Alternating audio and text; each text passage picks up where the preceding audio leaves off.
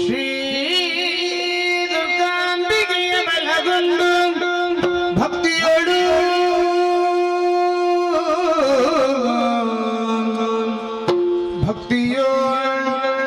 ಅಂಬಿಕಾ ಸುತ ವಿಘ್ನರಾಜನ ಬಿರಿದು ಸ್ತುತಿಸಿ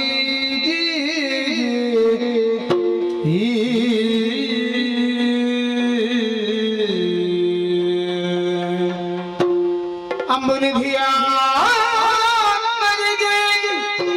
ಕೈ ಮುಗಿದು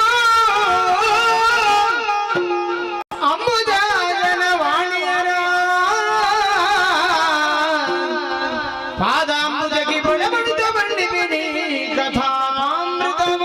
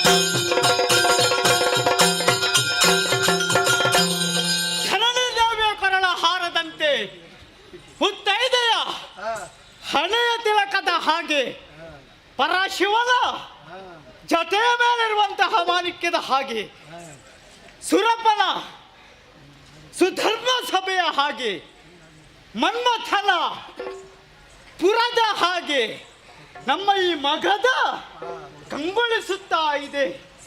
ನೋಡುವಾಗಲೇ ಸಂತೋಷವಾಗ್ತಾ ಇದೆ. ನಮ್ಮ ರಾಜ್ಯದ ಹಾಗೆ ಮತ್ತೊಂದಿರುವುದಕ್ಕೆ ಖಂಡಿತವಾಗಿಯೂ ಸಾಧ್ಯವಿಲ್ಲ. ಎಣೆ ಮಾತ್ರ ಕೊಟ್ಟದ್ದು ನಾನು. ಸತ್ಯ ಹೇಳಬೇಕಾ? ದೇವೇಂದ್ರನ ದೇವಲೋಕದಿಂದಲೂ ಮಿಗಿಲೆನಿಸುತ್ತಾ ಇದೆ. ಇದಕ್ಕೆ ಕಾರಣ ಏನು? ನನ್ನಪ್ಪನ ಆಡಳಿತ. ಶೂರಸೇನ ಪ್ರತಿಯೊಬ್ಬರಿಗೂ ಶೂರನಾಗಿ ಕಂಗೊಳಿಸಿದ್ದಾರೆ. ಹೆಸರಿಗೆ ಮಾತ್ರ ಅಲ್ಲ, ಸಾಮರ್ಥ್ಯದಲ್ಲಿ ಶೂರನಾಗಿದ್ದಾನೆ. ಒಬ್ಬ ಸುಂದರ ಎಂಬುದಾಗಿ ಹೆಸರಿರ್ತದೆ. ಕಾಣುವಾಗ ರೂಪವಂತ ಇರ್ತಾನ, ಅವ ಕುರೂಪಿಯಾಗಿರ್ತಾನೆ. ರೂಪಕ್ಕೂ ಹೆಸರಿಗೂ ಸಂಬಂಧವೇ ಇರುವುದಿಲ್ಲ. ಇಲ್ಲಿ ಹಾಗಲ್ಲ. ಹೆಸರಾಗ ಶೂರಸೇನನು, ಪರಾಕ್ರಮದಲ್ಲೂ ಶೂರಸೇನಾಗಿದ್ದಾನೆ. ಪ್ರಜೆಗಳನ್ನೆಲ್ಲ ತನ್ನ ಮಕ್ಕಳ ಪಾದಿಯಲ್ಲಿ ಸಾಕಿ ಸಲಹುತ್ತಾ ಇದ್ದಾನೆ. ಅವರ ಪ್ರೀತಿಯ ಮಗ ನಾನು. ನನಗೆ ವೀರಸೇನ ಎಂಬುದಾಗಿ ಹೆಸರನ್ನಿರಿಸಿದ್ದಾರೆ. ಮಗನಾದಂತಹ ನಾನು ಉತ್ತಮವಾದ ವಿದ್ಯೆಯನ್ನು ಅಭ್ಯಾಸ ಮಾಡಬೇಕೆಂಬುದಾಗಿ ಗುರುಮಠಕ್ಕೆ ಕಳುಹಿಕೊಟ್ಟಿದ್ದಾರೆ. ಗುರುಮಠಕ್ಕೆ ಕಳುಹಿಕೊಡುವಲ್ಲಿ ಸ್ವಲ್ಪ ನಾವು ಆಲೋಚನೆ ಮಾಡಬೇಕಾಗಿದೆ. ಎರಡು ತೆರನಾದ ಗುರುಗಳಿರ್ತಾರೆ. ಒಂದು ಚಿತ್ತಾಪಹಾರ ಮಾಡುವವರು, ಮತ್ತೊಂದು ವಿತ್ತಾಪಹಾರ ಮಾಡುವವರು. ವಿತ್ತಾಪಹಾರ ಮಾಡುವವರು ಏನು ಆಲೋಚನೆ ಮಾಡ್ತಾರೆ? ವಿದ್ಯಾರ್ಥಿ ಬರುವಾಗ ಅವನಲ್ಲಿ ಎಷ್ಟಿರ್ತದೆ. ಚಿತ್ತಾಪಹಾರ ಮಾಡುವವರು ಹಾಗಲ್ಲ. ಆ ವಿದ್ಯಾರ್ಥಿಯ ಚಿತ್ತದಲ್ಲಿ ಏನುಂಟು ಅದನ್ನು ಅಪಹಾರ ಮಾಡುವಂತಹ ಗುರುಗಳೇ ಬೇಕು. ಹಾಗಾಗಿ ಯೋಗ್ಯವಾದಂತಹ ಮಗನನ್ನು ಉತ್ತಮವಾಗಿ ಬೆಳಿಬೇಕೆಂಬುದಕ್ಕಾಗಿ ಗುರುಮಠಕ್ಕೆ ಕಳುಹಿಕೊಟ್ಟಿದ್ದಾರೆ. ನನ್ನ ಮಗ ಸಂಪಾದನೆ ಮಾಡಬೇಕು ಎಂಬುದಾಗಿ. ಯಾವ ಸಂಪಾದನೆ? ವಿದ್ಯೆ ಎಂಬುದು ಸಂಪಾದನೆ. ಮತ್ತೆ ಎಷ್ಟು ಮಾಡಿರ್ತಾನೆ ಎಂಬುದು ಮುಖ್ಯವಲ್ಲ. ಅವನ ಹೆಸರು ಶಾಶ್ವತವಾಗಿ ಉಳಿಬೇಕು. ಅದೇ ದೃಷ್ಟಿಕೋನವನ್ನು ಇಟ್ಟುಕೊಂಡಂತಹ ನನ್ನ ತಂದೆಯವರು ಯೋಗ್ಯ ಗುರುಮಠಕ್ಕೆ ಕಳುಹಿಕೊಟ್ಟಿದ್ದಾರೆ. ಆಕಾಶದಿಂದ ಒಂದು ಮಳೆಯ ಹನಿಯ ನೀರು ಭುವಿಗೆ ಬಿದ್ದಾಗ ಭುವಿ ಹಚ್ಚ ಹಸಿರಾಗಿ ಕಂಗೊಳಿಸುತ್ತದೆ. ನೋಡಿದ್ದೀರಾ? ಒಂದು ಮಳೆಯ ಹನಿಯ ನೀರು ಭುವಿಗೆ ಸೋಕಿದಾಗ ಭೂಮಾತೆ ಹಚ್ಚ ಹಸಿರಾಗಿ ಕಂಗೊಳಿಸ್ತಾಳೆ. ಅದೇ ಮಳೆಯ ನೀರು ಕಾದ ಸಳಕೆ ಮೇಲೆ ಬಿದ್ದಾಗ ಏನಾಗ್ತದೆ? ಹೇಳ ಹೆಸರಿಲ್ಲದ ಅದು ನಾಶವಾಗಿ ಹೋಗ್ತದೆ. ಅದೇ ಮಳೆಯ ನೀರು ಸ್ವಾತಿ ಮಳೆಗೆ ಕಪ್ಪಿನ ಚಿಪ್ಪೆಯ ಮೇಲೆ ಬಿದ್ದಾಗ ಮುತ್ತೇನಂತೆ ಕಂಗೊಳಿಸುವುದಕ್ಕೆ ಸಾಧ್ಯ ಉಂಟು. ಮುತ್ತೆಯಾಗಿ ಪರಿವರ್ತನೆಗೊಳ್ಳುತ್ತದೆ. ಒಂದೇ ಮಳೆಯ ನೀರು ಒಂದೊಂದು ಜಾಗದಲ್ಲಿ ಬಿದ್ದಾಗ ಒಂದೊಂದು ತೆರವಾದಂಥ ವ್ಯತ್ಯಾಸವನ್ನು ನಾವು ಕಂಡಿದ್ದೇವೆ. ಹಾಗಂತ ಜೀವನದಲ್ಲಿ ಪ್ರತಿಯೊಬ್ಬರು ತಮ್ಮ ತಮ್ಮ ಅವಧಿಯಲ್ಲಿ ಸಾಧನೆಯನ್ನು ಮಾಡುವ ಮೂಲಕವಾಗಿ ಮುದ್ದೆಯಾಗಿ ಪರಿವರ್ತನೆಗೊಳ್ಳಬೇಕು ಎಂಬುದಕ್ಕಾಗಿ ನಾನು ವಿದ್ಯಾವಂತನಾಗಿ ಬಂದಿದ್ದೇನೆ. ತಂದೆಯವರು ಸಂತೋಷದಿಂದ ಒಪ್ಪಿರುವಂತಹ ಸಂದರ್ಭಕ್ಕೆ ಗಾಲವ ಮುನಿಗಳು ಬಂದರು. ಕೆಟ್ಟ ರಾಕ್ಷಸರಿಂದ ನಮಗೆ ತೊಂದರೆ ಆಗ್ತಾ ಇದೆ. ಅರಸನಾದವ ನೀನೇ ಅದನ್ನು ರಾಕ್ಷಸರನ್ನು ಬಡೆದು ಸುಖವನ್ನು ಒದಗಿಸಿಕೊಡಬೇಕೆಂಬುದಾಗಿ ಕೇಳಿಕೊಂಡ್ರು. ಯಾಗ ಯಜನಾದಿಗಳನ್ನು ಮಾಡುವ ಮೂಲಕವಾಗಿ ಲೋಕ ಕಲ್ಯಾಣಕ್ಕಾಗಿ ದುಡಿಯುವಂತಹ ಗಾಲಮುನಿಗಳಿಗೆ ದುಷ್ಟರಿಂದ ತೊಂದರೆ ಎಂಬುದಾಗಿ ಆಲೋಚನೆ ಮಾಡುತ್ತಿರುವಂತಹ ಸಂದರ್ಭಕ್ಕೆ ಮಗಳಾದ ನನ್ನನ್ನೇ ಕರೆದರು. ವಿದ್ಯಾವಂತನಾಗಿದ್ದೀ ಮಗನೇ, ನಿನ್ನ ಸಾಮರ್ಥ್ಯವನ್ನು ತೋರ್ಪಡಿಸುವುದಕ್ಕೆ ಇದಕ್ಕೊಂದು ಅವಕಾಶ. ಹೇಗೆ ಹೋಗುವೆ ಎಂಬುದಾಗಿ ಕೇಳುವಾಗ ಹೇಳುತ್ತೇನೆ ಗೊತ್ತಾ?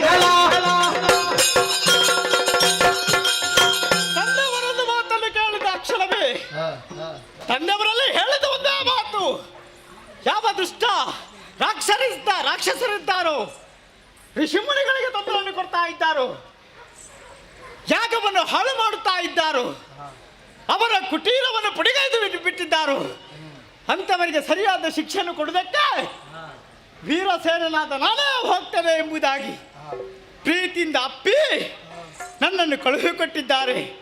ಧನುರ್ಬಾಣ, ಎದೆಗೆ ಸೀಸದ ಕವಚ ಎಲ್ಲ ಸಿದ್ಧಪಡಿಸಿ ಮುಂದುವರಿತೇನೆ.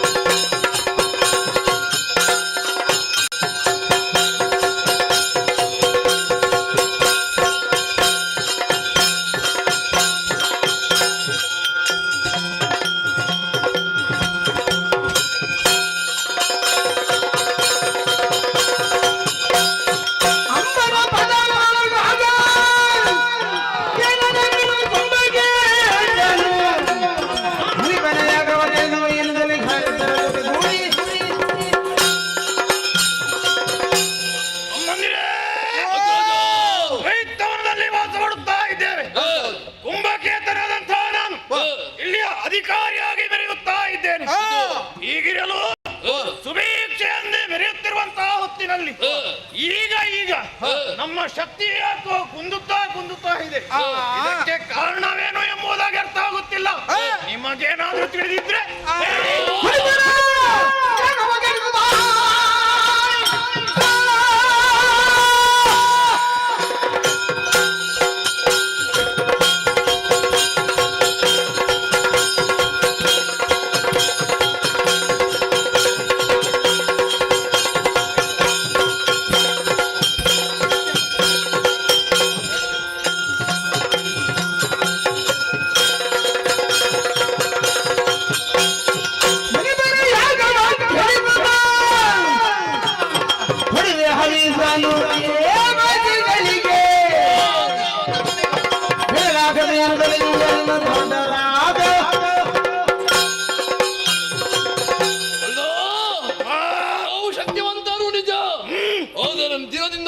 ನಮ್ಮ ಶಕ್ತಿ ಕ್ಷೀಣಿಸುತ್ತಾ ಇದೆ. ಯಾಕೋ ದೇವತೆಗಳ ಶಕ್ತಿ ಹೆಚ್ಚಾಗುತ್ತಾ ಇದೆ. ಇದಕ್ಕೆ ಕಾರಣ ಆ ಮುನಿಗಳು ಮಾಡುತ್ತಿರುವ ಯಾಗ. ಆ ಯಾಗವನ್ನು ನಿಲ್ಲಿಸಬೇಕು. ಆ ಮುನಿಗಳ ಶಿರೋಧಾರ್ಯ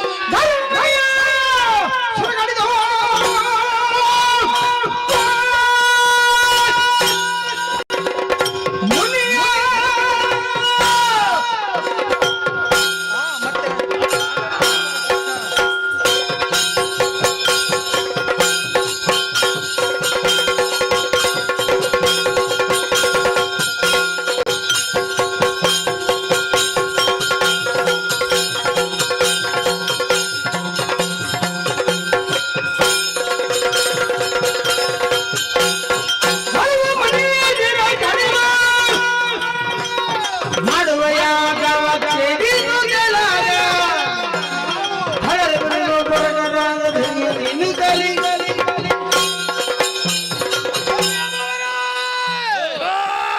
ನಮ್ಮೆಯ ಕಾಕ್ಷೆಯ ಶಕ್ತಿಯಲ್ಲ ಇವತ್ತು ಕ್ಷೀಣಿತಾ ಉಂಟು. ಯಾಕೆ ಗೊತ್ತುಂಟು? ಶಕ್ತಿ ಅನ್ನದಿಂದ ನಮಗೆ ಈಗ ಶಕ್ತಿ ಏನೂ ಇಲ್ಲ. ಕೈ ಕಾಲೇ ಬರುವುದಿಲ್ಲ. ಯಾಕೆ ಗೊತ್ತಾ? ಯಾಕೆ? ಶಕ್ತಿ ಎಲ್ಲ ದೇವತೆಗಳಿಗೆ ಹೋಗ್ತಾ ಉಂಟು. ಕಾರಣ ಕಾರಣ ಉಂಟು. ಏನು? ಆ ಮುನಿಗಳು ಅಂದ್ರೆ ಅವರಿಗೆ ಮುಖಂಡ ಒಬ್ಬ ಇದ್ದಾನೆ, ಕಾಳವ ಮುನಿ. ಅವನಿಂದಾಗಿ ಯಾಗ ಯಜ್ಞಾದಿಗಳನ್ನು ಮಾಡ್ತಾರೆ. ಅವಿಸು ನಮಗೆ ಕೊಡುವುದಿಲ್ಲ ಅವರು. ದೇವತೆಗಳಿಗೆ, ನಮ್ಮ ವಿರೋಧಿಗಳಾದ ದೇವತೆಗಳಿಗೆ ಅವಿಸನ್ನು ಅರ್ಪಿಸುತ್ತಾ ಇದ್ದಾರೆ. ದೇವತೆಗಳು ಅವಿಸನ್ನು ಉಂಡ ಕಾರಣವೇ ಶಕ್ತಿವಂತರಾಗಿ ಮೆರೆಯುತ್ತಾ ಇದ್ದಾರೆ. ಆ ಮುನಿಗಳನ್ನು ಒಬ್ಬರನ್ನು ಇಡಬಾರ್ದು. ಮೊದಲು ಆ ಕಾಳವ ಇದ್ದಾನಲ್ಲ, ಅವನ ಕುತ್ತಿಗೆ ಹಿಡಿದು ಅವನ ಕುತ್ತಿಗೆ ಇರಬಾರ್ದು. ಅವ ಜೀವಂತವಾಗಿ ಇರಬಾರ್ದು. ಎಲ್ಲರನ್ನೂ ಯಾಗಕ್ಕೆ ಹೋಮಿಸಬೇಕು.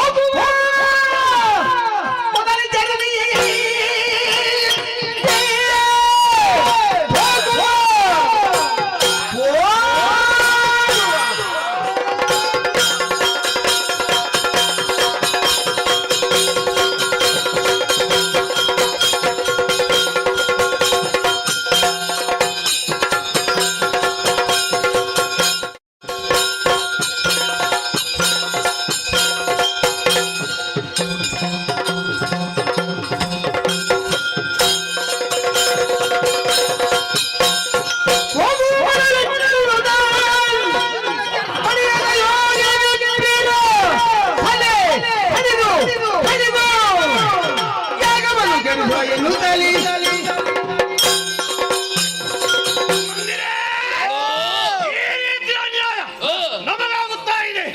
ಹಾಗಾಗಿ ಇದನ್ನು ಬಿಡಬಾರ್ದು. ಈ ಕ್ಷಣವೇ ತೆರಳಬೇಕು. ಆ ಮುನಿಗಳನ್ನು ಹಿಡಿದು ಅವರ ಕುತ್ತಿಗೆಯನ್ನು ಕಡಿದು ಹೋಮಕುಂಡಕ್ಕೆ ಅರ್ಪಿಸಬೇಕು. ಹೌದೌದು. ತಡ ಮಾಡುದು ಸರಿಯಲ್ಲ. ಅಲ್ಲಿಂದಲೇ ಪ್ರಾರಂಭ. ನೇರವಾಗಿ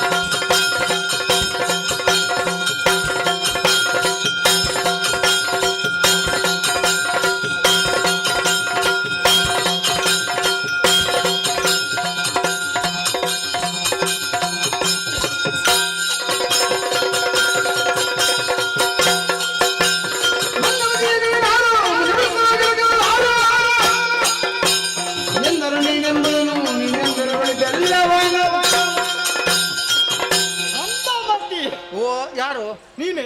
ಅದು ನೀನು ಬಂದವ. ಮತಿ ಎಂಬುದು ತೀಕ್ಷ್ಣವಾದದ್ದು. ಓ ಅದು ಒಂದು ವೇಳೆ ಮಂದ ಮಾತ್ರ ಆಗ್ತದೆ, ಆ, ವ್ಯವಸ್ಥೆ ಹಾಳಾಗಿ ಹೋಗ್ತದೆ. ಹೌದಾ?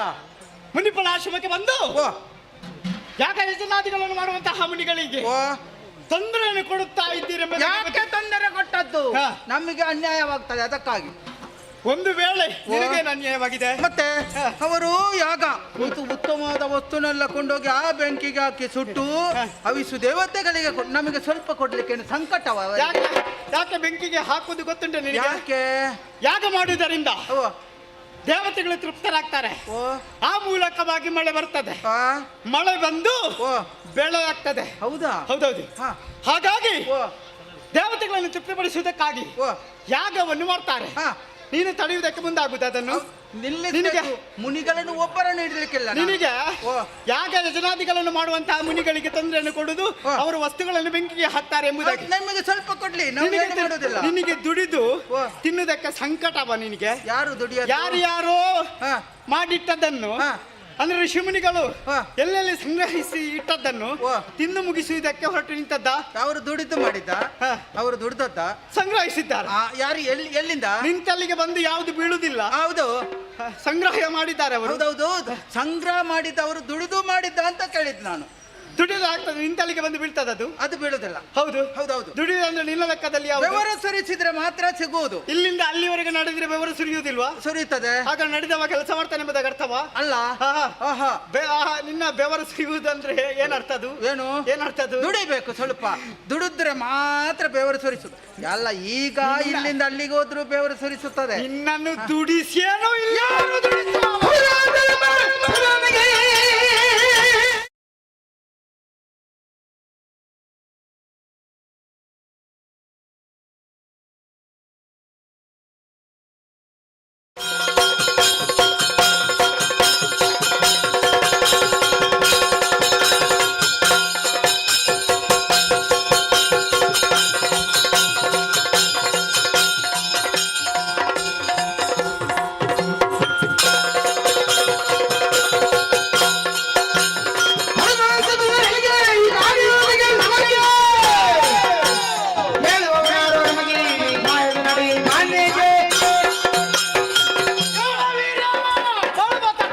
ಯಾಗವನ್ನು ಮಾಡ್ತಾ ಇದ್ದಾರೆ ಮುನಿಗಳು. ಯಾಕೆ ಗೊತ್ತಾ?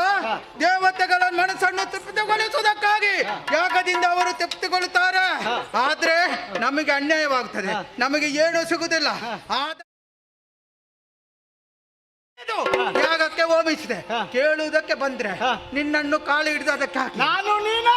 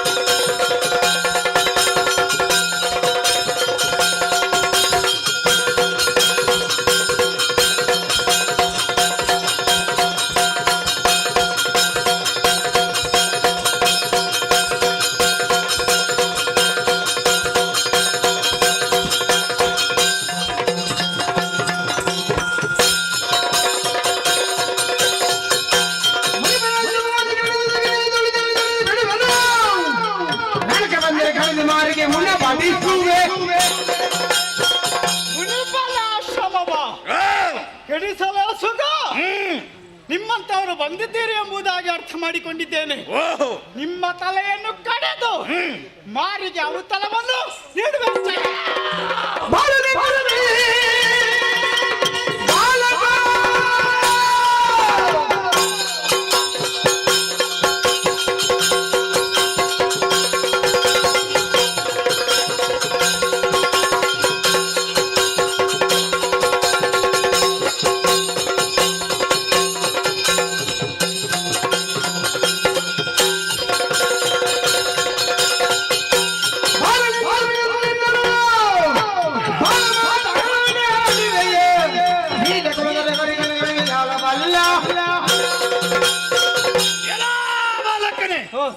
ಈ ಕಾಡಿಗೆ ಬಂದು ನಮ್ಮನ್ನು ಪ್ರಶ್ನಿಸುವುದಕ್ಕೆ ಬಂದವನು ನೀ ಯಾರು? ಬಾಲಕನ ಬಾಲನ ಬಾಲ ನೀನು. ನಿನಗೆ ಈ ಪಾರುಪತ್ಯವನ್ನು ಕೊಟ್ಟವರು ಯಾರು? ಯಾಕೆ ಬಂದೆ? ಹೇಳ ಬಂದೆ. ಮೊದಲು ಬಂದವ ಹೋದ, ಆ ಬಳಿಕ ಮಾತಾಡುವುದಕ್ಕೆ ನೀನು ಬಂದಿ. ಮೊದಲಿನವ ನನಗೆ ಬಾಲ್ ಅಂತ ಕಂಡಿದೆ, ಈಗ ನೀನು ನನ್ನನ್ನು ಬಾಲ್ ಅಂತ ಹೇಳುದ? ಓದಿಸಿ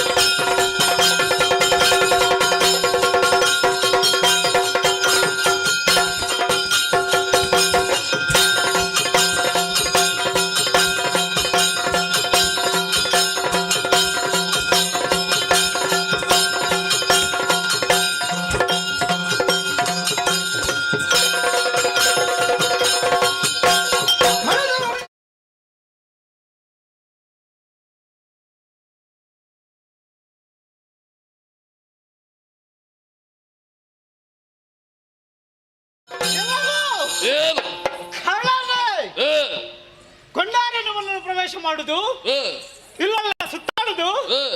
ಋಷಿಮುನಿಗಳಿಗೆ ತೊಂದರೆಯನ್ನು ಕೊಡುದು. ಅವರಿಂದ ಸಮಸ್ಯೆ ಆದಾಗ ತೊಂದರೆ ಕೊಡ್ಲೇಬೇಕಲ್ಲ. ನಿಮ್ಮ ಸ್ವಭಾವವೇ ಹೀಗೆ. ಏ, ಪುಣ್ಯಾತ್ಮರಾದಂತ ಋಷಿಗಳಿಗೆ ಏ, ತೊಂದರೆಯನ್ನು ಕೊಟ್ಟ ಪರಿಣಾಮವಾಗಿ ಏ, ಪಾಪವನ್ನು ನೀವು ಏ, ಮೈಗೂಡಿಸಿಕೊಂಡಿದ್ದೀರಿ. ಏ, ಒಂದು ಪಾಪ ಏ, ಜೊತೆಗೆ ನೀವು ಮಾಡಿದಂತ ಕರ್ಮ ಏ, ಇಳಿಸುವುದಕ್ಕಾಗಿ ಏ. ಪಂಬವ ವೀರ ಸೇನ ಏ,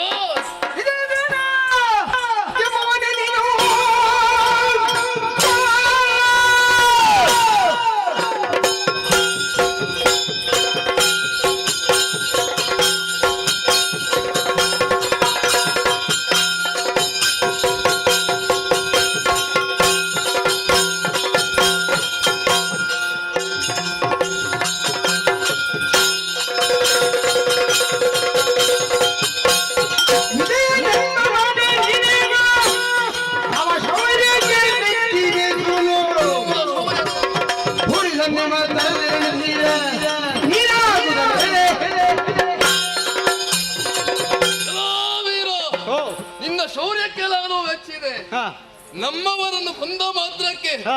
ನನ್ನನ್ನು ಕೊಲ್ಲಬಹುದು ಗೆಲ್ಲಬಹುದು ಎಂದು ಯೋಚಿಸಬೇಡ. ಹಾ. ನಮ್ಮ ದಾಯಾದಿಗಳಿಗಾಗಿ ಮಾಡುತ್ತಿರುವ ಯಾಗವನ್ನು ಗೆಲ್ಲಿಸುವುದಕ್ಕೆ ಬಂದವರು ನಾವು. ಹಾ. ನಮ್ಮ ದಾರಿಗೆ ಅಡ್ಡ ಬಾರದೆ ಏ. ಇಂದ ಹೋದರೆ ಲೇಸು. ನಿಮ್ಮವರನ್ನು ಕೊಂದಿದ್ದೇನೆ. ಏ, ನಿನ್ನನ್ನು ಕೊಲ್ಲುವುದಕ್ಕಿಲ್ಲ ಅಂತ ನೀನು ಭಾವಿಸಿದ್ದ. ಏ, 10 ಮೆಟ್ಟಿಕಲ್ಲು ಉಂಟಂತ ಲೆಕ್ಕಾಚಾರ ಇಟ್ಕೊಳ್ಳುವ. ಏ. 9 ಏರಿದವನಿಗೆ ಏ. ಕೊನೆಯದು 1 ಏರಿದಕ್ಕೆ ಕಷ್ಟವಾದೀತ. ಕೊನೆಯದಲ್ಲಿ ಬಿದ್ರೆ ಬೀಳುವವನ ನಾನು. ಏ, ಬೀಳಿಸ್ತೇನೆ ನಾನು. ಯಾರು ಬೀಳಿಸುವವ? ನಾನು. ನೀನಾ ನಾನಾ? ನಾನು.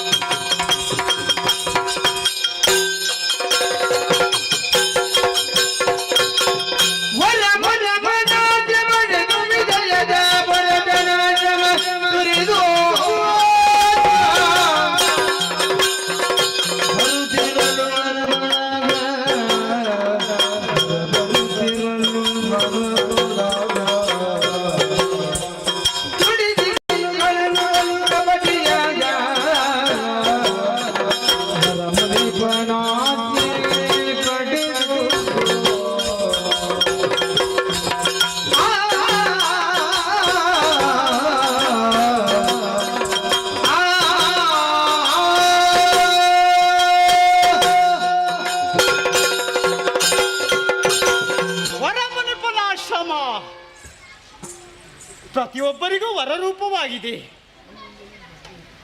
ಎಲ್ಲರ ಹಿತಾಸಕ್ತಿಯನ್ನು ಕಾಣುವವನೇ ಮುನಿಗಳಾಗಿದ್ದಾರೆ. ಅವರ ಆಶೀರ್ವಾದದಂತೆ ದುಷ್ಟ ರಾಕ್ಷಸರನ್ನು ನಾನು ಕೊಂದಿದ್ದೇನೆ. ನಾನು ಮಾಡಿದ್ದೇನೆ ಎಂಬುದಾಗಿ ಹೇಳಿಕೊಳ್ಳುವುದಿಲ್ಲ. ಕಾಲಮುನಿಗಳ ಆಶೀರ್ವಾದದಿಂದ ನಾನು ಮಾಡಿದ್ದೆ. ಹಾಗಾಗಿ ಸಂತುಷ್ಟನಾಗಿದ್ದೇನೆ. ಮುನಿಗಳ ಬಳಿಗೆ ಬಂದು ಹೇಳಿದೆ, ರಾಕ್ಷಸರನ್ನ ಕೊಂದಗುರುಗಳ ಎಂಬುದಾಗಿ ಆಶೀರ್ವಾದವನ್ನು ಮಾಡಿದ್ದಾರೆ.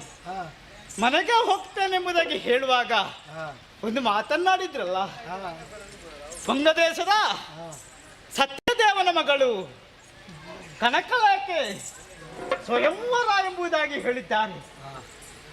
ಆ ಕಾರ್ಯಕ್ರಮಕ್ಕೆ ನಾನು ಹೋಗ್ಬೇಕು ಮಗನೇ ಎಂಬುದಾಗಿ, ಅಲ್ಲಿಗೆ ಆಶೀರ್ವಾದವನ್ನು ಪಡಬೇಕೆಂಬುದಾಗಿ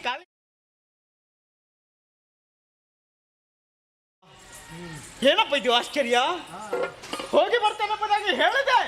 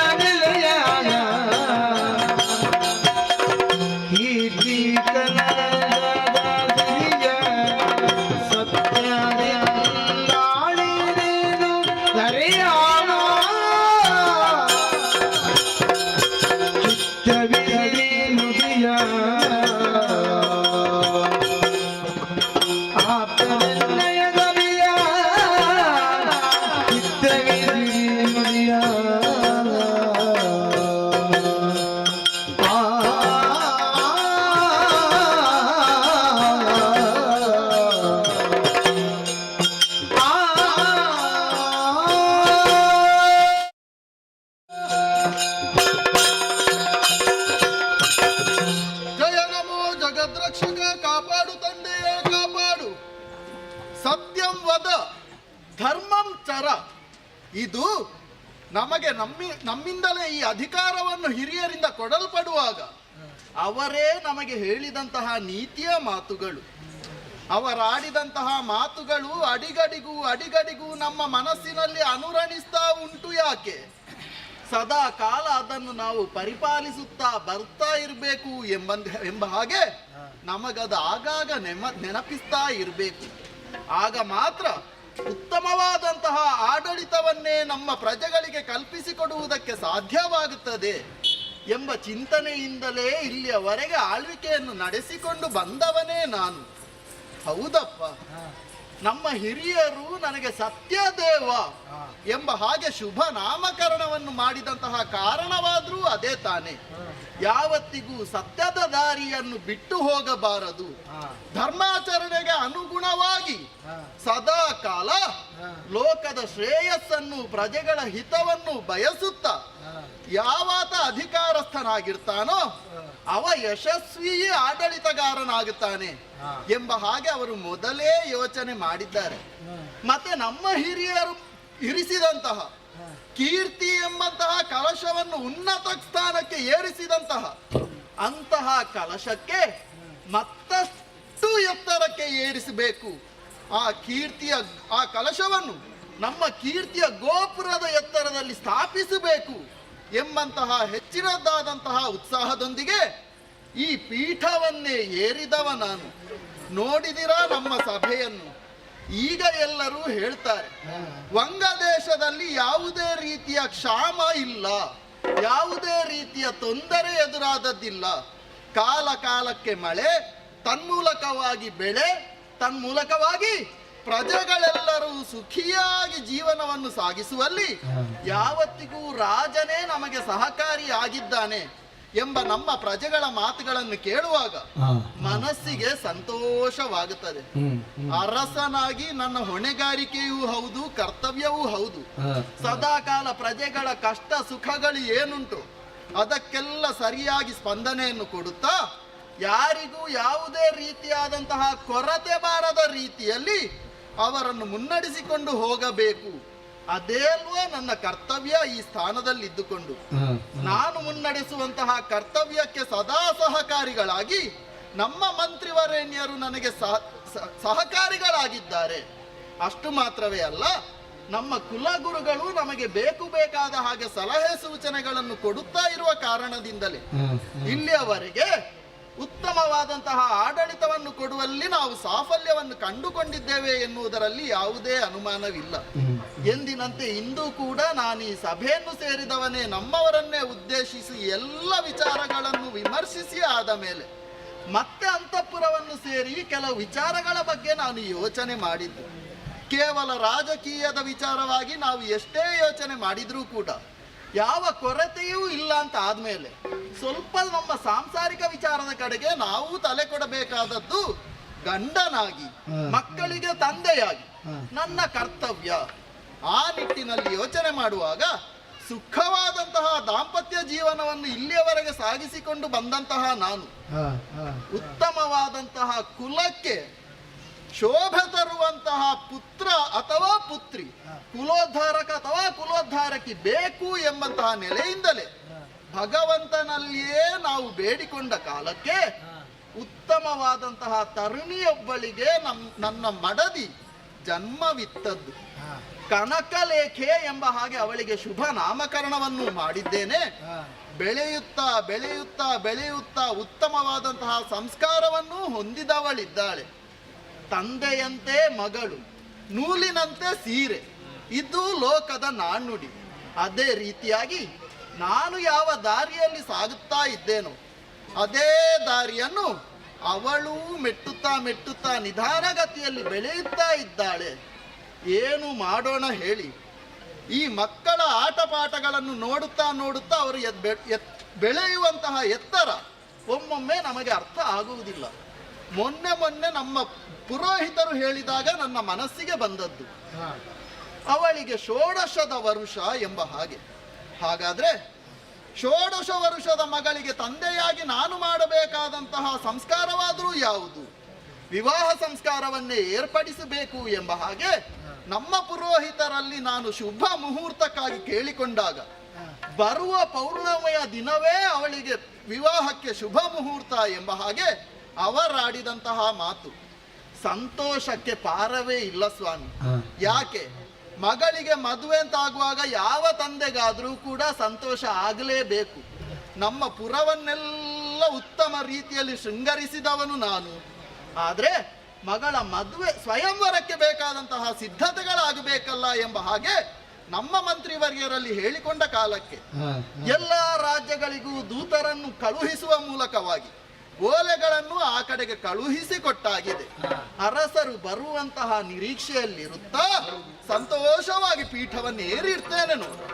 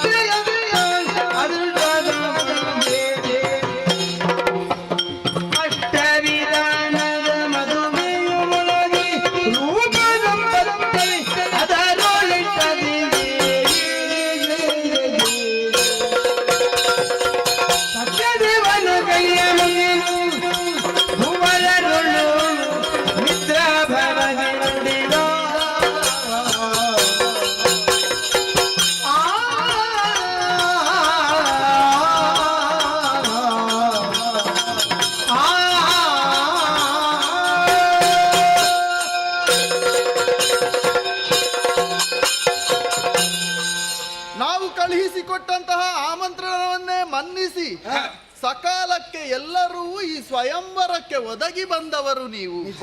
ತುಂಬಾ ಸಂತೋಷವಾಯಿತು. ಎಲ್ಲವರಿಗೂ ಒಂದೇ ಬಾರಿಗೆ ಕೈ ಮುಗಿದು ನಾನು ಸ್ವಾಗತಿಸಿದವನಿದ್ದೇನೆ, ಸತ್ಕರಿಸಿದವನಿದ್ದೇನೆ.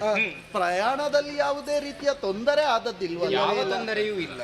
ಒಂದು ವಿಚಾರ, ಏನದು? ನಿಮ್ಮಲ್ಲಿ ವೈಯಕ್ತಿಕವಾಗಿ ಪರಿಚಯವನ್ನು ಕೇಳಬೇಕಾದದ್ದು ನನ್ನ ಧರ್ಮ, ಅನ್ಯಥಾ ಭಾವಿಸಿಕೊಳ್ಳಬಾರದು.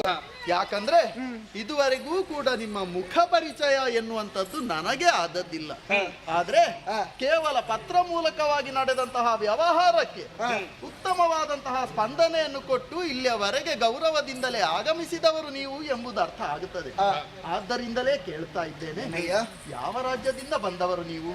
ನಿಮ್ಮ ನಾಮಧೇಯ ಏನು ಎಲ್ಲವನ್ನು ತಿಳಿಸಬಹುದು? ನಾನು ಬಂದದ್ದು ದ್ರಾವಿಡದಿಂದ. ದ್ರಾವಿಡ ದೇಶ? ಹೌದು. ಹೆಸರು ಭದ್ರಸೇನೆಂಬುವುದು. ಭದ್ರಸೇನೆಂದರೆ ನೀವಲ್ವಾ? ನಾನೇ. ಸ್ವಾಗತ ನಿಮಗೆ. ಪ್ರತಿಯೊಂದು. ನೀವು ಪ್ರತಾಪ ಸೇನೆ ಎನ್ನುವ ಹಾಗೆ ನನ್ನ ಹೆಸರು. ತೌಳವದಿಂದ ಬಂದದ್ದು. ಓಹೋ, ಸಂತೋಷ. ಕರ್ನಾಟಕ ರಾಜ್ಯದಿಂದ ಬಂದದ್ದು. ಕರ್ನಾಟಕದ ರಾಜಕುಮಾರ ನೀವೇ ಅಲ್ವಾ? ಬಹಳ ವೀರಸೇನ. ಪ್ರಸಿದ್ಧಿ ಉಂಟು. ವೀರಸೇನ, ನಮೋ ನಮಃ. ಸಂತೋಷವಾಯಿತು. ಇದು ವಿಚಾರ ಎಲ್ಲ ಪತ್ರದ ಮೂಲಕವೇ ತಿಳಿಸಿದವ ನಾನು. ನನ್ನ ಮಗಳಾದಂತಹ ಕನಕಲೇಖೆಗೆ ಸ್ವಯಂವರವನ್ನೇ ಏರ್ಪಡಿಸಿದವ ನಾನು. ಅಷ್ಟ ಬಗೆಯ ವಿವಾಹ ಸಂಸ್ಕಾರದಲ್ಲಿ ಈ ಸ್ವಯಂವರವು ಒಂದು. ಸ್ವಯಂವರ ಅಂದ್ರೆ ವಿಚಾರ ಏನು? ನನ್ನ ಮಗಳನ್ನೇ ಈ ಮಂಟಪಕ್ಕೆ ಶೃಂಗರಿಸಿ ಕರೆದುಕೊಂಡು ಬಂದು ಮಂಟಪದಲ್ಲಿ ಇರುವಂತಹ ಅರಸು ಕುವರರಲ್ಲಿ ಆಕೆ ಯಾರನ್ನು ಇಷ್ಟಪಡ್ತಾಳು ಅಂತವನ ಕೊರಳಿಗೆ ಸುಮ ಮಾಲೆಯನ್ನು ಅವಳೇ ಹಾಕುತ್ತಾಳೆ. ಅಂದ್ರೆ ಅವಳಿಗೆ ಬೇಕಾದಂತಹ ವರನನ್ನು ಅವಳೇ ಸ್ವಯಂ ಆರಿಸುವಂತಹ ಸ್ವಾತಂತ್ರ್ಯವನ್ನು ನನ್ನ ಮಗಳಿಗೆ ಕೊಟ್ಟವನಿದ್ದೇನೆ ನಾನು. ಬರುವ ಪೌರ್ಣಮಿಯ ಶುಭ ಮುಹೂರ್ತದಲ್ಲಿ ಸ್ವಯಂವರ ನಿಶ್ಚಯವಾದದ್ದು. ಅದಕ್ಕಾಗಿ ಸ್ವಲ್ಪ ಕಾಲಾವಕಾಶ ಉಂಟು. ಹಾಗಾಗಿ ಎಲ್ಲರೂ ಬಿಡದಿಯನ್ನು ಸೇರಿ ವಿಶ್ರಾಂತಿಯನ್ನು ಹೊಂದಬೇಕು, ಸತ್ಕಾರವನ್ನು ಸ್ವೀಕರಿಸಬೇಕು ಎಂಬ ಹಾಗೆ ಪ್ರಾರ್ಥನೆ. ಒಳಗೆ ಬಿಡಾರದ ವ್ಯವಸ್ಥೆ ಆಗಿದೆ. ಏನೇ ಕೊರತೆ ಆದ್ರೂ ನಮ್ಮವರಲ್ಲಿ ಕೇಳಿದ್ರೆ ಮಗಳ ಮದುವೆಯ ವಿಚಾರ ಎಲ್ಲ ಹೌದು, ಆದ್ರೆ ಮುಖ್ಯವಾದದ್ದನ್ನೇ ನಾನು ಮರೆತು ಬಿಟ್ಟಿದ್ದೇನೋ ಹೇಗೆ? ಈಗ ಬಂದು ಪುರೋಹಿತರು ಹೇಳಿದ್ದಲ್ವ, ಏನೇ ಆಗ್ಲಿ ಪೂರ್ವ ಕಟ್ಟಳೆಗಳನ್ನು ಯಾವುದೇ ಕಾರಣಕ್ಕೂ ನಾವು ಬಿಡಬಾರದು. ಮದುಮಗಳಾದವಳು ನಮ್ಮ ಕುಲದೇವಿಯಾದಂತಹ ಕಾಳಿಕೆಯನ್ನು ಪೂಜಿಸಿ ಬರಬೇಕು ಎಂಬ ಹಾಗೆ ಅವರ ಆಡಿದ ಮೇಲೆ ನಮಗೂ ನೆನಪಾದದ್ದು. ಒಟ್ಟು ಈ ಮದುವೆಯ ಸಿದ್ಧತೆಯಲ್ಲಿರುವಾಗ ಅದೆಲ್ಲ ಒಮ್ಮೆಲೆ ನೆನಪಿಗೆ ಬರ್ತದ ಹೇಳಿ. ಆದ್ದರಿಂದಲೇ ಪ್ರೀತಿಯ ಮಗಳನ್ನು ನನ್ನೆಡೆಗೆ ಕರೆಸಿಕೊಂಡು ಪೂಜೆಗೆ ಬೇಕಾದಂತಹ ಎಲ್ಲಾ ಸಿದ್ಧತೆಗಳನ್ನು ಮಾಡಿ ಆ ಕಡೆಗೆ ಕಳುಹಿಸಿಕೊಟ್ಟವನಿದ್ದೇನೆ. ಮದುವೆಯ ಸಿದ್ಧತೆಗಳು ಇನ್ನೂ ಮುಂದುವರಿಯಬೇಕು, ಆ ಕಡೆ ನಡೆಯುತ್ತೆ.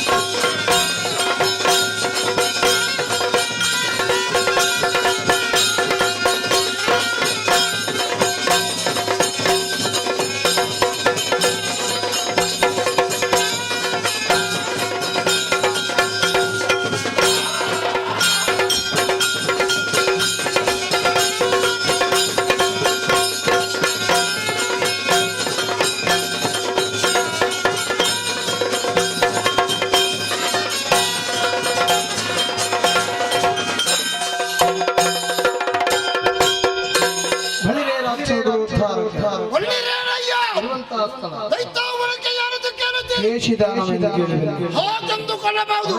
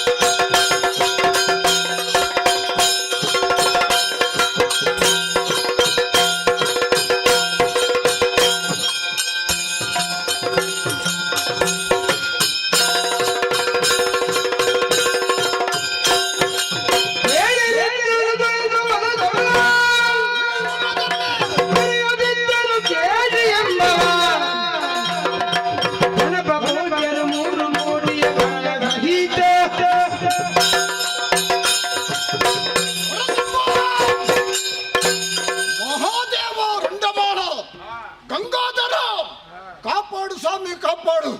ಎಂದಿನಂತೆ ಇಂದು ಕೂಡ ನಿತ್ಯ ಕರ್ಮಗಳನ್ನೆಲ್ಲ ಪೂರೈಸಿ ರಾಜ ಸಿಂಹಾಸನವನ್ನು ಏರಿಕೊಂಡಿದ್ದೇನೆ. ಆದರೂ ಆದಷ್ಟು ಪ್ರಜೆಗಳಿಗೆ ಒಡೆಯನಾಗಿ ಕೇಶಿ ಎಂಬ ದಾನವನಾಗಿ ಮೆರೆಯುತ್ತಾ ಇದ್ದೇನೆ. ಯಾವುದು ಒಂದು ಕುಂದು ಕೊರತೆ ಬಾರದ ರೀತಿಯಲ್ಲಿ ನನ್ನ ಪ್ರಜೆಗಳನ್ನೆಲ್ಲ ನೋಡಿಕೊಂಡು ಬಂದಿದ್ದೇನೆ. ಆದರೂ ಗೊತ್ತೇ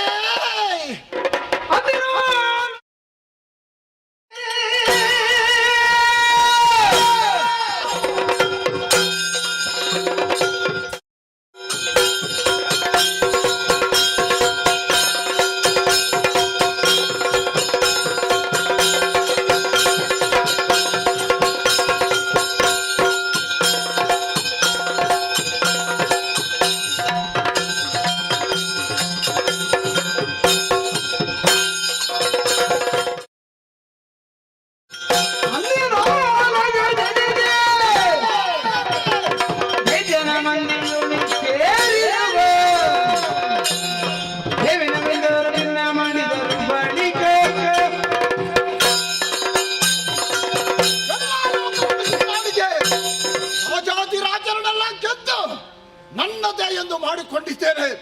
ಆದರೂ ನನ್ನ ಕೀರ್ತಿಯ ಪತಾಕ ಇನ್ನೂ ಮುಂದೆ ಸಾಗಬೇಕೆಂಬ ಉದ್ದೇಶದಿಂದ ಎಲ್ಲರೂ ಯಾವ ಕಡೆ ನನ್ನನ್ನು ಹೊಗಳುತ್ತಾರ ತೆಗಳುತ್ತಾರ ಎಂದು ನೋಡಬೇಕಾಗಿದೆ ಎಂದು ತಿಳಿದು ಒಬ್ಬನನ್ನು ದೂರಿದ್ದೇನೆ. ಆದಷ್ಟು ಬೇಗ ಹೋಗು, ತಿರುಗಾಟ ಮಾಡು. ಯಾರು ನನ್ನನ್ನು ಹೊಗಳುತ್ತಾರ ಅವರಿಗೆ ಏನು ಮಾಡಬೇಡ, ಯಾರು ತೆಗಳುತ್ತಾರ ಅವರಿಗೆ ಬೆನ್ನಿಗೆ ಬಾರಿ ಎಂದು ಕಳುಹಿದ್ದೇನೆ. ಇಷ್ಟರವರೆಗೆ ಬರಲಿಲ್ಲ. ಎಲ್ಲಿ ಬಿದ್ದುಕೊಂಡಿದ್ದಾನ, ಅಲ್ಲ ಎಲ್ಲಿ ಮಲಗಿಕೊಂಡಿದ್ದಾನ, ಅಲ್ಲ ಏನಾದರೂ ಅಮಲ ಪದಾರ್ಥ. ನಾಥ ಹೌದು ನಾಥ ಹೌದು ನಾಥ. ಹ. ಒತ್ತಿದ್ರೆ ನಾಥ ನಾಥದೆ. ಹ. ಹೌದು. ಇದ್ದವರಿಗೂ ನಾಥ, ಕೆಳಗಿದ್ದವರಿಗೂ ನಾಥ, ಹ. ಮುಂದೆ ಇದ್ದವರಿಗೂ ನಾಥ, ಹಿಂದೆ ಇದ್ದವರಿಗೂ ನಾಥ, ಹ. ಎಲ್ಲರಿಗೂ ನಾಥ. ನೀವು ಎಲ್ಲರಿಗೆ ಒಡೆಯನಾಗಿದ್ದೇನೆ ನಾನು. ಹ. ನಾನು ಗೂಢಚಾರಕ. ಗೂಡು? ಯಾವ ಗೂಡ? ನೀನು ಗೂಡಿಗೆ ಯಾಕೆ ಹೋದದ್ದು? ಗೂಡಿನ ಒಳಗೆ ಬಂದಿದ್ಯಾ? ಅಲ್ಲ, ವಿಷಯ ತಿಳಿಲಿಕ್ಕೆ. ಗೂಢಾಚಾರ. ಹೌದೌದು. ನನ್ನ ಬಗ್ಗೆ ಯಾರು ತಿಳಿಯಬೇಕೆಂದು ನಿನ್ನನ್ನು ಕಳುಹಿದ್ದೇನೆ. ಎಲ್ಲ ಕಡೆಯಲ್ಲಿ ಸುತ್ತಾಡಿದ ಆಡಿದ್ಯಾ? ಏನಾಗಿದೆ ಎಲ್ಲ ವಿಚಾರವನ್ನು ಹೇಳಯ್ಯ. ಹೊಸ ವಾರ್ತೆ ಒಂದು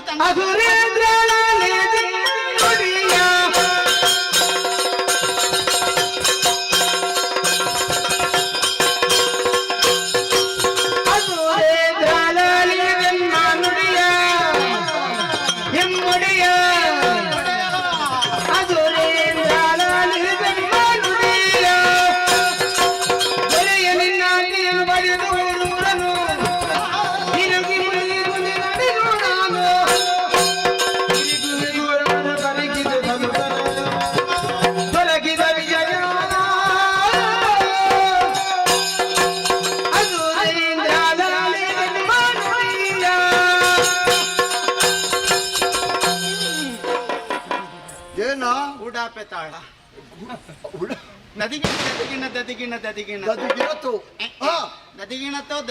ದದಿಗಿಣತೋ ಅದರದ್ದೇ ಮತ್ತೊಂದು ರೂಪ ಅದು. ದದಿಗಿಣ ತತ್ತಾಂತರಿಗೆ ನಿಮಗೂ ಬಾಯಿ ತಾಳೆಲ್ಲ ಗೊತ್ತುಂಟು. ಮತ್ತೆ ಏನ ನಿನ್ನನ್ನು ಕಂಡಾಗ ನಿನ್ನ ಮಾತನ್ನು ಕೇಳುವಾಗ ಸ್ವಲ್ಪ ಉಲ್ಲಾಸ ಬಂತು. ನಿಮಗೆ ಉಲ್ಲಾಸ ಬರ್ತದೆ. ಹೌದು. ಓ ಕಲ್ಲುರಾಯ, ಕಲ್ಲುರಾಯ ಎಲ್ಲರೂ ನಿಮ್ಮನ್ನು ಹೇಳ್ತಾರೆ ಕಲ್ಲುರಾಯರು ಅಂತ. ಕಲ್ಲುರಾಯ, ಕಳರಾಯ. ಹಾ, ಕಳರಾಯ. ತಪ್ಪಾದ್ರೆ ಸೇಮೆ ಕೊಟ್ಟು ಕಾಪಿಡಿ. ಕ್ಷೇಮ ಯಾರಿಗೆ? ತಿನ್ನುವುದಕ್ಕೆ. ಕ್ಷಮೆ ಕೊಟ್ಟು ಕಾಪಿ ಇಡಿ. ಅದು ಬರ್ಲಿಲ್ವಾ? ಕಾಪಾಡಬೇಕು ಅಂತ ಕಾಪಾಡಿದ್ದೇನೆ. ಹೌದು, ಕಳರಾಯರು ಅಂತ ಹೇಳ್ತಾರೆ. ಇನ್ನು ಕೆಲವರು ದಾನವ ಉಗ್ರಾಣಿ. ದಾನವ ಉಗ್ರಾಣಿ? ನೀವು ದಾನವಾಗ್ರಣಿ. ಓ ದಾನವ ಕುಲ ಮೊಯ್ಲಿ. ಯಾವ ಮೂಲ್ಯ? ದಾನವ ಕುಲ ಮೌಳಿ. ಮೌಳಿ. ಹೌದು. ವಿಷಯ ತಿಳಿಬೇಕು ಅಂತ ಬಹಳ ಕಡೆಗೆ ಹೋದೆ ನಾನು. ಹೋಗಿದ್ಯಾ? ಹೌದು. ನಿಮ್ಮನ್ನು ಕೆಲವು ರಾಜ್ಯಕ್ಕೆಲ್ಲ ಹೋಗಿದ್ದೇನೆ. ಹೋಗಿದ್ದೆ? ಎಲ್ಲಿ? ಅಂಗ, ವಂಗ, ಗೊಂಗ. ಗೊಂಗ ಇಲ್ವಾ? ಗೊಂಗ ರಾಜ್ಯ ಇಲ್ವಾ? ರಾಜ್ಯ ಉಂಟು. ಆ ಗೊಂಗನ ಬಳಿಗೆ ಹೋಗಿದ್ಯಾ? ಯಾವ ಗೊಂಗ ನನಗೆ ಗೊತ್ತಿಲ್ಲ. ಓ ಗೊಂಗ ರಾಜ್ಯ ಇಲ್ಲ. ಹೌದೌದೌದು. ಮತ್ತೆ ನಿನ್ನ ಬಾಯಲ್ಲಿ ಬಂತಲ್ಲ ಗೊಂಗ ರಾಜ್ಯ ಅಂತ. ಉಪ್ಪು ತಿಂದ ಬಾಯಿ ತಪ್ಪು ತಪ್ಪು ಬರ್ತದೆ. ಹೌದು. ಹೌದೌದು. ಹಾ. ಅಂಗ ವಂಗ ವಂಗ ಹ. ಲಂಗ ಲಂಗ ಲಂಗ ಇಲ್ಲ. ಹ. ಅಂಗ ಹ. ವಂಗ ಹ. ಕಳಿಂಗ ಹ. ಕಾಂಬೋಜ ಹ. ಕೇರಳ ಕೇರಳ ಕೇರಳ ಹ. ದ್ರಾವಿಡ್ ಹ. ರಾಜ್ಯ ರಾಜ್ಯ ದ್ರಾವಿಡ್ ಯಾವ ದ್ರಾವಿಡ್ ರಾಜ್ಯ? ದ್ರಾವಿಡ ದ್ರಾವಿಡ. ಹೌದು ಹ. ಹೌದು. ಹ್ಮ್. ಆಮೇಲೆ ಕುಂಟೆಲ ಕುಂಟಲ ಕುಂತಳ ಕುಂತಳ ಹ. ಹೌದು. ಆಮೇಲೆ ಹ. ಸೌರಾಷ್ಟ್ರ ಅದು ಯಾವ್ದು ಹೊಸತ್ತು ಅದು ಕೇಳಿದ್ರು? ಮಹಾರಾಷ್ಟ್ರದ ಮೇಲೆ ಇರುವುದು. ಓ ಅಲ್ಲಿಗೆ ಹೋಗಿದ್ಯಾ? ಹೋಗಿದ್ದೇನೆ. ಹ? ಹೌದು. ಹೇಗೆ? ಅಲ್ಲಿ ತವಳವ ಮತ್ತೆ ಮಳೆ ಉಂಟಾ? ಹಾ ಮಳೆ ಇಲ್ಲ, ಲಕ್ಷಣ ಉಂಟು. ಹೌದಾ? ಇವತ್ತು ಬೆಳಿಗ್ಗೆ ಒಂದು 4 ಹನಿ ಬಿದ್ದಿದೆ. ಹೌದಾ? ಆಮೇಲೆ ನಿಲ್ಲಿಕ್ಕೆ ಆಗೋದಿಲ್ಲ. ಹೌದು ಹೌದು. ಹ್ಮ್. ಆಮೇಲೆ ಹ. ಎಲ್ಲಿಗೆ? ಬರ್ಪಾರ ಬರ್ಪಾರ ಎಲ್ಲಿಗೆ? ಏ, ಎಲ್ಲಿಗೆ ಬರ್ಪರ? ಅವರೆಲ್ಲಿಗೂ ಬರುದು. ಅವರು ರಾಜ್ಯ ರಾಜ್ಯ ಬಂದ ಬರ್ಪರ ಬರ್ಬರ ರಾಜ್ಯ. ರಾಜ್ಯ. ಹಾ, ಹಾ. ಹೌದೌದು. ಹಾ. ಈಗ ಎಲ್ಲ ಕಡೆಗೆ ಹೋಗಿದ್ದೇನೆ. ಹ್ಮ್. ಎಲ್ಲ ಕಡೆಯಲ್ಲಿ ನಿಮ್ಮನ್ನು ಹೊಗಳುವುದೇ. ಹೇಗೆ? ನೀವು ಮಹಾಬಲ ಅಂತೆ. ಅವರಿಗೆ ಗೊತ್ತಾಗಿದೆ ನೀವು ಮಹಾಬಲ ಅಂತ. ಮಹಾಬಲವಲ್ಲವಾ? ಹೌದು. ಹ್ಮ್. ನೀವು ಶೆಟ್ಟಿಗಾರರು. ಶೆಟ್ಟಿಗಾರು ನಿನ್ನ ಅಪ್ಪ? ಶಕ್ತಿಗಾರರು ಹೀಗೆಲ್ಲ ಹೊಗಳ್ತಾರೆ. ಹ್ಮ್. ಅವರು ಸಾಮಾನ್ಯರಲ್ಲ. ಮತ್ತೆ ನಿಮ್ಮ ಹೆಸರೆಲ್ಲ ಗೊತ್ತುಂಟು. ಹ್ಮ್. ಕೇಸು ಪುಸ್ತಕ ಅಲ್ಲ, ಅವರು ದೊಡ್ಡ ಜನ ಅಂತ ಹೇಳಿ. ಮುಂದೆ ಬಾ. ಕೇಸು ಕೇಶಿ ಪುಸ್ತಕ ಅಲ್ಲ, ಕೇಶಿ ದಾನ ಕೇಸಿ ದಾನವ ಪುಸ್ತಕ ಅಲ್ಲ. ಹಾ. ಅದು ಒಟ್ಟಿಗೆ ಹೇಳುವಾಗ ಕೇಸು ಪುಸ್ತಕ ಅಲ್ಲ. ಹ. ಅದು ಒಟ್ಟಿಗೆ ಮಾಡಬೇಡ, ಅದು ಒಟ್ಟಿಗೆ ಮಾಡಿದ ತೊಂದರೆ ಅದು. ಹೌದು. ನೀವು ಸಾಮಾನ್ಯರಲ್ಲ ಅಂತ ಹೇಳ್ತಾರೆ. ಹಾ ಹಾ ಹೌದು. ಹಾಗೆ. ಹೌದು. ಹಾ. ಮತ್ತೊಂದು ಕಡೆಯಲ್ಲಿ ಹೇಳ್ತಾರೆ ಹ್ಮ್. ನಿಮಗೆ ಸರಿ ಇಲ್ಲ. ನಾನು ಶರೀರದಾಗಿದ್ದೇವ ಅಲ್ಲ. ಮತ್ತೆ ಹೌದು. ಅವರು ಹೇಳುವಾಗ ಅವರಿಗೆ ಕೊಡ್ಬೇಕಿತ್ತು. ಅಲ್ಲ, ಅವರು ಯಾವುದರಲ್ಲಿ ಸರಿ ಇಲ್ಲ ಅಂತ ಕೇಳಿದೆ. ಕೇಳಿದ್ಯಾ? ಕೇಳಿದ್ದೇನೆ. ಏನ್ ಹೇಳಿದ್ರು? ರೂಪದಲ್ಲಿ, ವಿದ್ಯೆಯಲ್ಲಿ, ಪರಾಕ್ರಮದಲ್ಲಿ ಹಾ ನಿಮಗೆ ಸರಿ ಇಲ್ಲ. ಹಾಗೆ. ಹೌದು. ಆಕಾಶಕ್ಕೆ ಆಕಾಶವೇ ಸಾಕು. ಆಕಾಶಕ್ಕೆ ಆಕಾಶವೇ. ಆಮೇಲೆ ಸಮುದ್ರಕ್ಕೆ ಸಮುದ್ರ. ಸಮುದ್ರನೇ ಹೌದು. ಹೌದು. ಕೇಶಿ ದಾನವನಿಗೆ ಕೇಶಿ ದಾನವನೇ ಸರಿ. ಇನ್ನು ಕೆಲವರು ಹೇಳ್ತಾರೆ ಹ್ಮ್. ನಿಮಗೆ ಸಾಟಿ ಇಲ್ಲ ಅಂತ. ಯಾವ ಸಾಟ? ಸರಿ ಸಮಾನರು ಯಾರು ಇಲ್ಲ. ಹ್ಮ್. ಇನ್ನು ಕೆಲವಲ್ಲಿ ಹೇಳ್ತಾರೆ ನಿಮಗೆ ಜೋಡಿಲ್ಲ. ಯಾಕಿಲ್ಲ ಅಂತ ಕೇಳಿದೆ. ನಿಮಗೆ ಸಮಗಾರರಿಲ್ಲ, ಆದ್ದರಿಂದ ಜೋಡಿ ಇಲ್ಲ ಅಂತ ಹೇಳ್ತಾರೆ. ಜೋಡಿ ಇಲ್ಲ. ಹೌದು, ನಾನು ಮದುವೆ ಆಗಿದ್ದೇನಾ? ಅವ್ರಿಗೆ ಗೊತ್ತುಂಟದು. ಮತ್ತೆ ನಿಮಗೆ ಹಾ. ಪರಾಕ್ರಮದಲ್ಲಿ ಜೋಡಿ ಇಲ್ಲ ಅಂತ ಹೇಳುದು ಅವರು. ಹಾ ಹಾ ಹಾ ಹಾ. ನಿಮಗೆ ಮದುವೆ ಅಂತ ಆಗ್ಲೇ ಇಲ್ಲ ಅಲ್ವಾ? ಮತ್ತೆ ಎಲ್ಲಿಂದ? ಹೌದು ಹ್ಮ್. ಹೌದು. ಹ್ಮ್. ಆಮೇಲೆ ಇನ್ನು ಕಡೆಯಲ್ಲಿ ಕೆಲವು ಕಡೆಯಲ್ಲಿ ಹೇಳ್ತಾರೆ ನೀವು ನಾಯಿ ಸಹ ಮಾರ್ತರು ಅಂತ. ಹಾ. ನೀವು ನಾಯಿ ಅನ್ಯಾಯ ಆದವರಿಗೆ ನ್ಯಾಯ ಒದಗಿ ನ್ಯಾಯ ಸಮಸ್ತರು. ಇನ್ನು ಕೆಲವು ಕಡೆಯಲ್ಲಿ ಹೇಳ್ತಾರೆ ನೀವು ಮಾಸ ಮಾರ್ತರು. ಮಾಸ ಮಾರುದು ನೀನೇ. ಮಹಾಸಮರ್ಥರು ಹೀಗೆಲ್ಲ ಹೊಗಳುತ್ತಾರೆ. ಹಾ. ಹೇಳಿ ಸಂತೋಷ ಆಯ್ತು ನನಗೆ. ಹಾ. ಮತ್ತೆ ಇನ್ನೊಂದು ವಿಷಯ, ಬಹಳ ವಿಶೇಷವಾದ ಸುದ್ದಿ ತಂದಿದ್ದೇನೆ ನಾನು ನಿಮಗೆ. ನೀನು ತಾರದೆ ಇರ್ಲಿಕ್ಕಿಲ್ಲ. ಹೌದು. ನನ್ನ ಜನ ಅಲ್ವಾ? ನಾನು ಹೋದ್ರೆ ಬರಿಗೈಯಲ್ಲಿ ಬರುವ ಕ್ರಮ ಇಲ್ಲ. ಏನಿಲ್ಲ ಇದ್ರೆ ಒಂದು ಹೊಟ್ಟೆ ಕೋಳಿ ಆದ್ರೆ ಹಿಡ್ಕೊಂಡು ಬರ್ತೇನೆ ನಾನು. ಅಲ್ಲ, ಬರಿಗೈಯಲ್ಲಿ ಬರ್ಲಿಕ್ಕಿಲ್ಲ ಅಂತ ಹೇಳುದಕ್ಕೊಂದು ಉದಾಹರಣೆ ಅಷ್ಟೇ ಇದೆ. ಉದಾಹರಣೆ. ಹೌದೌದು. ಈಗ ಎಲ್ಲೆಲ್ಲಿ ಹೋಗಿ ಕೆಲವು ಕಡೆಯಲ್ಲಿ ಹೋಗಿದ್ವಿ. ಹೌದು. ಏನಾದ್ರೂ ವಿಶೇಷ ಇದ್ರೆ ನಿಮ್ಮನ್ನು ಹೊಗಳದು ಮಾತ್ರ ಅಲ್ಲ, ವಿಶೇಷ ಸುದ್ದಿ ಇದು ಸುವರ್ಣ ವಾರ್ತೆ ಇದು ನಿಮಗೆ. ಹೌದಾ? ಹೌದು. ಅದು ಯಾವುದು ನೋಡುವ? ಅದು ವಂಗ ದೇಶದಲ್ಲಿ. ಅಲ್ಲಿ ಬಹಳ ವಿಶೇಷ. ಅಲ್ಲಿ ಏನು ಜಾತ್ರೆ ಎಲ್ಲ ಶುರು ಆಯ್ತಾ? ಅಲ್ಲ, ಜನ ಆಚೆ ಈಚೆ ಹೋಗ್ತಾರೆ. ಹಾಗಾದ್ರೆ ಅಲ್ಲಿ ಜಾತ್ರೆ ಉಂಟು. ಜಾತ್ರೆ ಅಲ್ಲ. ಮತ್ತೆ ಜಾತ್ರೆ ಅಲ್ಲ. ಅಲ್ಲಿ ಮಾವಿನ ಮರ ಕಡ್ದಿದ್ದಾರೆ, ಬಿದಿರು ಕಡ್ದಿದ್ದಾರೆ, ಕಂಬ ಇದು ಹೊಂಡ ತೆಗೆದಿದ್ದಾರೆ, ಬಿಳಿ ಬಟ್ಟೆ ತಯಾರು ಮಾಡಿದ್ದಾರೆ. ನಿನಗೆ ತಲೆ ಸರಿ ಇಲ್ವಾ? ತಲೆ ಸರಿ. ಅಲ್ಲಿ ಅವರಲ್ಲಿ ಯಾರಾದ್ರೂ ಸತ್ತಿರಬಹುದು. ಸತ್ತದಕ್ಕಲ್ಲ, ಮತ್ತೆ ಅಲ್ಲಿ ಶುಭ ಕಾರ್ಯಕ್ರಮ. ಒಂದು ಮಾವಿನ ಮರ ಕಡಿದ್ರೆ ಈಗ ತುಂಬಾ. ಮಾವಿನ ಮರ ಯಾಕೆ? ಒಂದು ಮಾವಿನ ಮರ ಕಡಿದ್ರೆ ತುಂಬಾ ಉಪಯೋಗ ಉಂಟು. ಗೆಲ್ಲು ಸೌದೆಗೆ, ಮಿಡಿ ಉಪ್ಪಿನಕಾಯಿಗೆ, ಹಣ್ಣು ಚಂಡ್ರ ಪುಳಿಗೆ. ಮಾವಿನ ಹಣ್ಣನ್ನು ಕುರುಂಚಿ ಚಂಡ್ರ ಪುಳಿ ಮಾಡೋದು ಅದೊಂದು ಪದಾರ್ಥ ಉಂಟು.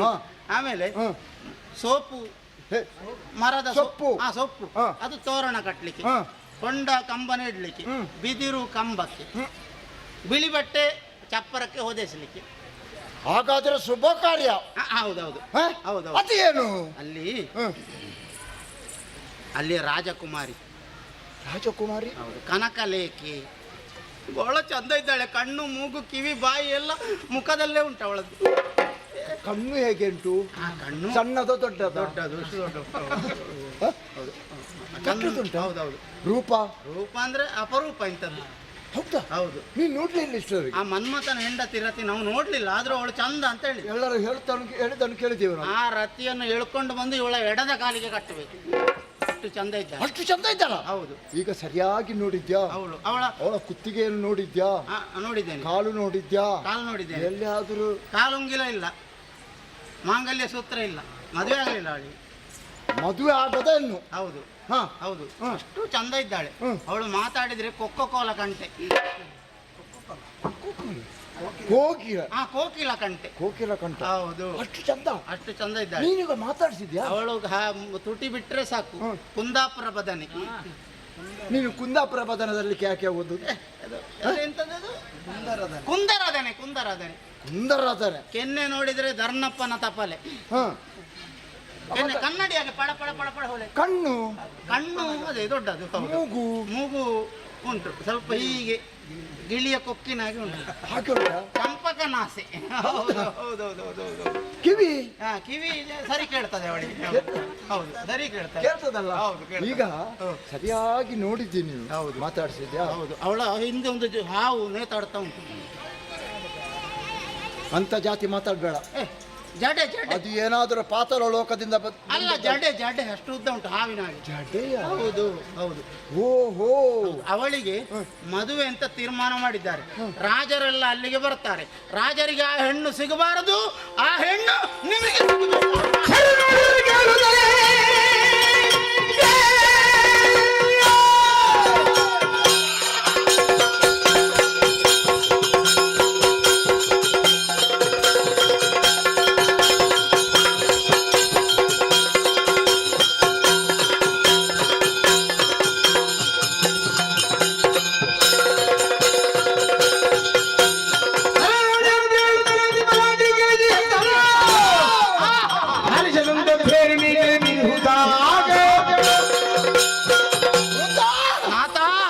ಮಾತನ್ನು ಕೇಳುವಾಗ ಸಂತೋಷವಾಯಿತು. ಈಗ ಸಂತೋಷ ಆಗಿದ್ರೆ ಮತ್ತೆ ಯಾವಾಗ ಸಂತೋಷ ಆಗುದು? ಆಗಲಿಕ್ಕಿಲ್ಲ. ಕನಕಲೇಖಿ. ಕನಕಲೇಖೆ. ಹೌದು. ಅವಳ ಮೈ, ಅವಳು ಭಂಡಾರಿ. ಇದು ಮೈಯೆಲ್ಲ ಚಿನ್ನದ ಹಾಗೆ, ಚಿನ್ನದ ಹಾಗೆ. ಬಂಗಾರ. ಬಂಗಾರಿ ಬಂಗಾರಿ ಬಂಗಾರಿ. ಹೌದು. ಹಾಗೆ ನಿನ್ನ ಮಾತನ್ನು ಕೇಳುವಾಗ ಸಂತೋಷವಾಯಿತು. ಯಾಕೆಂದ್ರೆ ನನಗೆ ಮದುವೆ ಆಗಲಿಲ್ಲ ನೋಡು. ಹೌದು ಹೌದು. ಯಾಕೆ ನೀನು ಹೇಳಿದಾಕ್ಷಣ ನನಗೆ ಅವಳು ನಿಮಗೆ ಸಿಗಬೇಕು, ಬೇರೆ ಯಾರಿಗೂ ಸಿಗಬಾರದು. ನನಗೆ ಒಂದು ತರ ಆಗಿದೆ ಈಗ. ನಿನಗೇನು ಜ್ವರ ಬರ್ತದ? ಜ್ವರ ಬರುವುದು ಯಾರಿಗೆ? ಜ್ವರ ನಿನಗೆ ಬರುದು. ಮತ್ತೆ ಏನೋ ಒಂದು ತರ ಆಗ್ತದೆ. ತರ ಅಂದ್ರೆ ನಿನ್ನ ಅವಳನ್ನು ಹೇಳಿದ ಅಕ್ಷರವೇ ನೋಡಿ ಮದುವೆ ಆಗಬೇಕು. ಅವಳ ವಿಷಯ ಹೇಳುವಾಗಲೇ ನಿಮಗೆ ಒಂಥರ ಆದ್ರೆ ಹೌದು, ಅವಳನ್ನು ನೋಡಿದ್ರೆ ಹೇಗಾದೀತು ನಿಮಗೆ? ಹಾಗಾದರೆ ನಿನ್ನ ಮಾತಿನ ಹಾಗೆ ಆ ಪುರವನ್ನು ಸೇರಿಕೊಳ್ತೇನೆ. ಸಾಮದಿಂದ ಕೇಳುತ್ತೇನೆ ಅವಳ ಹತ್ರ. ಬಾ ನನ್ನನ್ನು ಮದುವೆ. ಅವಳ ಅಪ್ಪನ ಹತ್ರ ಕೇಳ್ತೇನೆ ಮೊದಲು, ಆಮೇಲೆ ಒಪ್ಪದಿದ್ದರೆ ಅದು ಬಿಡು. ಕೊಡದಿದ್ರೆ ನೇರವಾಗಿ ಇದ್ದರೆ ಹೊಡೆದಾನು ಯಾರು? ಅವ ಮತ್ತೆ ನನ್ನ ಕೈ ಯಾಕೆ? ಎಂತದು ಎಂತದಕ್ಕೆ ಇದಂತ ಉಪ್ಪಿನಕಾಯಿ ಸೌತ ಇದು ಅಲ್ವಾ? ಕತ್ತಿ ಅಲ್ವಾ ಅದು? ಮತ್ತೆ ಕೊಡದಿದ್ದರೆ ನಾನು ಬಿಡುವುದಿಲ್ಲ. ಬಿಡುವುದಿಲ್ಲ. ಹಾಗಾದರೆ ಇಲ್ಲಿ ನಿಂತರೆ ಅಲ್ಲಿ ಆಗ್ತದೆ ಮದುವೆ. ದಾರಿ ತೋರಿಸಿ.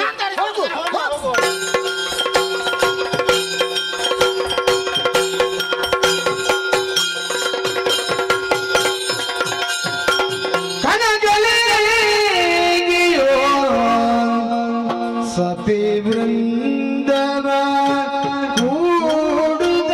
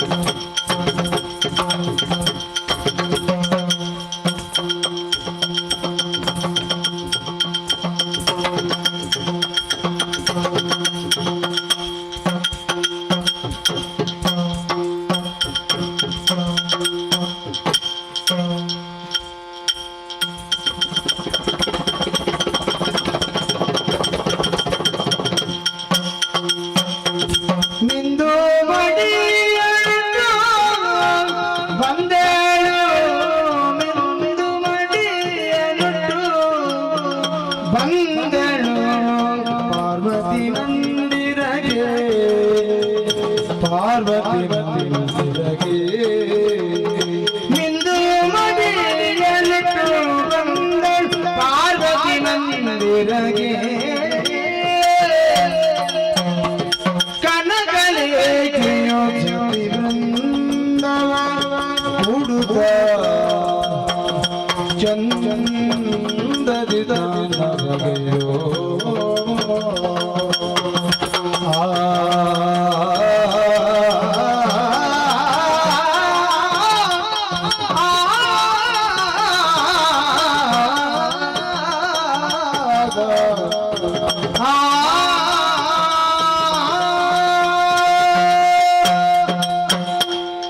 ಯೋಗ್ಯವಾದಂತಹ ತಂದೆ ತಾಯಿಗಳಿಗೆ ಮಕ್ಕಳಿಗೆ ಜನಿಸುವಾಗ ಅದು ಸಂತೋಷ ನೀಡುತ್ತದೆ. ಅದೇ ರೀತಿಯಲ್ಲಿ ಯೋಗ್ಯವಾದಂತಹ ಜನಕನಿಗೆ ಮಗಳಾಗಿ ನಾನು ಜನಿಸಿದ್ದೇನೆ. ವಂಗ ದೇಶದ ಸತ್ಯದೇವ ಎಂಬವರು ನನ್ನ ಜನಕ. ಕನಕಲೇಖ ಎಂಬುದಾಗಿ ಶುಭ ನಾಮವನ್ನು ಇರಿಸಿದ್ದಾರೆ. ಅಷ್ಟು ಮಾತ್ರ ಅಲ್ಲ, ಸಮಯಕ್ಕೆ ಸರಿಯಾಗಿ ಬೇಕಾದಂತಹ ವಿದ್ಯಾಭ್ಯಾಸಗಳನ್ನು ಕಳುಹಿಸಿದ್ದಾಳೆ. ಕಲಿತು ಉತ್ತೀರ್ಣಲಾಗಿದ್ದೇನೆ. ಅಷ್ಟು ಮಾತ್ರ ಅಲ್ಲ, ಹೆಣ್ಣು ಮಕ್ಕಳು ಬೆಳೆದಾಗ ತಂದೆ ತಾಯಿಗಳಿಗೆ ಅವರದ್ದೇ ಆದಂತಹ ಸಂಸ್ಕಾರಗಳು ಇರುತ್ತದೆ ಮಾಡುವುದಕ್ಕೆ. ಬೇರೆ ಯಾವುದೂ ಅಲ್ಲ, ಪ್ರಾಯ ಪ್ರಬುದ್ಧಿಯಾಗಿ ಬೆಳೆದಂತಹ ನನಗೆ ಮದುವೆ ಅನ್ನುವಂತಹ ಸಂಸ್ಕಾರ ನಡೆಯಬೇಕು. ಅದಕ್ಕಾಗಿ ತಂದೆ ಸ್ವಯಂವರವನ್ನು ರಚಿಸಿದ್ದಾರೆ. ಬರುವ ಪೌರ್ಣಮಿಗೆ ನನ್ನ ಸ್ವಯಂವರ ಅಂತೆ. ಆದರೆ ಪೂರ್ವರು ಮಾಡಿದಂತಹ ಶುಭ ಕಾರ್ಯಗಳನ್ನು ನಾವು ಎಂದಿಗೂ ಮರೆಯಬಾರದು. ಹಾಗಾಗಿ ಪರಂಪರೆಯಲ್ಲಿ ಇದ್ದಂತಹ ಒಂದು ಕಾರ್ಯವನ್ನು ಮಾಡಬೇಕು. ಯಾವುದು? ಪಾರ್ವತಿ ದೇವಿಯನ್ನೇ ಸ್ಮರಿಸಬೇಕು. ಆ ಕಾಲಿಕ ಗುಡಿಯನ್ನೇ ಸೇರಬೇಕು. ನಾನು ಆ ದೇವಿಯಲ್ಲಿ ಕುಳಿತು ನಾನು ಭಜಿಸಬೇಕು. ಆಕೆಯಿಂದ ಪಡೆದಂತಹ ಆಶೀರ್ವಾದದಿಂದ ನನ್ನ ಜೀವನವು ಮದುವೆ ಆದ ಬಳಿಕ ಉತ್ತೀರ್ಣರಾಗಬೇಕು. ಅದಕ್ಕಾಗಿ ಸಖಿಯರೆಲ್ಲರನ್ನು ಸೇರಿಸಿಕೊಂಡು ಬಂದಿದ್ದೇನೆ. ಕಾಣುವಂತಹ ಸರಸಿಯಲ್ಲಿ ಶುಚೀರ್ಭೂತಳಾಗಿದ್ದೇನೆ. ಹುಟ್ಟಿದ್ದೇನೆ, ಇನ್ನು ತಡ ಮಾಡುವುದು ಸರಿಯಲ್ಲ. ನನ್ನ ಪ್ರಯಾಣ ಕಾಲಿಕ ಗುಡಿಗೆ ಸಾಗುತ್ತೇನಂತೆ.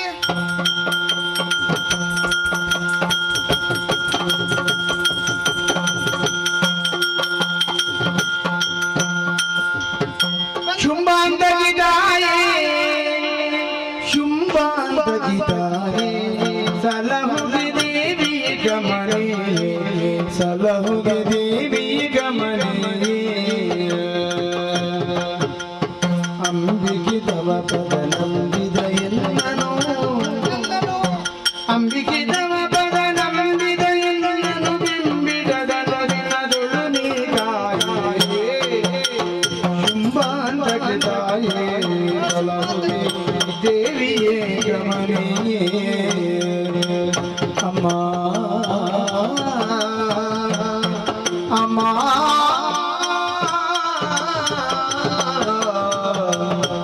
ಜಯ ಜಯ.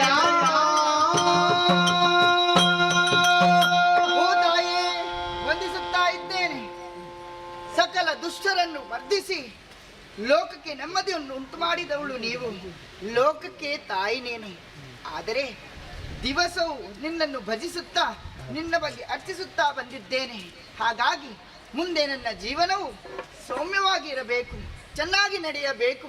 ಅದಕ್ಕಾಗಿ ನಿನ್ನನ್ನು ಬೇಡುತ್ತಾ ಇದ್ದೇನೆ. ಆಶೀರ್ವದಿಸುತ್ತಾಯಿ.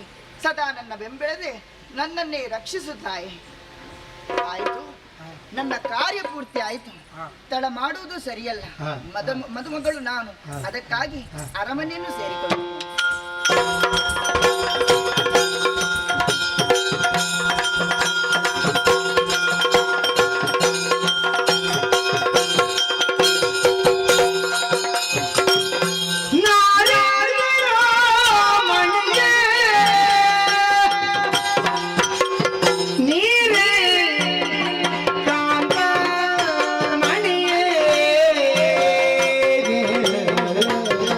ಜಯ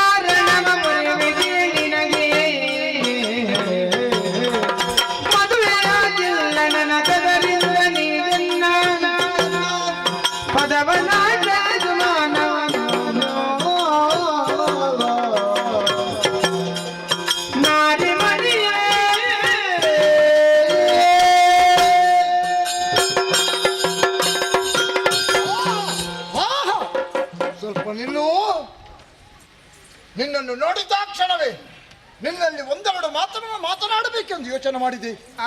ಆದರೆ ನಿನ್ನ ರೂಪವನ್ನು ನೋಡುವಾಗ ಆಹಾ ಹೇಳಿದ್ದನು ಕೇಳಿದ್ದೇನೆ ನಾನು. ಏನು? ಮನ್ಮಥನ ಮಡತಿ ರತಿ ಇದ್ದಾನಂತೆ, ಅವರಿಂದಲೂ ಚಂದ ಇತ್ತು ನೀನು. ಆಮೇಲೆ 3 ಲೋಕದಲ್ಲಿ ನಿನಗೆ ಎದುರಾಗಿ ನಿನ್ನ ರೂಪಕ್ಕೆ ಬಿಟ್ಟರು ಯಾರಿಲ್ಲ, ಅಷ್ಟು ರೂಪವಂತಾಗಿದ್ದಿ. ಹಾಗಾದರೆ ನಿನ್ನ ರೂಪವನ್ನು ನೋಡಿದ ಕ್ಷಣವೇ ನಾನು ಸೋತಿದ್ದೇನೆ. ಆದ್ದರಿಂದ ನಿನ್ನಲ್ಲಿ ಕೇಳ್ತಾ ಇದ್ದೇನೆ, ಏನು? ನನ್ನನ್ನು ನೀನು ಮದುವೆ ಆಗುತ್ತ್ಯಾ ಅಂತ ಕೇಳ್ತಾ ಇದ್ದೀನಿ. ಏನು ನಿನ್ನ ಉತ್ತರ? ಯಾತಗಾದಿ ಬೇಳೆಯಿಂದ ಮಾತನೆನ್ನುಳ್ಳು, ಯಾತಗಾದಿ ಬೇಳೆಯಿಂದ ಮಾತನೆನ್ನುಳ್ಳು, ನೀತಿ ಇಲ್ಲದಿಳೆದು ನೋಡು ದೈತ್ಯ ನಿನ್ನಳು, ನೀತಿ ಇಲ್ಲದಿಳೆದು ನೋಡು ದೈತ್ಯ ನಿನ್ನಳು. ದಾನವರಲ್ಲಿ ದುರುಳನಾಗಿ ನೀನು ಮಾಡುವೆ, ದಾನವರಲ್ಲಿ ದುರುಳನಾಗಿ ನೀನು ಮಾಡುವೆ, ಮಾನವರಲ್ಲಿ ರಾತ್ರಿ ನಾನದೇನ ಬೇಳುವೆ, ಮಾನವರಲ್ಲಿ ರಾತ್ರಿ ನಾನದೇನ ಬೇಳುವೆ. ಯಾತಕಾಗಿ ಬೇಡ ಮಾತ ಎನ್ನೋಳು ದಾನವನೇ. ಓ ದಾನವನೇ, ಏನು? ದೂರದಲ್ಲಿ ನನ್ನನ್ನು ಕಂಡಾಗ ಹತ್ತಿರ ಬಂದು ವಿಧ ವಿಧವಾಗಿ ಮೆಚ್ಚಿಸುತ್ತಾ ಇದ್ದೀಯಾ? ಹೌದು. ನನ್ನನ್ನು ಹೊಗಳ್ತಾ ಇದ್ದೇನೆ. ಅಲ್ಲ, ನನ್ನಲ್ಲಿ ಇದೆಲ್ಲ ಮಾತುಗಳನ್ನು ನೀನು ಯಾಕೆ ಆಡುತ್ತಾ ಇದ್ದೀಯಾ? ಅಂದ್ರೆ ನಿನ್ನನ್ನು ಸರಿಯಾಗಿ ನೋಡಂತೆ ಕುರೂಪನಾಗಿದ್ದೀಯಾ, ದುಷ್ಟನಾಗಿ ನೀನು ಕಾಣುತ್ತೀಯಾ. ದುಷ್ಟನಾಗಿಯಾ? ನೀನೆಂಬುದು ನಿನಗೆ ಇಲ್ಲವೇ ಇಲ್ಲ. ದುಷ್ಕರ್ಮಗಳನ್ನೇ ಮಾಡುತ್ತಾ ಬಂದಿದ್ದೀಯಾ. ಸದಾ ತಂದೆಯ ಆದರ್ಶವನ್ನು ಹಿಡಿದುಕೊಂಡು ಜೀವನ ಪಥವನ್ನು ಸಾಗಿಸುತ್ತಾ ಬಂದವಳು ಈ ಕನಕಲೇಖೆ. ಅದಕ್ಕಾಗಿ ನನ್ನಲ್ಲಿ ಇದೆಲ್ಲ ಮಾತು ಬೇಡ. ನಿನ್ನ ದಾರಿ ನಿನಗೆ, ನನ್ನ ದಾರಿ ನಿನಗೆ. ನನಗೆ ಹೋಗು ಹೋಗು.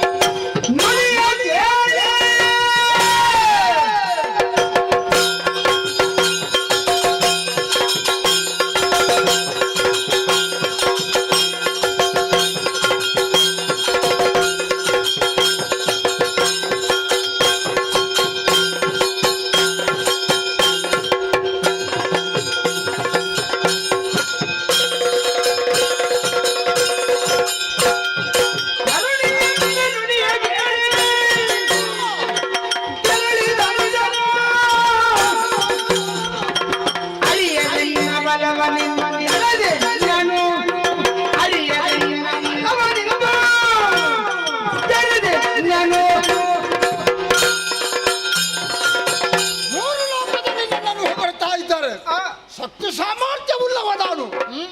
ಹಾಗಾದರೆ ಈ ಕೇಶಿ ದಾನವನ ಯೋಗ್ಯತೆ ಏನದು ನೀನು ತಿಳಿಯಲಿಲ್ಲ. ಒಳ್ಳೇದಾದ್ರೆ ಯೋಗ್ಯತೆ ಎಂದು ಹೇಳಬಹುದು, ಮತ್ತೆ ಕೆಟ್ಟ ಕಾರ್ಯವನ್ನೇ ಮಾಡಿದವನು ನೀನು. ಕೆಟ್ಟ ಕಾರ್ಯವನ್ನು ನಾನು ಯಾವುದು ಮಾಡಲಿಲ್ಲ. ನಿನ್ನನ್ನು ನೋಡಿದಾಗೆ ಸ್ಪಷ್ಟವಾಗುತ್ತಾ ಇದೆ. ನೋಡಿ ನನ್ನನ್ನು ನೀನು ಆ ರೀತಿ ಹೊಗಳ್ತಾ ಇದ್ದ. ದಾನವರು ಯಾವತ್ತಾದ್ರೂ ಧರ್ಮವನ್ನು ಮಾಡಿದ್ದಾರೆ? ಧರ್ಮದ ಕೆಲಸವನ್ನೇ ಮಾಡಿದವರು ಮಾಡುತ್ತಾರೆ. ಹೌದು. ಧರ್ಮವನ್ನು ಮೀರುವುದು ಯಾವಾಗ? ಅವರ ಮಾತನ್ನು ಕೇಳದಿದ್ದರೆ ಧರ್ಮವನ್ನು ಮೀರ್ತಾರೆ. ಹಾಗಾಗಿ ನಿನ್ನನ್ನು ಕೇಳ್ತಾ ಇದ್ದೇನೆ, ಏನಂತ? ನೋಡು, ನಿನ್ನ ರೂಪವನ್ನು ನೋಡಿದ ತಕ್ಷಣ ನಿನ್ನನ್ನು ಮದುವೆ ಆಗಬೇಕು ಅಂತ ನನಗೆ ಮನಸ್ಸಾಗಿದೆ. ನನಗೆ ಒಪ್ಪಿಗೆ ಇಲ್ವಲ್ಲ? ನಿನಗೆ ಒಪ್ಪಿಗೆ ಇಲ್ಲದಾದರೆ ನಾನು ಕೇಶಿ ದಾನವ ಏನು ನಾನು ಹೇಗೆ ಮಾಡ್ತೇನೆ ಅಂತ ನನಗೆ ಗೊತ್ತು. ಆದ್ದರಿಂದ ಹೇಳ್ತಾ ಇದ್ದೇನೆ, ನೋಡಿ ನನ್ನ ಒಳಿದು ಬಂದರೆ ರೇಸು, ಇಲ್ಲದ್ರೆ ಬಲಾತ್ಕಾರ ಮಾಡ್ತಾರೆ.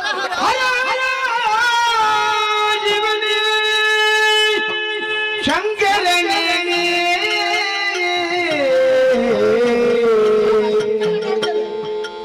ಈತನ ಕೈಗೆ ಗುರಿಯಂತೆ ಸಿಕ್ಕಿದೆ ನಾನೇ. ಕರುಣೆಗಳೆಲ್ಲರೂ ನರುಳ ರಂಗದನ ಕೈ ಸೆರೆಯೋದಿದೆ ಬೇಗ. ಹರ ಹರ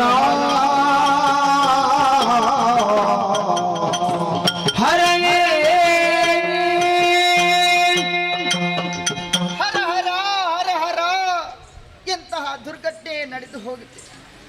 ಅಲ್ಲ, ದೇವಿಯನ್ನು ಅಷ್ಟು ಅರ್ಚಿಸಿದೆ, ಪ್ರಾರ್ಥಿಸಿದೆ. ಏನಾದರೂ ದೇವಿ ನನ್ನಿಂದ ಲೋಪವಾಯಿತೆ. ಮುನಿಸಿನಿಂದ ಈ ದಾನವನ್ನು ಈತನು ಬಂದಿದ್ದಾನೆ ಎಲ್ಲಿ? ಅಲ್ಲ, ಈತನ ಕೈಯಲ್ಲಿ ಕುರಿಯಂತೆ ಸಿಕ್ಕಿ ಬಿದ್ದಿದ್ದೇನೆ. ಅಲ್ಲ, ನನ್ನನ್ನು ಇನ್ನು ಮುಂದೆ ರಕ್ಷಣೆ ಮಾಡೋದಕ್ಕೆ ಯಾಕೆ?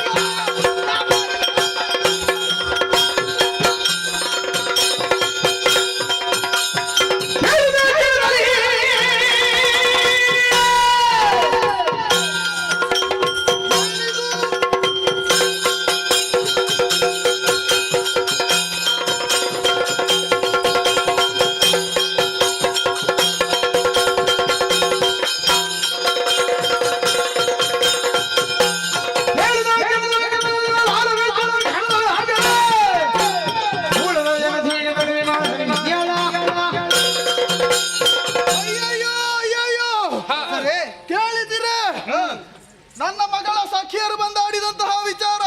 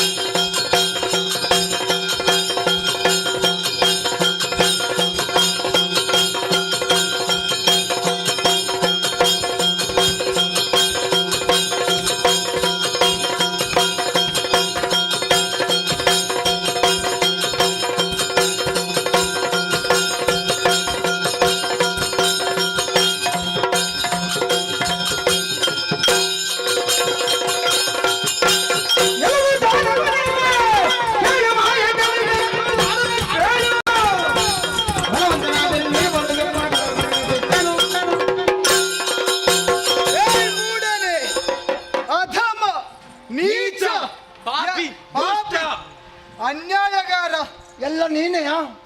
ನೀನೆ. ನಾನು ಮಾತಾಡಲಿಲ್ಲ, ಅದಕ್ಕೆ ನೀನೆ ಅಂತ ಹೇಳಿದ್ದು. ಮಾಡುವ ಕಾರ್ಯವನ್ನು ಮಾಡಬೇಕು. ಈ ದುಷ್ಟರು ಮಾಡುವಂತಹ ಕುಕಾರ್ಯವನ್ನು ನೀನು ಮಾಡುತ್ತಾ ಇರುವೆ. ಯಾವುದು? ಪೂಜೆಗೆ ಬಂದ ಹೆಣ್ಣು ಮಗಳನ್ನು ಅಪಹರಿಸಿದ್ದೀಯಲ್ಲ. ಅಪಹರಿಸಿ ನನಗೆ ಬೇಕಂತ ಕೊಂಡು ಹೋಗ್ತಾ ಇದ್ದೇನೆ. ನಿನಗೆ ಬೇಕು, ಹೌದು. ನಾವು ಮತ್ತೆ ಯಾಕೆ ಉಳಿದದ್ದು? ಸ್ವಯಂವರ ಮಂಟಪದಲ್ಲಿ ಕಾದು ಕುಳಿತಿದ್ದೇವೆ. ನಿನ್ನೆ ಬಂದಿದ್ದೇವೆ. ಬಂದಿದ್ದೀರಲ್ಲ, ಇನ್ನು ಅಲ್ಲಿ ಪಾಯಸದ ಊಟ ಉಂಟು, ಸ್ವಲ್ಪ ಊಟ ಮಾಡಿ ಹೋಗಿ. ಹಾಗಾದ್ರೆ ನಿನಗೆ ಒಂದು ಹೇಳ್ಬೇಕಾ? ಶೈಮಿನಿಯಲ್ಲಿ ನಿನಗೊಂದು ಸ್ಥಳ ಉಂಟಂತೆ, ಅಲ್ಲಿ ಕಳಿಸಿ.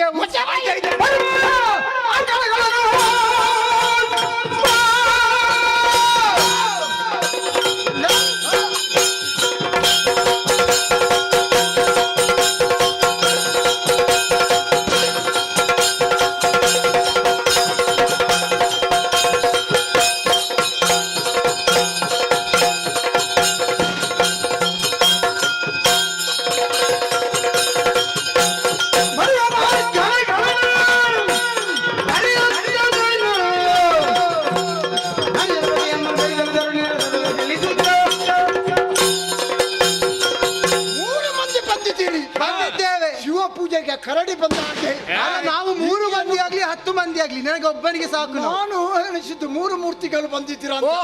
ಹೋಗುವಾಗ ಏನು ಹಾಗಾದ್ರೆ ನಿನಗೆ ಅವರಿಗೆ ಏನು ಸಂಬಂಧ? ನೀವು ತಮ್ಮ ಅಣ್ಣಂದಿರ ರಾಜರು ನೀವು. ನಾನು ನೀವು ಅವರನ್ನು ಒಲಿಸಿ ಆಮೇಲೆ ಮದುವೆ ಆಗುದಲ್ಲ, ನಾನು ಬಲಾತ್ಕಾರ ಕೊಂಡೋಗಿ ಮದುವೆ ಆಗುದಕ್ಕೆ ಅದಕ್ಕಾಗಿ ಹೇಳಿದ್ದು ವಂಚಕೆ ಎಂಬುದಾಗಿ. ಆದ್ದರಿಂದ ನಿಮ್ಮಲ್ಲಿ ಶಕ್ತಿ ಸಾಮರ್ಥ್ಯ ಇದ್ದರೆ ನನ್ನಲ್ಲಿ ಹೋರಾಡಿ ಆಮೇಲೆ ಕೊಂಡ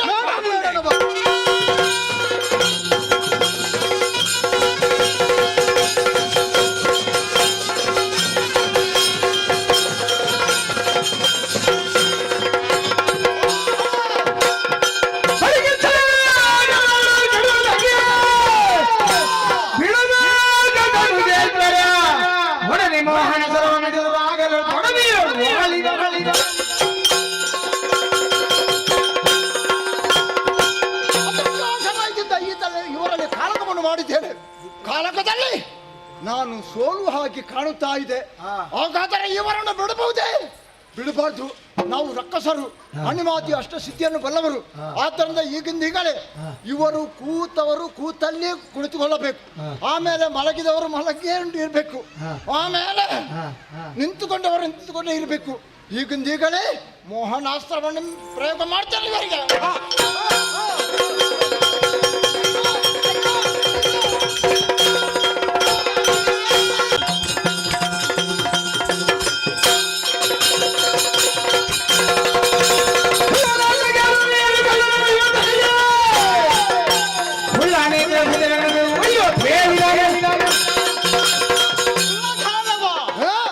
ಕಳ್ಳರ ಹಾಗೆ ನಾರಿಯನ್ನು ಒಯ್ಯುತ್ತಾ ಇದೆಯಲ್ಲ, ಕೈಗಳನ್ನು ಕತ್ತರಿಸಿದ ಎಚ್ಚರ.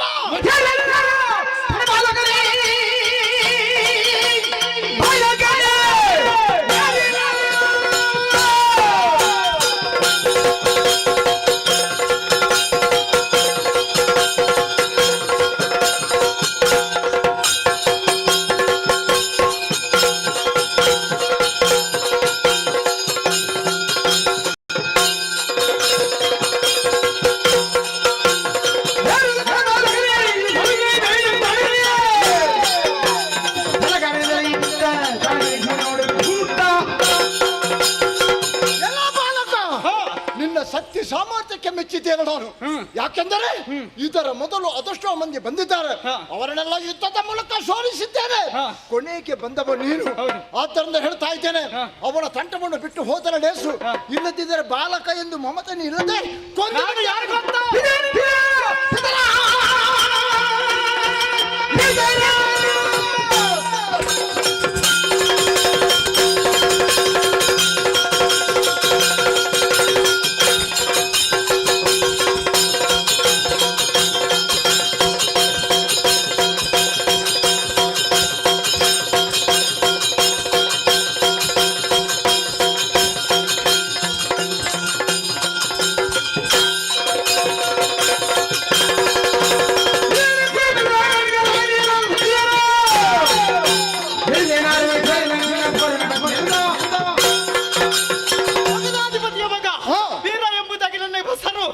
ಹೆಣ್ಣಿನ ಅಳುವುದನ್ನು ಕೇಳಿತು, ಹಾಗಾಗಿ ಬಂದಿದ್ದೇನೆ. ಕದ್ದು ಒಯ್ಯುವ ನಿನ್ನ ಶಿರ ಕತ್ತರಿಸಿ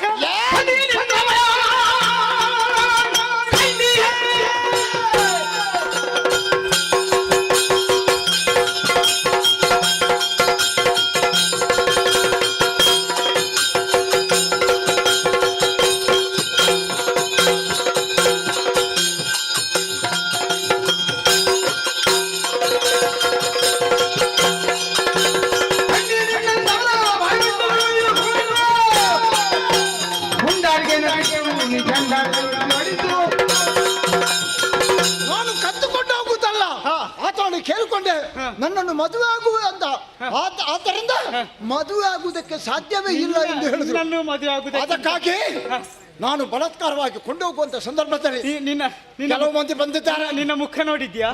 ನಿನ್ನನ್ನು ಮದುವೆ ಆಗುವುದಕ್ಕಿಂತ ಹಾಳು ಬಾವಿಗೆ ಹಾರಿ ಸಾಯುವುದು ಒಳ್ಳೇದು. ಅದು ನಿನಗೆ ತಲೆ ಸರಿ ಇಲ್ಲ. ಯಾಕೆಂದ್ರೆ ನೀನು ರಕ್ಕಸರನ್ನು ಇಷ್ಟರವರೆಗೆ ನೋಡ್ಲಿಲ್ಲ ಕಾಣ್ತದೆ. ರಕ್ಕಸರಂದ್ರೆ ಹೀಗೆ, ನಿನ್ನಾಗೆ ಮಾನವರಾಗ ನಾನಲ್ಲ.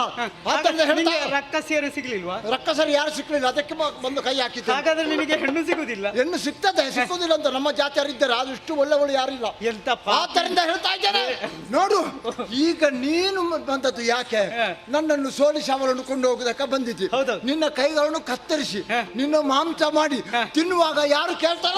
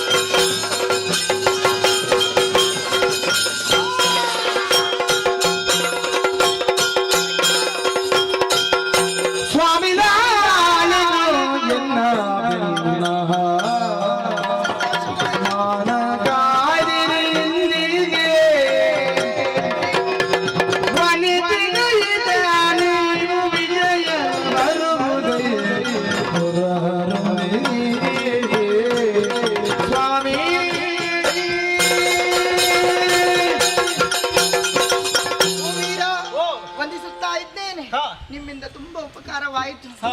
ದುಷ್ಟನ ಕೈಯಲ್ಲಿ ಹಿಡಿದುಕೊಂಡಂತಹ ನನ್ನನ್ನು ಬಿಡಿಸಿದ್ದೀರಲ್ಲ. ಹೆಣ್ಣಿಗೆ ಪ್ರಾಣ ಅಲ್ಲ ಮಾನವೇ ಮುಖ್ಯ ಆದದ್ದು. ಆದುದರಿಂದ ಮಾನವನ್ನು ರಕ್ಷಿಸಿದಂತಹ ನೀವೇ ನನ್ನ ಪಾಲಿನ ದೇವರು. ವೀರ, ಯಾರು ರಕ್ಷಣೆ ಕೊಟ್ಟದ್ದು ಯಾರು ಎಂಬುದಾಗಿ ಗೊತ್ತಾಗ್ಬೇಕು. ಗೊತ್ತಾಗ್ಲಿಲ್ಲ. ಎದಲು ನುಡಿದನು ವಿಜಯ ವಿರಿದನಾಗಿ ನುಡಿಯ ನೋಡುವ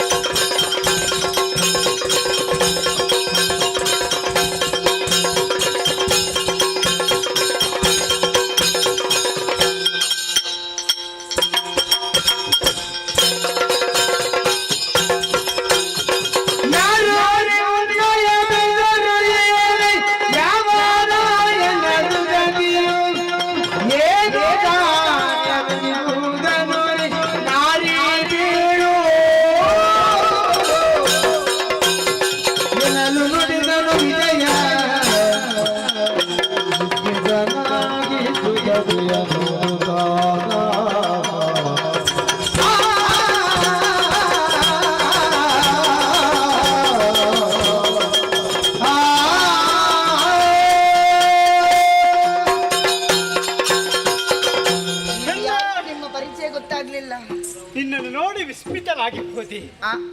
ಹೆಣ್ಣು ನೀನು ರಾಕ್ಷಸನ ಕೈಯಲ್ಲಿ ಹೇಗೆ ಸಿಕ್ಕಿದೆ ಎಂಬುದಾಗಿ ನನಗೆ ಅರ್ಥವಾಗುವುದಿಲ್ಲ. ಮಗಧಾಧಿಪತಿಯ ಮಗ ನಾನು, ವೀರಸೇನ ಎಂಬುದಾಗಿ ನನ್ನ ಹೆಸರು. ಶುಭ ನಾಮೋದಯ ವೀರಸೇನ. ಖಂಡಿತ ಮಗಧ ದೇಶ. ಹೌದು. ಹಾಗಂತ ನಿನ್ನನ್ನೇ ನೋಡ್ತಾ ಇದ್ದೇನೆ. ಏನು? ಉಟ್ಟಂತ ಬಟ್ಟೆ, ತೊಟ್ಟಂತ ಆಭರಣ, ಮುಖದ ವರ್ಚಸ್ಸು, ನಿಂತ ನಿಲುವು, ಇದನ್ನು ಕಾಣುವಾಗ ಯಾವುದೋ ಒಂದು ರಾಜ್ಯವನ್ನು ಸೇರಬೇಕಾದವಳು, ಯಾವನೋ ಅರಸನ ಮಗಳ ರಾಜಕುಮಾರಿ ಆಗಿರಬಹುದು ಅಂತ ಎಂಬುದು ಭ್ರಮೆಗೆ ಒಳಗಾಗಿ ಹೋದೆ. ಅದೇ ಕಾರಣಕ್ಕೆ ವಿಸ್ಮಿತನಾದದ್ದು ನಾನು. ನಿನ್ನಲ್ಲಿ ಕೇಳ್ತಾ ಇದ್ದೇನೆ, ಏನು? ನಿನ್ನ ತಾಯಿ ಯಾರು, ತಂದೆ ಯಾರು, ಬಂಧು ಬಳಗ ಉಂಟಾ, ಅಣ್ಣ ತಮ್ಮಂದಿದ್ದೀರಾ, ಇದ್ದಾರಾ, ಅಕ್ಕ ತಂಗಿರಿದ್ದಾರಾ? ಹೇಳುವೆ. ನನ್ನ ಪರಿಚಯ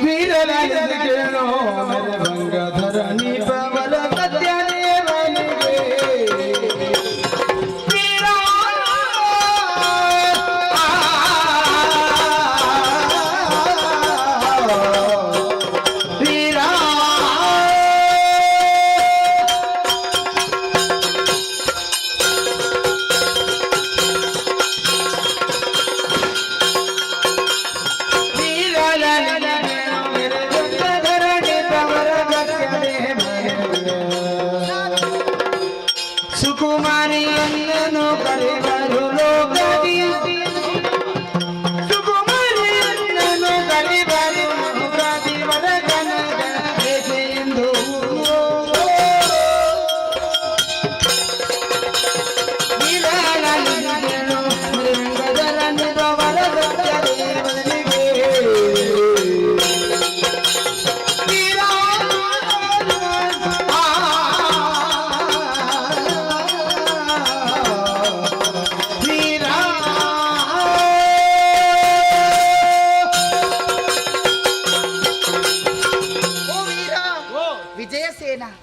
ಲಾಲಿಸಬೇಕು ನನ್ನ ಮಾತುಗಳನ್ನು.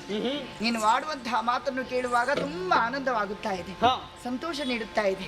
ನಿನ್ನ ಪರಿಚಯ ನೀನು ಹೇಳಿದ್ದೀಯಾ, ನನ್ನ ಪರಿಚಯ ಹೇಳುವುದು ನನ್ನ ಕರ್ತವ್ಯ.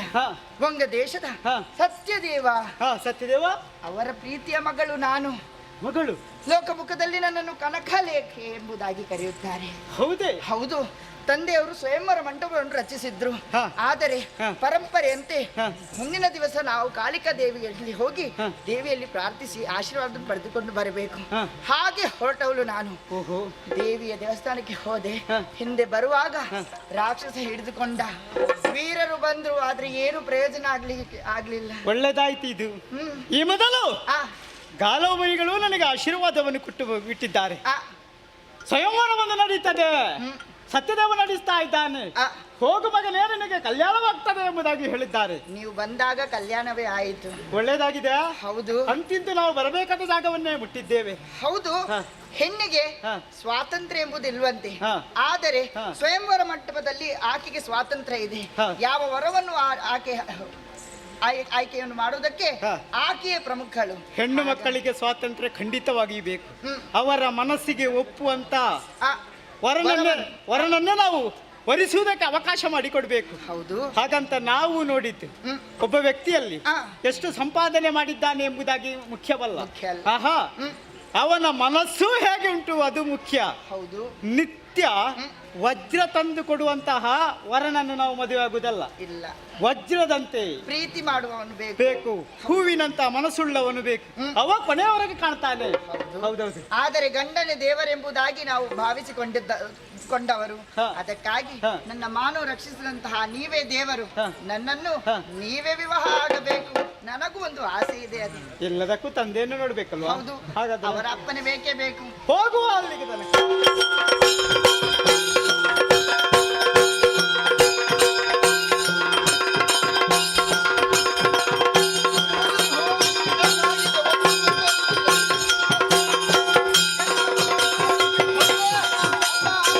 ಲಲಲಿ ಮೋಹದ ಕಡೆ ಬಾಬಾ ಬರಲಿ ಸುದಿನು ನಿನ್ನ ಕಾಣಲಿ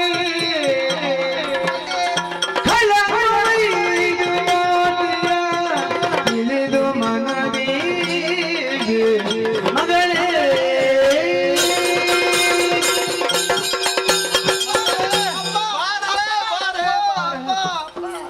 ಅಬ್ಬ, ಈಗ ಸಮಾಧಾನ ಆಯ್ತು. ನಿನ್ನ ಸಖಿಯರೆಲ್ಲ ಬಂದು ಹೇಳಿದಾಗ ಉಂಟಲ್ಲ, ಒಂದೊಮ್ಮೆಗೆ ನನ್ನ ಎದೆಯೇ ಒಡೆದು ಹೋಗಿತ್ತು. ಮುಂದೇನು ಎಂಬಂತಹ ಚಿಂತೆಯಲ್ಲಿಯೇ ನಿನ್ನನ್ನು ವರಿಸುವುದಕ್ಕಾಗಿ ಬಂದಂತಹ ಅರಸುಕೂರರನ್ನೇ ನಿನ್ನ ರಕ್ಷಣೆಗಾಗಿ ಕಳುಹಿಸಿಕೊಟ್ಟವ ನಾನು. ಹೌದು. ಅವರು ನಿನ್ನನ್ನು ರಕ್ಷಿಸಿದ್ದಾರೆ ಅಂತ ಆಯ್ತು. ಅವರೆಲ್ಲಿದ್ದಾರೆ? ಅಲ್ಲ, ಜನಕ ಅವರು ರಕ್ಷಣೆ ಮಾಡಿದ್ದಲ್ಲ, ಕತೆ ಬೇರೆ ಆಗಿದೆ. ಏನಾಯ್ತು ಮಗಳೇ? ಆಲಿಸಬೇಕು. ಏನು ತಂದಿಲ್ಲ ನಾನು ಎಂದಿನಂದದಿ ಗೌರಿ ಹರಿದಿರಗೆ ಹೋದೆ ಸಖಿ ವೃಂದವನ್ನು ಕೂಡಿ ಭಕ್ತಿಯೊಳ್ ಬಗೆದುದಿರೆ ಶಕ್ತಿ ದೇವಿಯಳನು ದುಷ್ಟರ ಕೊಯ್ದಾಗ ತಂದಿಲ್ಲ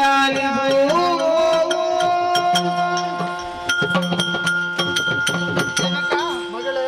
ನೀವು ಹೇಳಿದ್ದಂತೆ ಕಾಳಿಕ ಗುಡಿಯನ್ನು ಸೇರಿದ್ದೇನೆ. ನಮ್ಮ ಪದ್ಧತಿ ಅದು. ಗೌರಿ ದೇವಿಯನ್ನು ಪೂಜಿಸುತ್ತಿರುವಂತಹ ಸಂದರ್ಭದಲ್ಲಿ ಆಶೀರ್ವಾದವನ್ನು ಪಡೆದುಕೊಂಡು ಹೊರಟದ್ದೇ ತಕ್ಷಣ ಅಲ್ಲಿ ದಾನವ ಒಂದು ನನ್ನನ್ನು ಎತ್ತಿಕೊಂಡು ಹೋದ. ನನಗೆ ಎಷ್ಟು ಬೇಸರ ಆಯ್ತು ಗೊತ್ತುಂಟ. ಅದಕ್ಕೆ ನಿನ್ನ ರಕ್ಷಣೆಗಾಗಿ ಕಳುಹಿಸಿಕೊಟ್ಟದ್ದು ನಾನು. ಅದು ಗೊತ್ತಾಯ್ತು. ರಾಜರೆಲ್ಲರೂ ಬಂದಿದ್ರು, ಏನು ಪ್ರಯೋಜನ ಆಗ್ಲಿಲ್ಲ. ಹೋರಾಟ ಮಾಡ್ಲಿಲ್ವ ಅವರು? ಈತನ ಮೋಹನಾಸ್ತ್ರಕ್ಕೆ ಎಲ್ಲರೂ ಸೋತೋದ್ರು. ಅಯ್ಯಯ್ಯೋ. ಆವಾಗ ಜನಕ ದುಃಖ ಪಡಬೇಕಿತ್ತು, ಸಂತೋಷದಲ್ಲಿದ್ದೇನೆ. ಯಾಕೆ? ನಿನ್ನನ್ನು ರಕ್ಷಣೆ ರಕ್ಷಿಸಿದ್ದು ಯಾರು ಮಾಡೋದಕ್ಕೆ ಹಾಗಿದ್ರೆ? ಅವರು ಬಂದಿದ್ರು. ನಿನ್ನನ್ನು ರಕ್ಷಣೆ ಮಾಡಿದ್ದು ಅವರು ವಿಜಯಸೇನ. ಮಹಾರಾಜರಿಗೆ ಪ್ರಣಾಮವನ್ನು ಸಲ್ಲಿಸುತ್ತಾ ಇದ್ದೇನೆ. ವಂದನೆಗಳನ್ನು ಸಲ್ಲಿಸ್ತಾ ಇದ್ದೇನೆ. ಮಗಧಾಧಿಪತಿಯ ಮಗ ನಾನು. ಓಹೋ, ವೀರಸೇನ ಎಂಬುದಾಗಿ ನನ್ನ ಹೆಸರು.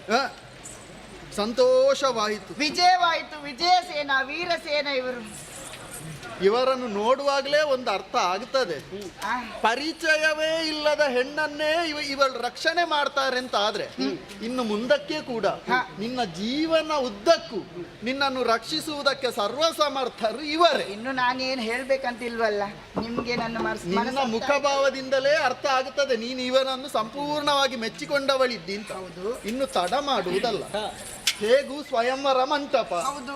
ಸ್ವಯಂ ಯಾರು ಇಲ್ಲ ಇಲ್ಲಿ ಸ್ವಯಂವರನನ್ನು ನೀನೇ ಆರಿಸಿಕೊಂಡಿದ್ದೀಯ. ಬರಾವರಿ ಆಗಿದೆ. ಇನ್ನು ತಡ ಮಾಡುದು ಯಾಕೆ? ನಮ್ಮ ಪುರೋಹಿತರು ಇದ್ದಾರಲ್ಲ, ಹೌದು, ಪುರೋಹಿತರು ಎಲ್ಲ ಇದ್ದಾರೆ. ಇದ್ದ ಹಾಗೆ ಕಾಣುದು ಬೇಡ. ಸಾಕಿದ್ದೆ. ಹಾರ ಬದಲಾವಣೆ.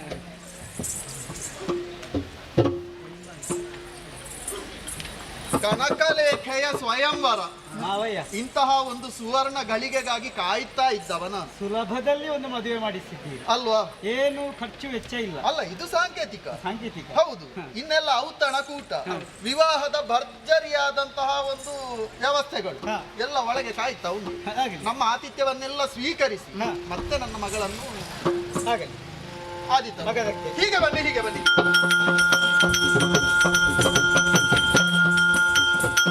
ಸಭಾಸದರಲ್ಲೊಂದು ವಿಜ್ಞಾಪನೆ. ಇಂದಿನ ಸೇವಾ ಬಯಲಾಟಕ್ಕೆ ಸಹಕರಿಸಿದ ಎಲ್ಲ ಕಲಾಭಿಮಾನಿಗಳಿಗೂ ಕೃತಜ್ಞತೆಗಳನ್ನು ಸಲ್ಲಿಸ್ತಾ ಇದ್ದೇವೆ. ನಾಳೆಯ ದಿನ ನಾವು ಕಟೀಲು ಕ್ಷೇತ್ರದಲ್ಲಿ ದಶಾತಾನಕವನ್ನು ಆಡಿ ತೋರಿಸಲಿಕ್ಕಿದ್ದೇವೆ. 6ನೇ ತಾರೀಕಿನಂದು ಕಟೀಲು ಗಂಪವನೆಯ ವಟಾರದಲ್ಲಿ ಮಲಯಾಂಬಿಕಾ ನಾಗಾನಂದ ಎಂಬ ಕಥಾನಕವನ್ನು ಆಡಿ ತೋರಿಸಲಿಕ್ಕಿದ್ದೇವೆ. 6ನೇ ತಾರೀಕಿನಂದು ನಮ್ಮ ಇನ್ನೊಂದು ಮೇಳದವರು ತಾಳಿಪ್ಪಾಡಿಗುತ್ತು ದನಪಾಲ ಶೆಟ್ರ ಬಾಬ್ತು ದೇವಿ ಮಹಾತ್ಮೆ ಎಂಬ ಕಥಾನಕವನ್ನು ಆಡಿ ತೋರಿಸಲಿಕ್ಕಿದ್ದಾರೆ. 6ನೇ ತಾರೀಕಿನಂದು ನಮ್ಮ ಇನ್ನೊಂದು ಮೇಳದವರು ಕೋಡು ಮನೆ ಕುಟುಂಬಸ್ಥರ ಬಾಬ್ತು ನೂತನ ಕಥಾನಕವನ್ನು ಆಡಿ ತೋರಿಸಲಿಕ್ಕಿದ್ದಾರೆ. 9ನೇ ತಾರೀಕಿನಂದು ನಾವು ಕಟೀಲು ಕ್ಷೇತ್ರದಲ್ಲಿ ಕಚದೇವಯಾನಿ ಎಂಬ ಕಥಾನಕವನ್ನು ಆಡಿ ತೋರಿಸಲಿಕ್ಕಿದ್ದಾರೆ. ತೋಕೂರು ಶ್ರೀ ಸುಬ್ರಹ್ಮಣ್ಯ ದೇವಸ್ಥಾನದಲ್ಲಿ ಪುನರ್ ಪ್ರತಿಷ್ಠೆ, ಬ್ರಹ್ಮಕುಂಭಾಭಿಷೇಕ ಮತ್ತು ನಾಗಮಂಡಲೋತ್ಸವ ಕಾರ್ಯಕ್ರಮಗಳು ವಿವಿಧ ಧಾರ್ಮಿಕ ಮತ್ತು ಸಾಂಸ್ಕೃತಿಕ ಕಾರ್ಯಕ್ರಮಗಳೊಂದಿಗೆ 10ನೇ ತಾರೀಕಿನಿಂದ 23ನೇ ತಾರೀಕಿನವರೆಗೆ ನಡೆಯಲಿಕ್ಕಿದೆ. ಭಗವದ್ಭಕ್ತರು ಮತ್ತು ಕಲಾಭಿಮಾನಿಗಳು ಸಹಕರಿಸಬೇಕು ಅಂತ ಕೇಳಿಕೊಳ್ಳುತ್ತಾ, ನಿಮಗೆಲ್ಲ ಕಟೀಲು ಶ್ರೀ ದುರ್ಗಾ ಪರಮೇಶ್ವರಿ ಅಮ್ಮನವರು ಸನ್ಮಂಗಲವನ್ನು ಕರುಣಿಸಲಿ ಎಂದು ಪ್ರಾರ್ಥಿಸುತ್ತಾ ಕಥಾಭಾಗವನ್ನು ಮುಂದುವರಿಸುವುದಕ್ಕೆ ಅನುಮತಿಯನ್ನು ಕೇಳುತ್ತಿದ್ದೇವೆ. ನಮಸ್ತೆ. ಯಕ್ಷಗಾನಂ ಗೆಲ್ಗಿ.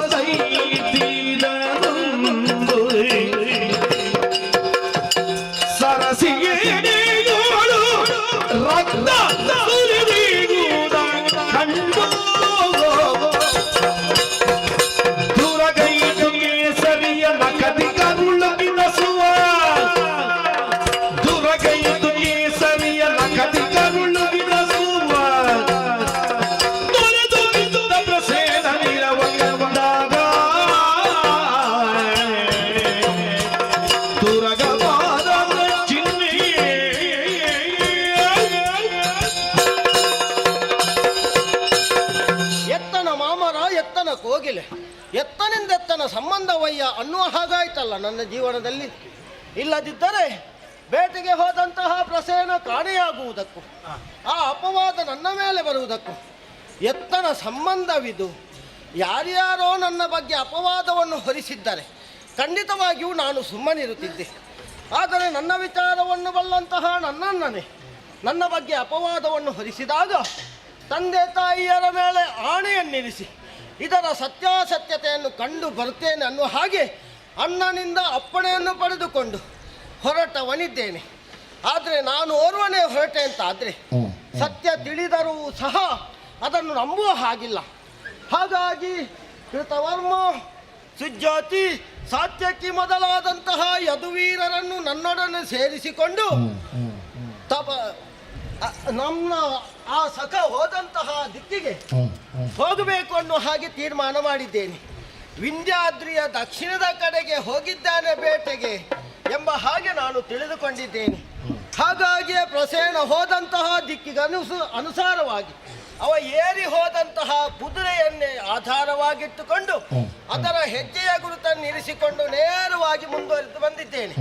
ನೋಡಬಾರದೆ ಕಾಣುತ್ತಿರುವಂತಹ ಸರಸಿಯ ಬಳಿಯಲ್ಲಿ ಯುದ್ಧ ನಡೆದ ರೀತಿಯಲ್ಲಿ ಇಲ್ಲಿ ಗಿಡ ಗಂಟೆಗಳೆಲ್ಲ ಹೊಡಿಯಾಗಿ ಹೋಗಿವೆ. ಹಾಗಾದ್ರೆ ಯಾವುದೋ ಕಾಳಗ ನಡೆದಿದೆ ಅನ್ನೋದೇ ಸ್ಪಷ್ಟ. ಯಾರಿಗೆ ಅನ್ನೋದು ಗೊತ್ತಾಗುವುದಿಲ್ಲ. ಸ್ವಲ್ಪ ಮುಂದೊತ್ತಿ ಬಂದಾಗ ಹರಿಯುತ್ತಿರುವಂತಹ ರಕ್ತ. ಹಾಗಾದ್ರೆ ಇಲ್ಲಿ ಭಯಂಕರ ಯುದ್ಧ ನಡೆದಿದೆ ಅನ್ನೋದೇ ಸ್ಪಷ್ಟ. ಮುಂದೆ ಬಂದಾಗ ಕಾಣುತ್ತಾ ಇದೆ ಪ್ರಸೇನನ ಕಳೇಬರ. ಓ, ಹಾಗಿದ್ರೆ ಪ್ರಸೇನ ಸತ್ತಿದ್ದಾನೆ. ಹೌದು, ಹಾಗಿದ್ರೆ ಅವನ ಬಳಿಯಲ್ಲಿ ಇರಬೇಕಲ್ಲ ಶಮಂತಕ ಮಣಿ.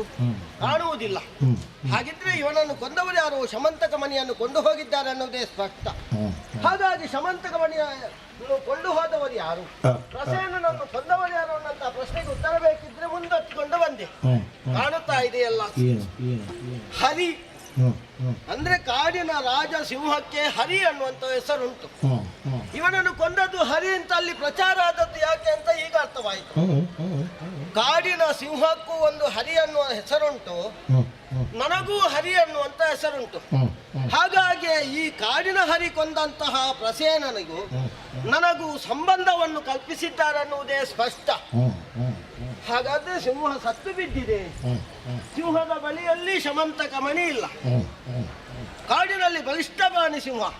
ಅಂತಹ ಸಿಂಹವನ್ನೇ ಮಣಿಸಿ ಮಣಿಯನ್ನು ಅಪಹರಿಸಿದವರು ಯಾರು ಎಂಬ ಹಾಗೆ ಮುಂದೊತ್ತಿಕೊಂಡು ಬಂದಾಗ ಕಾಣುತ್ತಾ ಇದೆಯಲ್ಲ ಬಲ್ಲೂಕದ ಪದ ಚಿಹ್ನೆ.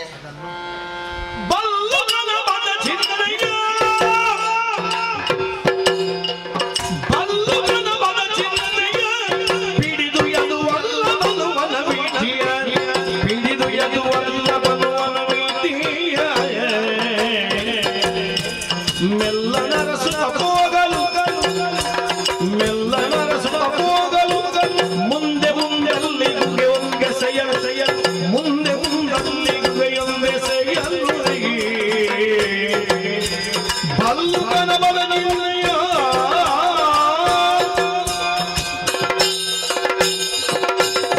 ಬಲಿಷ್ಠವಾದಂತಹ ಸಿಂಹವನ್ನು ಮಣಿಸಿದಂತಹ ಕರಡಿ ಯಾವುದು ಎನ್ನುವ ಹಾಗೆ ಗೊತ್ತಾಗುವುದೇ ಇಲ್ಲವಲ್ಲ. ಹೆಜ್ಜೆಯ ಗುರುತು ಕಾಣುತ್ತಾ ಇದೆ. ಹಾಗಾಗಿ ಆ ಹೆಜ್ಜೆಯ ಗುರುತನ್ನೇ ಆಧಾರವಾಗಿಟ್ಟುಕೊಂಡು ಶಮಂತಕ ಮಣಿಯ ನೆಲೆಯನ್ನು ಕಂಡುಕೊಳ್ಳುವುದಕ್ಕಾಗಿ ಮುಂದೆತ್ತಿಕೊಂಡು ಬಂದವನಿದ್ದೇನೆ. ನೋಡಬಾರದೆ ಕರಡಿಯ ಹೆಜ್ಜೆ ಹೋದಂತಹ ಆ ದಾರಿಯನ್ನೇ ಸೂಕ್ಷ್ಮವಾಗಿ ಗಮನಿಸಿದಾಗ ದೂರದಲ್ಲಿ ಗುಹೆ ಎಂದು ಗೋಚರವಾಗುತ್ತಾ ಇದೆ. ಗುಹೆಯಿಂದ ಬೆಳಕು ಹೊರಬಂದಿದೆ. ಹಾಗಿದ್ರೆ ನನಗೆ ಸಂಬಂಧಪಟ್ಟಂತಹ ಶಮಂತಕ ಮಣಿ ಆ ಗುಹೆಯ ಒಳಗೆ ಉಂಟು ಅನ್ನುವುದೇ ಸ್ಪಷ್ಟ. ನನಗೆ ಬೇಕು ಅಂತಿದ್ರೆ ಅದನ್ನು ಪಡೆಯಬೇಕಲ್ವಾ? ತಡ ಮಾಡುವುದು ಯಾಕೆ? ಕಾಣುತ್ತಿರುವಂತಹ ಗುಹೆಯ ಒಳಗೆ ಹೋಗ್ತೇನಂತೆ.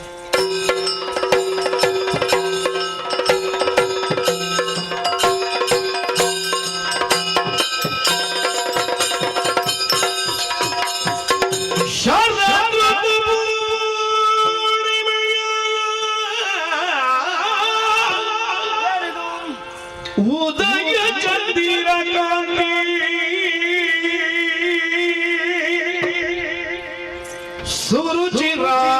ಸುರುಚಿರಾನನದಿಂದ ಶೋಭಿಸುತ್ತ ವಿಭವದಿ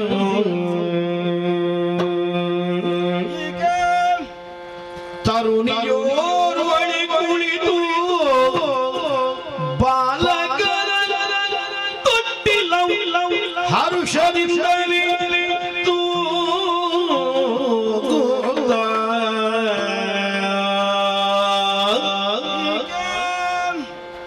ಗಿರಿಜೆ ರಮೆ ವಾಣಿಯರ ಚೆಲ್ವಿಕೆಗೆ ಮಿಗಿಲೆನಿಸಿ ರಮೆ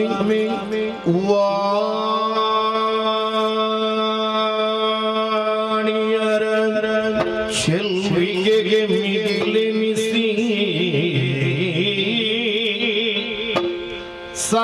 ಸರಸಿಜಾಂಬಗಿ ಮೆರೆವ ಸೌಂದರ್ಯ ವಿಭ್ರಮಕ್ಕೆ ಬೆರಗಾಗಿ ಹರಿಯುಂದು ಶಿಲೆಯ ಮರೆಯಾಗಿರಲು ತೂಗಿ ಪಾಡುತ್ತಲಾಗ ಶರತ್ ಪೂರ್ಣಿಮೆಯ ಉದಯ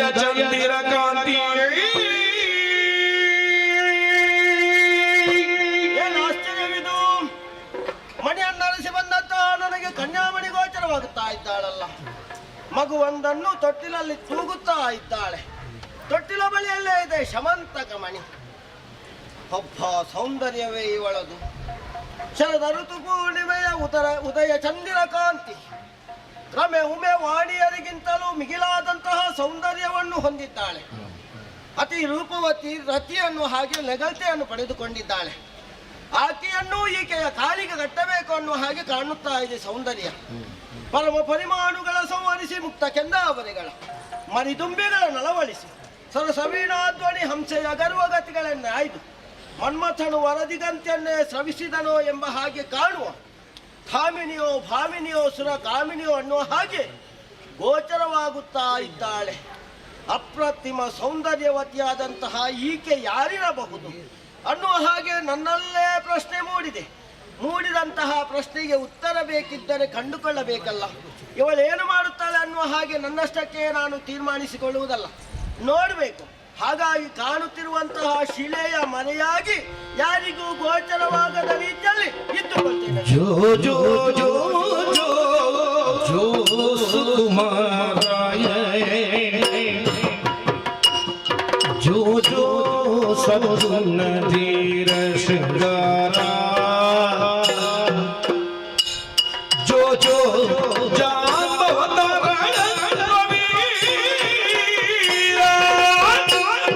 जो जो बल्लभ राजा विराज जो जो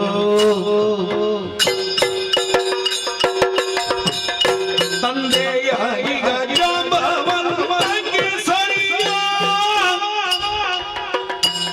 ತಂದೆಯಾಗಿ ಗಜಾಂಬವಂತಕ್ಕೆ ಸರಿಯ ಕುಂದುಲನಿಗಳಿಗೆ ಶಮಂತಕ ಮಣಿಯ ಕುಂದುಲನಿಗಳಿಗೆ ಶಮಂತಕ ಮಣಿಯ ಚಂದದಿ ಅದ ನಿನ್ನ ತೊಟ್ಟಿಲ ಬಳಿಯ ಚಂದದಿ ಅದ ನಿನ್ನ ತೊಟ್ಟಿಲ ಬಳಿಯ ಬಂಧಿಸಿಗನು ನೋಡು ಭಾಗ್ಯದು ನಿಧಿಯ ಜೋ ಜೋ ಇಷ್ಟಾರ್ಥಗಳನ್ನೆಲ್ಲ ಕೊಡುವುದೇನು ಇಷ್ಟಾರ್ಥಗಳನ್ನೆಲ್ಲ ಕೊಡುವುದೇನು ವಿಶ್ವಮನಸನಾಗಿ ಪೀಡಿದು ಮುದ್ದಾಡು ವಿಶ್ವಮನಸನಾಗಿ ಪೀಡಿದು ಮುದ್ದಾಡು ಸೃಷ್ಟಿಯೊಳಿದಕ್ಕೆ ಸಮಾನದ ಜೋಡು ಸೃಷ್ಟಿಯೊಳಿದಕ್ಕೆ ಸಮಾನದ ಜೋಡು ಇಷ್ಟಾದ ಜೋ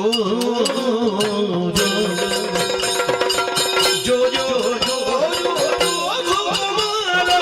ಜೋ ಜೋ ಜಾಂಬವತಲ ಪ್ರವೀರ ಭಂಗ ರಾಜ ಧೀರ ಶೃಂಗಾರ ಭಂಗ ರಾಜ ಜೋ ಜೋ ಜೋ ಜೋ ಜೋ ಜೋ ಜೋ ಜೋ ಜೋ ಜೋ ಜೋ ಜೋ ಜೋ ಇದು ಆನಂದ ಭೈರವಿರಾಗ ಇದು ಆನಂದ ಭೈರವಿರಾಗ ಜೋ ಜೋ ಜೋ ಜೋ ಜೋ ಜೋ ಜೋ ಜೋ ಜೋ ಜೋ ಜೋ ಜೋ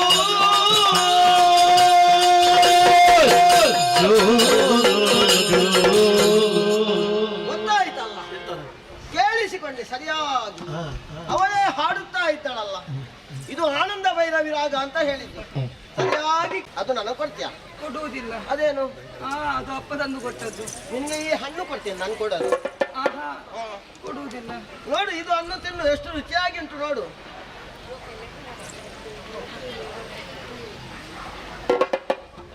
ಬೇಗ ತಿನ್ಬೇಕು, ಬೇಗ ಮನಿ ಕೊಡು ನನಗೆ. ಹಣ್ಣು ರುಚಿ ಉಂಟು. ಹಣ್ಣು ರುಚಿ ಉಂಟು ಅಲ್ವಾ? ಮನಿ ಕೊಡು ಈಗ. ಏನು ಕೊಡುವುದಿಲ್ಲ? ಅದೇ ಕೊಡುದಿಲ್ಲ. ಅಪ್ಪನ ಹತ್ರ ಹೇಳ್ತೇನೆ. ಅಪ್ಪನ ಹತ್ರ ನೀನೇ ಹೇಳುವುದು. ಅಪ್ಪನನ್ನು ನಾನೇ ಭರಿಸ್ತೇನೆ, ಮೊಳಗಿಸ್ತೇನೆ ಪಾಂಚಜನ್ಯ.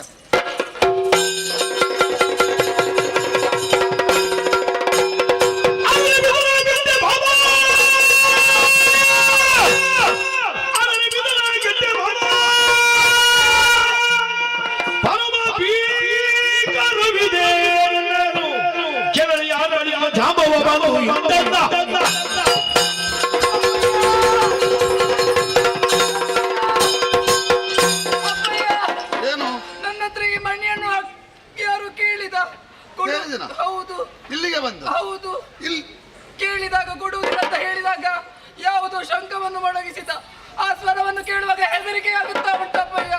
ಯಾವ ಶಂಕ ಮೊಳಗಿಸಿದ್ದವ? ಯಾವುದಂತ ಗೊತ್ತಿಲ್ಲ, ಯಾವುದೊಂದು ಶಂಖ. ಈ ಸಲ ಶಂಕ ಅಲ್ಲ, ಅವನನ್ನು ಶಂಕದ ಅಡಿಗೆ ಹಾಕ್ತೇನೆ. ಹೋಗ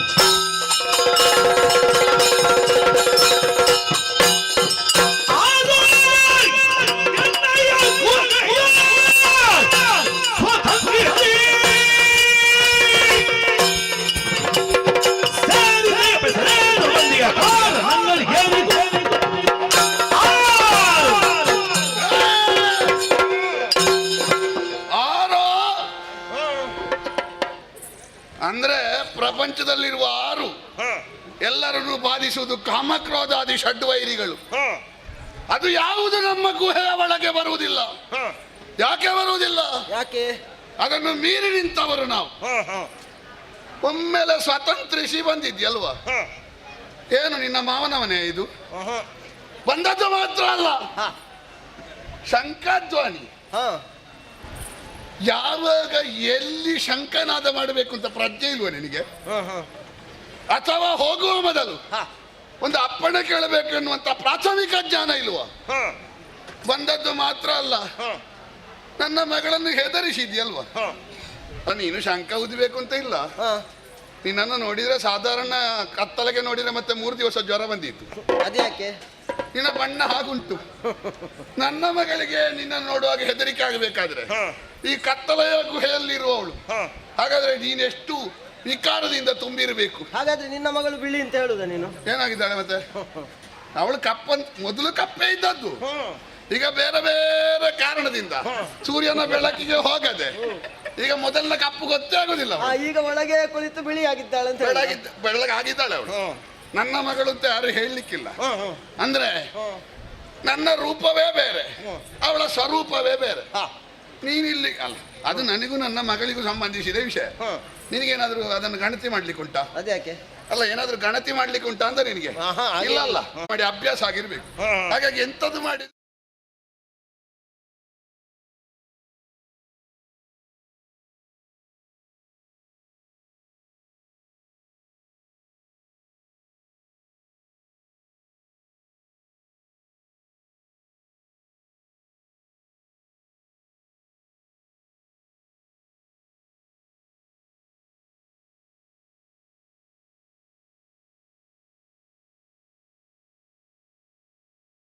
ಪರಂಪರೆ ಇಲ್ಲದೆ ಇದ್ರೆ, ಹೇಳಿಕೊಡುವ ತಂದೆ ತಾಯಿಗಳ ಸಂಸ್ಕಾರ ಇಲ್ಲದೆ ಇದ್ರೆ, ಸರಿಯಾಗಿ ಒಂದು ಕಡೆಯಲ್ಲಿ ನೆಲೆ ಇಲ್ಲದೆ ಇದ್ರೆ, ಮತ್ತೆ ಒಟ್ಟು ನಾನು ಸಂಸ್ಕಾರ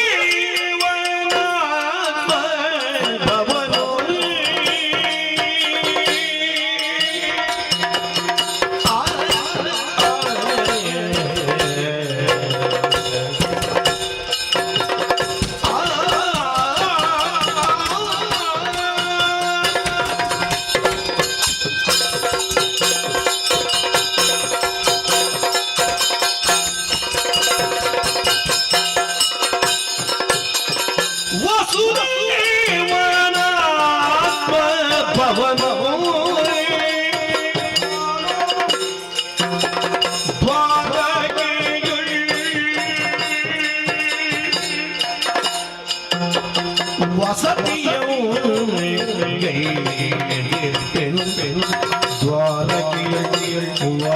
சத்தியம் கைப்பெறும்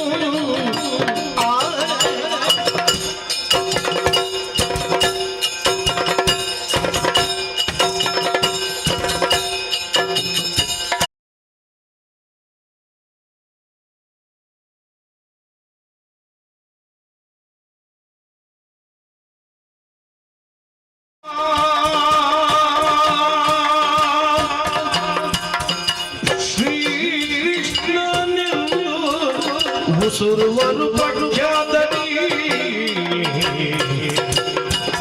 ವಸುದೇವನ ಭವನೋ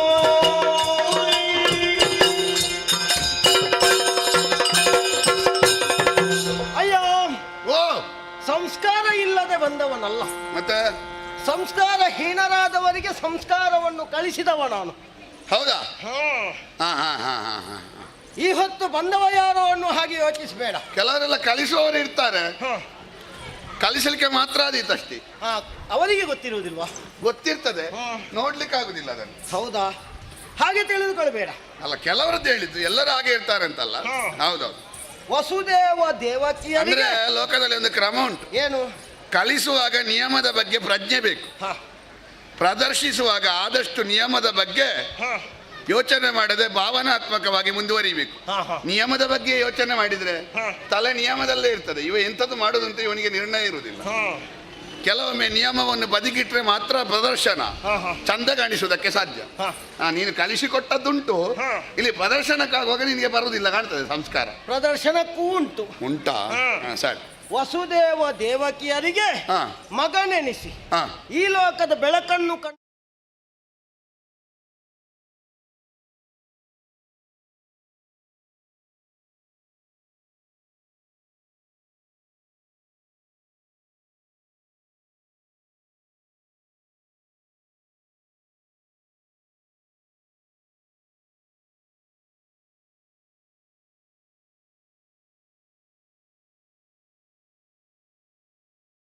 ತಲೆಗೆಟ್ಟವ ನಿನಗೆ ವಾಸುದೇವ ಅಂತ ಇಟ್ಟದ್ದು. ಯಾಕೆ?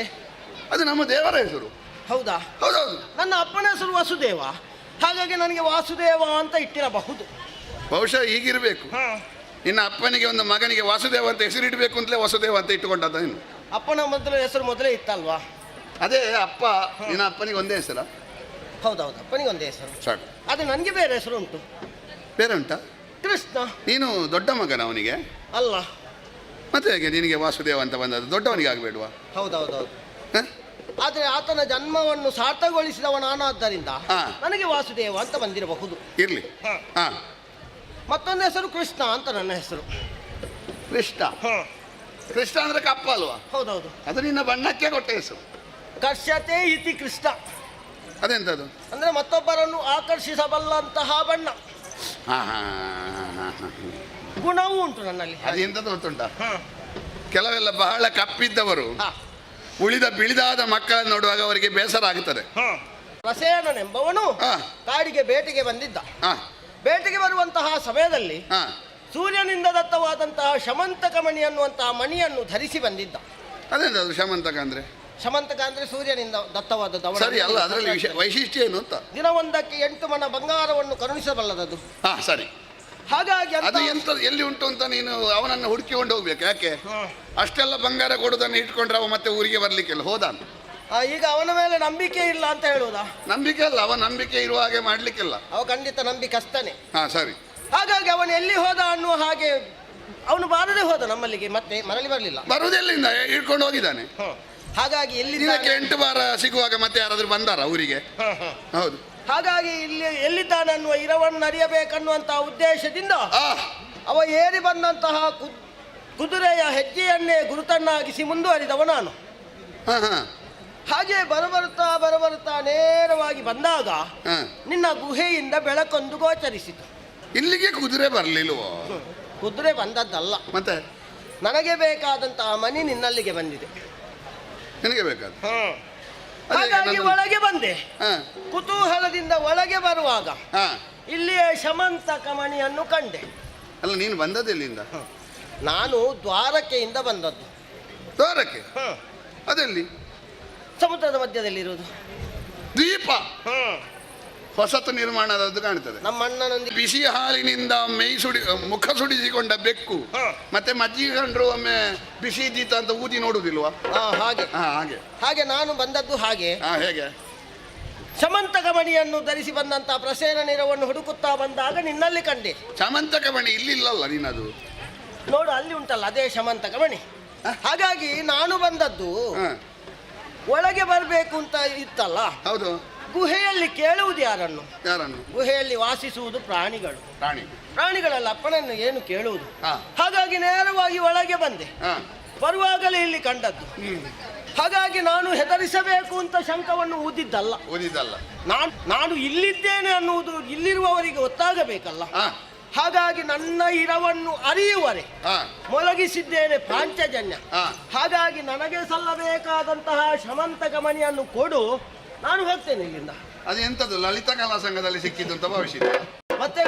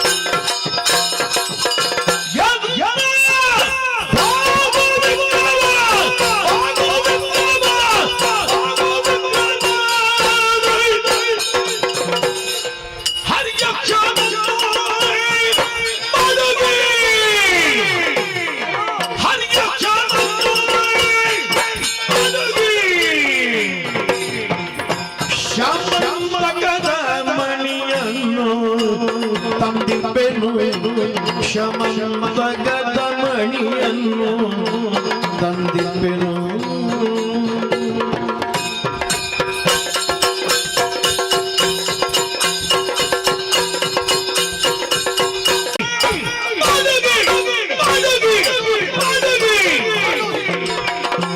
ಶಮಂತಕದ ಮಣಿಯ ತಂದಿಪ್ಪೆನು ಎನ್ನ ಬಾಗುವಿಕ್ರಮಣಿ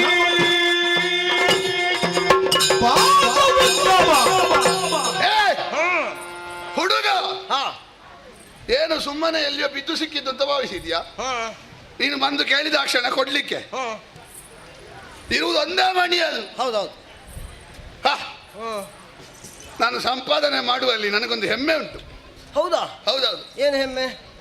ಅಭಿಷೇಕ ಮಾಡದೆ ಈ ಕಾಡಿಗೆ ರಾಜ ಎನಿಸಿಕೊಂಡವ ಕೇಸರಿ. ಆ ಕೇಸರಿ ಅದರ ಬಾಯಿಯಲ್ಲಿ ತೀಮಣಿ. ಹೌದಾ? ನೀನು ಹೇಳಿದೆ ಅಂತದ್ದು ಅದು ಯಾವುದೊಂದು ಪಾತ್ರ ಹೇಳಿದ್ಯಲ್ವ, ಯಾವ ಸೇನ ಅದು? ಪ್ರಸೇನ. ಪ್ರಸೇನವೂ ಅಲ್ಲ, ಕುದುರೆಯೂ ಅಲ್ಲ, ಸಿಂಹದ ಬಾಯಿಯಲ್ಲಿ ಇದ್ದದ್ದು. ನಾನು ನಡೆಯುತ್ತಾ ಹೋಗುವಾಗ ಮಣಿಯೊಟ್ಟಿಗೆ ಬಾಯಿಯಿಂದ ರಕ್ತ ಹರಿತಾ ಇತ್ತು. ಕಂಡ ಹರಿಯಕ್ಷ ಪಿಂಗಳ ವರ್ಣದವ. ಅದನ್ನು ಕಾಣುವಾಗ ನನಗೆ ಕೋಪ ಎಲ್ಲಿಂದ ಬಂತಂತ ಇಲ್ಲ. ಮತ್ತೊಬ್ಬರ ಸಮಾಧಿಯಲ್ಲಿ ಸೌಧ ಕಟ್ಟಿ ಮಣಿಯನ್ನು ಕೊಂಡು ಹೋಗುವುದನ್ನು ಕೊಡು. ಮತ್ತೆ ಹೊರಡುವಾಗ ನನ್ನ ಮಗಳು ಹೇಳಿದ್ಲು ನನಗೊಂದು ವಿಶೇಷ ಆಟಿಕೆ ತರಬೇಕು ಅಂತ. ಅವನ ಮೇಲಿನ ಕೋಪ, ಈ ಮಣಿ ಬೇಕು ಎನ್ನುವ ಭಾವ, ಎರಡು ಒಟ್ಟಾಗಿ ಯುದ್ಧ. ಹೌದಾ? ಒಂದು ಬೆಟ್ಟು ಗಟ್ಟಿ ಕೊಟ್ಟದ್ದೇ ಕೊಟ್ಟದ್ದು. ರಕ್ತ ಕಾರಿಕೊಂಡು ಕೇಸರಿ ಬಿದ್ದು ಸತ್ತಿತ್ತು. ವಿಕ್ರಮ ಸಮಂತಕ ಅಂತ ಹೇಳುವ ನಿನ್ನದು ಬೇರೆ ಇರಬೇಕಾದ್ರೆ ಅದು ಎಲ್ಲಿ ಉಂಟು ಅಂತ ಹುಡುಕು. ಅದರ ಹಾಗೆ ಇದು ಕಾಣ್ತದೆ ಅಥವಾ ಅದರ ಹಾಗೆ ಕಾಣ್ತದೋ ಇಲ್ವೋ, ನಿನಗೊಂದು ಇದನ್ನು ಕೊಂಡು ಹೋಗಬೇಕು. ಅಂದ್ರೆ ಈ ಲೋಭ ಹೆಚ್ಚು ಯಾರಿಗೆ ಅಂತ ಕೇಳಿದ್ರೆ? ಯಾರಿಗೆ? ಮಾನವರಿಗೆ. ಅದ್ಯಾಕೆ? ಬುದ್ಧಿಜೀವಿಗಳಿಗೆ. ಪ್ರಾಣಿಗಳಿಗೆ ಲೋಭ ಇಲ್ಲಲ್ಲ, ಸಂಗ್ರಹ ಬುದ್ಧಿ ಇಲ್ಲ. ಈಗ ನಮ್ಮ ಪ್ರಾಣಿ ನಮ್ಮದು ಬಿಡು, ನಾವೊಂದು ಸಂಸ್ಕಾರವಂತರ ಒಟ್ಟಿಗಿದ್ದವರು. ಸಂಸ್ಕಾರವಂತರ ಒಟ್ಟಿಗಿಲ್ಲದ ಕಾಡಿನಲ್ಲಿ ಬೆಳೆದ ಪ್ರಾಣಿಗಳೇ ಆಗಲಿ, ಈಗ ಹುಲಿಗೂ ಹುಲ್ಲೆಗೂ ವೈರ ಉಂಟು. ಯಾವುದಕ್ಕೆ ವೈರ? ತಿನ್ನುವುದಕ್ಕೆ ಮಾತ್ರ, ಹಸಿವೆಗೆ ಮಾತ್ರ. ಹಸಿವೆಯನ್ನು ನೀಗಿಸಿಕೊಂಡ ಹೊಟ್ಟೆ ತುಂಬಿದ ಹುಲಿಯ ಬೆನ್ನ ಮೇಲೆ ಹುಲ್ಲೆ ಹಾರಿ ಹೋದ್ರು ಹುಲಿ ಎಂತದು ಮಾಡುದಿಲ್ಲ. ಎಷ್ಟು ಬೇಕು ಅಷ್ಟು ಮಾತ್ರ ಸಂಗ್ರಹ ನಾಳೆಗೆ ಬೇಕು ಅಂತ ಇಲ್ಲ. ನಿಮ್ಮದು ಹಾಗಲ್ಲ, ಎಷ್ಟೆಷ್ಟು ತಲೆಮಾರು ಮಾಡಿಟ್ರು ನಿಮಗೆ ಸಾಕು ಅಂತ ಕಾಣುದಿಲ್ಲ. ಮಕ್ಕಳಿಗೆ ಬೇಕು, ಮೊಮ್ಮಕ್ಕಳಿಗೆ ಬೇಕು. ಅಲ್ವಾ? ನಿನಗೂ ಹಾಗೆ ಇರ್ಬೇಕು. ಈ ಮಣಿಜನ್ನು ಕಂಡು ಒಂದು ಕಥೆ ಸೃಷ್ಟಿ ಮಾಡಿದ್ದೀಗ, ಪ್ರಸೇನ ಅದು ಇದು, ಈಗ ಒಂದು 5-6 ಪಾತ್ರ ಸೇರಿಸಿ ಇಡೀ ರಾತ್ರಿ ಎದ್ದು ಮಾಡ್ತೀಗ ಅಂತದೆ. ನೀನು ಆ ಪ್ರಸಂಗ ಬರೆಯುವುದು ಬೇರೆ ಕಡೆ ಇಡು, ನನ್ನಲ್ಲಿ ಬೇಡ. ಹೋದ್ರೆ ಸರಿ, ಇಲ್ಲದ್ರೆ ಒಂದು ಮುಷ್ಟಿ ಆಘಾತಕ್ಕೆ ಸಿಂಹ ಒಂದು ಮುಷ್ಟಿಗೆ ಬಿದ್ದಿದೆ, ನಿನಗೆ ಅರ್ಧ ಬಲ ಸಾಕು. ಇದು ನಾನು ಪ್ರಸಂಗ ಸೃಷ್ಟಿ ಮಾಡಿದ್ದಲ್ಲ, ಮತ್ತೆ ಇದ್ದದ್ದೇ ಉಂಟು. ಏನು ಕೊಡುವುದಿಲ್ವಾ ನೀನು? ಕೊಡುದಿಲ್ಲ.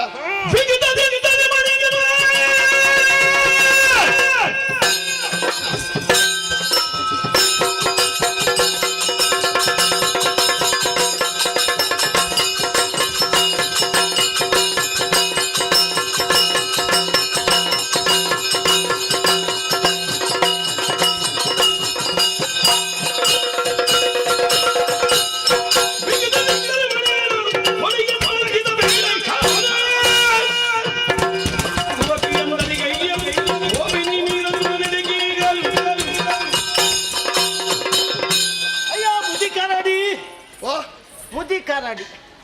ಹಾ, ನಿನಗೆ ಮುದಿಯನ್ನು ಹಾಗೆ ಕಾಣ್ತದೆ ಅಲ್ವಾ? ಈಗ ನೀನು ಆ ಮಣಿಯನ್ನು ಯಾವ ರೀತಿ ಬೇಕಾದ್ರೂ ಸಂಪಾದನೆ ಮಾಡಿಕೊ, ಅದರ ಅಗತ್ಯ ನನಗಿಲ್ಲ. ಅದು ಯಾರಿಗೆ ಸಲ್ಲಬೇಕಾದ್ದು ಅನ್ನುವುದನ್ನು ಯೋಚಿಸಿಯೇ ನಿರ್ಧಾರ ಮಾಡುವವನು ನಾನು. ಅದೇಗೆ?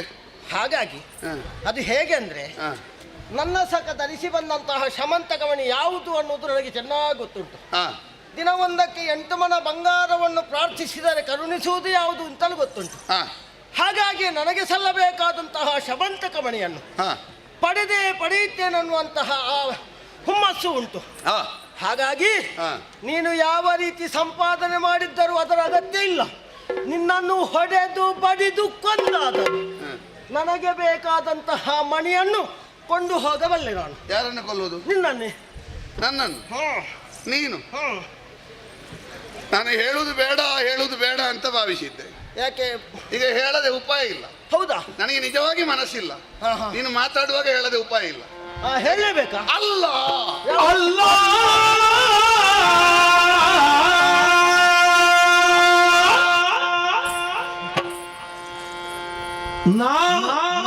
ಬಡ ಮೃಗವು, ಬಡ ಮೃಗವು, ಅಲ್ಲ, ಬಡ ಮೃಗವು, ಬಡ ಮೃಗವು, ಬಡ ಮೃಗವು.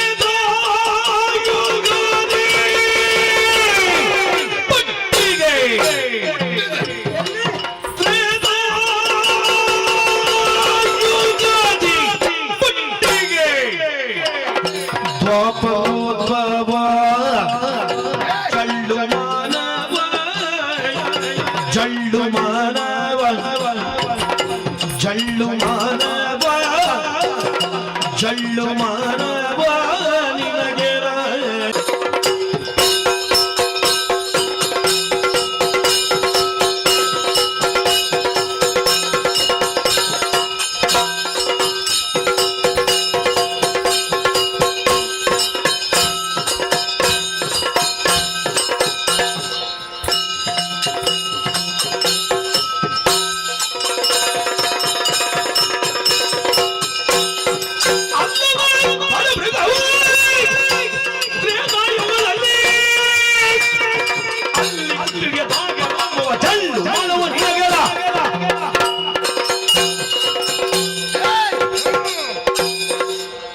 ನಾನು ಯಾವಾಗಲೂ ರಾಮ ರಾಮ ಅಂತ ಹೇಳುವವ.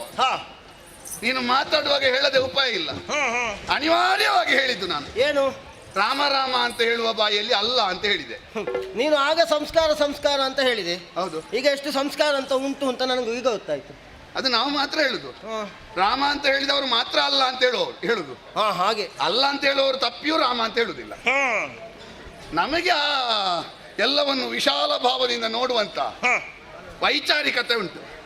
ನಾನು ಅಲ್ಲ ಅಂತ ಹೇಳಿದ್ದು ಯಾವುದನ್ನು? ರಾಮ ಅಲ್ಲ ಅಂತ ಹೇಳಿದ್ದಲ್ಲ. ಮತ್ತೆ ನೀನು ಹೇಳಿದ, ನೀನು ಯೋಚಿಸಿದ, ನೀನು ಮಾಡಿದ, ಈ ಯಾವ ತರ್ಕವೂ ಅಲ್ಲ ಅಂತ ಹೇಳಿದ್ದು. ಅಂದ್ರೆ ನನ್ನದು ಯಾವುದು ಅಲ್ವಾ ಅಂತ ನನ್ನ ಬಗ್ಗೆ ಯೋಚಿಸಿದ್ಯಲ್ವಾ? ಮುದಿ ಕರಡಿ ಅಲ್ಲ, ನಾ ಬಡ ಮೃಗವು. ಮತ್ತೇನು? ಇವತ್ತು ನಿನ್ನ ಹಾಗೆ ಹುಟ್ಟಿದ್ದಲ್ಲ. ಎಷ್ಟು ವರ್ಷ ಆಯ್ತು ನಿನಗೆ? ನಮ್ಮದು ಯುಗ ಕಳೆಯಿತು. ಹೌದಾ? ಬಹಳ ಹಿಂದೆ. ಯಾವುದು? ಬ್ರಹ್ಮದೇವನ ಆಕಳಿಕೆಯಲ್ಲಿ ಹುಟ್ಟಿದವ, ಜೃಂಭಣದಿಂದ ಹುಟ್ಟಿದವ. ಅವೊಮ್ಮೆ ಆಕಳಿಕೆಯನ್ನು ಮಾಡಿದ ಕ್ಷಣ ಒಮ್ಮೆಲೆ 2 ಬಿತ್ತಂತೆ. ಅಲ್ವಾ? ನಿನಗೆ ನಿನ್ನ ಊರಿನ ನಿನ್ನ ಅರ್ಜನತೆ ನೆನಪಾಗುದ ಅಂತ? ಮತ್ತೆ ನಿಮ್ಮಲ್ಲೆಲ್ಲ ಹಲ್ಲು ಹೋದ್ರೆ ಕೃತಕ ಹಲ್ಲು ಇಟ್ಟಾಗ ಬ್ರಹ್ಮನಿಗೆ ಕೃತಕ ಹಲ್ಲು ಇಟ್ಟಿದ್ದಾರೆ ಅಂತ ಭಾವಿಸಿದ್ಯಾ? ಮತ್ತೆ ಆಕಳಿಸುವಾಗ ಎಂತ ಬಿದ್ದದ್ದು? 2 ಶಿಶುಗಳು. ಹೌದಾ? ಅದ್ಯಾವುದು? ಮೊದಲನವನ ಹೆಸರು ಧೂಮ್ರ ಅಂತ, ನನ್ನ ಅಣ್ಣ. ಎರಡನೇವ ನಾನು, ಜಾಂಬವ. ಅವ ಇದ್ದ ತ್ರೇತೆಯಲ್ಲಿ ಇದ್ದ. ಹೌದಾ? ಸುಗ್ರೀವನೊಟ್ಟಿಗೆ ರಾವಣನೊಂದಿಗೆ ಹೋರಾಟಕ್ಕೆಲ್ಲ ಬಂದಿದ್ದ ಅಣ್ಣನ. ಹೌದೌದು. 1 2 ಅಲ್ಲ, 2,000 ಕೋಟಿ ಕರಡಿಗಳನ್ನು ತಂದಿದ್ದ. ಕರಡಿಗಳ ನಾಯಕ ಅವ. ಹೌದಾ? ಅಷ್ಟು ಮಂದಿಯೊಂದಿಗೆ ಬಂದು ಹೋರಾಟ ಮಾಡಿದ್ದ. ನಾನು ಹುಟ್ಟಿದಾಗ ಯಾವುದೆಲ್ಲ ಪ್ರಸಂಗದಲ್ಲಿ ಇದ್ದೆ ಗೊತ್ತುಂಟ ನಾನು? ಹೌದಾ? ಆದ್ರೆ ಎಲ್ಲ ಪ್ರಸಂಗದಲ್ಲಿ ನನಗೆ ಮುಖ್ಯ ಪಾತ್ರ ಇರಲಿಲ್ಲ, ಸಣ್ಣ ಸಣ್ಣದಿ. ಅಂತೂ ಒಂದು ಕೊಡ್ಬೇಕು, ಇದ್ದಾನಲ್ಲ ಕೊಡ್ಬೇಕು. ಹಾಗೆ ಮತ್ತೆ ಒಂದೇ ಹೇಳ್ಬೇಕು ನಾನು, ಮೊದಲೇ ಮುಖ್ಯ ಪಾತ್ರ ಸಿಕ್ಕಿದ್ರೆ ಅವನಿಗೆ ಸಣ್ಣ ಪಾತ್ರದ ವಿಷಯವೇ ಗೊತ್ತಿರುವುದಿಲ್ಲ. ಹೌದು. ಈ ಸಣ್ಣದ್ರಿಂದ ದೊಡ್ಡದಾದ ಅವನಿಗೆ ಮಾತ್ರ ಗೊತ್ತಿರುವುದು. ಪೂರ್ವದ್ದು ಯಾವುದು ಉತ್ತರದ್ದು ಯಾವುದು ಅಂತ ಗೊತ್ತಿದ್ದವ ಮಾತ್ರ ಗಟ್ಟಿ ಆಗುದು. ಈ ಒಮ್ಮೆಲೆ ಬಂದ್ರೆ ಅವನಿಗೆ ಮಧ್ಯದ್ದು ಎಂಥದ್ದು ಗೊತ್ತಿರುವುದಿಲ್ಲ. ಹೌದೌದು. ಇದು ನಮ್ಮದು ಹಾಗಲ್ಲ. ಸಮುದ್ರ ಮಥನದಲ್ಲಿ ಔಷಧೀಯ ಲತೆಗಳನ್ನು ಸಮುದ್ರಕ್ಕೆ ಹಾಕುವ ಕೆಲಸ, ಗಿರಿಜಾ ಕಲ್ಯಾಣದಲ್ಲಿ ಪಾನಕ ಹಂಚುವ ಕೆಲಸ. ಗಿರಿಜಾ ಕಲ್ಯಾಣದಲ್ಲಿ ಪಾನಕ ಹಂಚಿದ್ದೀನಿ ನಾನು ಇದ್ದೇನೆ ಅಂತ ಗೊತ್ತಾಗುದಿಲ್ಲ. ಈಗ ಗಿರಿಜಾ ಕಲ್ಯಾಣ ಪ್ರಸಂಗ ಮಾಡಿದ್ರು ನನ್ನ ಪಾತ್ರ ಇರೋದಿಲ್ಲ ಅಲ್ಲಿ. ಅಂದ್ರೆ ನಾನು ಇದ್ದೇನೆ ಅಂತ ಯಾರಿಗೂ ಗೊತ್ತಿಲ್ಲ. ಹಾಗಾದ್ರೂ ಅಲ್ಲಿ ಇದ್ದೆ ನೀನು? ಇದ್ದೆ, ಗೋಚರಕ್ಕಿಲ್ಲ. ಗೋಚರಕ್ಕಿಲ್ಲ, ಇದ್ದೆ. ಹೇಗಿದ್ದೆ? 100ರಲ್ಲಿ 101ನೇವನಾಗಿದ್ದೆ. ಬಲಿಯನ್ನು ನೋಡಿದ್ದೇನೆ. ಹೌದಾ? ವಾಮನನನ್ನು ನೋಡಿದ್ದೇನೆ, ತ್ರಿವಿಕ್ರಮನನ್ನು ನೋಡಿದ್ದೇನೆ. ಆದ್ರೂ ನಾನು ಹೇಳುವುದು ಹೇಗೆ ಗೊತ್ತುಂಟ? ಹೇಗೆ? ತ್ರೇತೆಯಲ್ಲಿ ಹುಟ್ಟಿದ್ದ, ತ್ರೇತಾಯುಗದಲ್ಲಿ ಹುಟ್ಟಿದವ. ಯಾವಾಗ ರಾಮನನ್ನು ಕಂಡೆನೋ ಅಲ್ಲಿಗೆ ನಮಗೊಂದು ಅಸ್ತಿತ್ವ ಬಂತು. ಅಲ್ಲಿಯವರೆಗೆ ಕಾಣದೇ ಇದ್ದಂತ ನಾವು ಲೋಕ ಇಲ್ಲ ಕಾಣುವಷ್ಟು ದೊಡ್ಡ ಮುಖ್ಯ ಪಾತ್ರ ಆದೆವು. ಲೋಕದ ದೇವರಾದಂತಹ ರಾಮಚಂದ್ರನೇ ಜಾಂಬವ ದೇವರೇ ಎನ್ನುವುದಾಗಿ ಕರೆಯುವಷ್ಟು ದೊಡ್ಡದಾದೆವು. ನಿನಗೆ ಮುಖ್ಯ ಪಾತ್ರ ಸಿಕ್ಕಿದ್ದು ಮತ್ತೆ ಅಲ್ವಾ? ತ್ರೇತೆಯಲ್ಲಿ ಒಂದು ಹಂತಕ್ಕೆ ಬಂದ ಮೇಲೆ, ಹಂತ ಹಂತವಾಗಿ ಬೆಳೆದ ಮೇಲೆ. ಹಾಗಾಗಿ ರಾಮದೇವರೊಂದಿಗಿನ ಒಡನಾಟ, ಅವರೊಂದಿಗಿನ ಬದುಕಿನ ಸವಿ ಸುಖ, ಅದನ್ನು ಯೋಚಿಸುವಾಗ ಈಗ ಇಂಥದ್ದಿಲ್ಲ. ಹೌದಾ? ನೀನು ನನ್ನ ಮುದಿ ಕರಡಿ ಅಂತ ಹೇಳ್ತೀನಿ. ಹೌದೌದು, ಮುದಿಯ ಮತ್ತೆಂತ? ದ್ವಾಪರೋದ್ಭವ ಜಳ್ಳು ಮಾನವ. ಜಳ್ಳು ಬಿಟ್ಟರೆ ಕಾಳು ಉಂಟ ನಿನ್ನಲ್ಲಿ? ನನ್ನ ಕಿರುಬೆರಳಿನಷ್ಟು ಉದ್ದ ಇರುವವ ನೀನು. ಮಣಿಯನ್ನು ಹೋಗುತ್ತೀಯಾ ಇಲ್ವಾ? ಯಾರೋ ಮೂಲ ಹೋಗ್ತದೆ ಅಂತ ನೋಡಿ ಬರ್ತೇನೆ ನಾನು.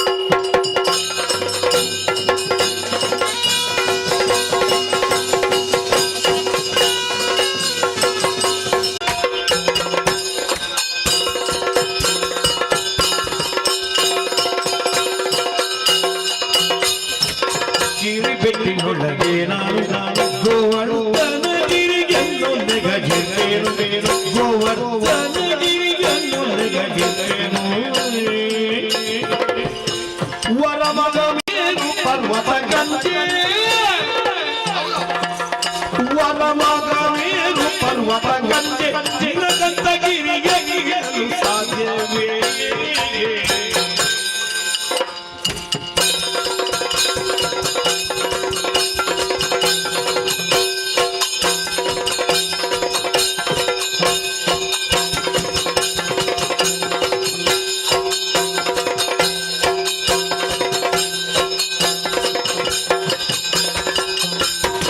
ಗಿರಿಬೆಟ್ಟಿನೊಳಗೆ ನಾನು ಗೋವರ್ಧನಗಿರಿಯನ್ನು ನೆಗಗಿರ್ತೇನು, ಗೋವರ್ಧನಗಿರಿಯನ್ನು ನೆಗಗಿರ್ತೇನು.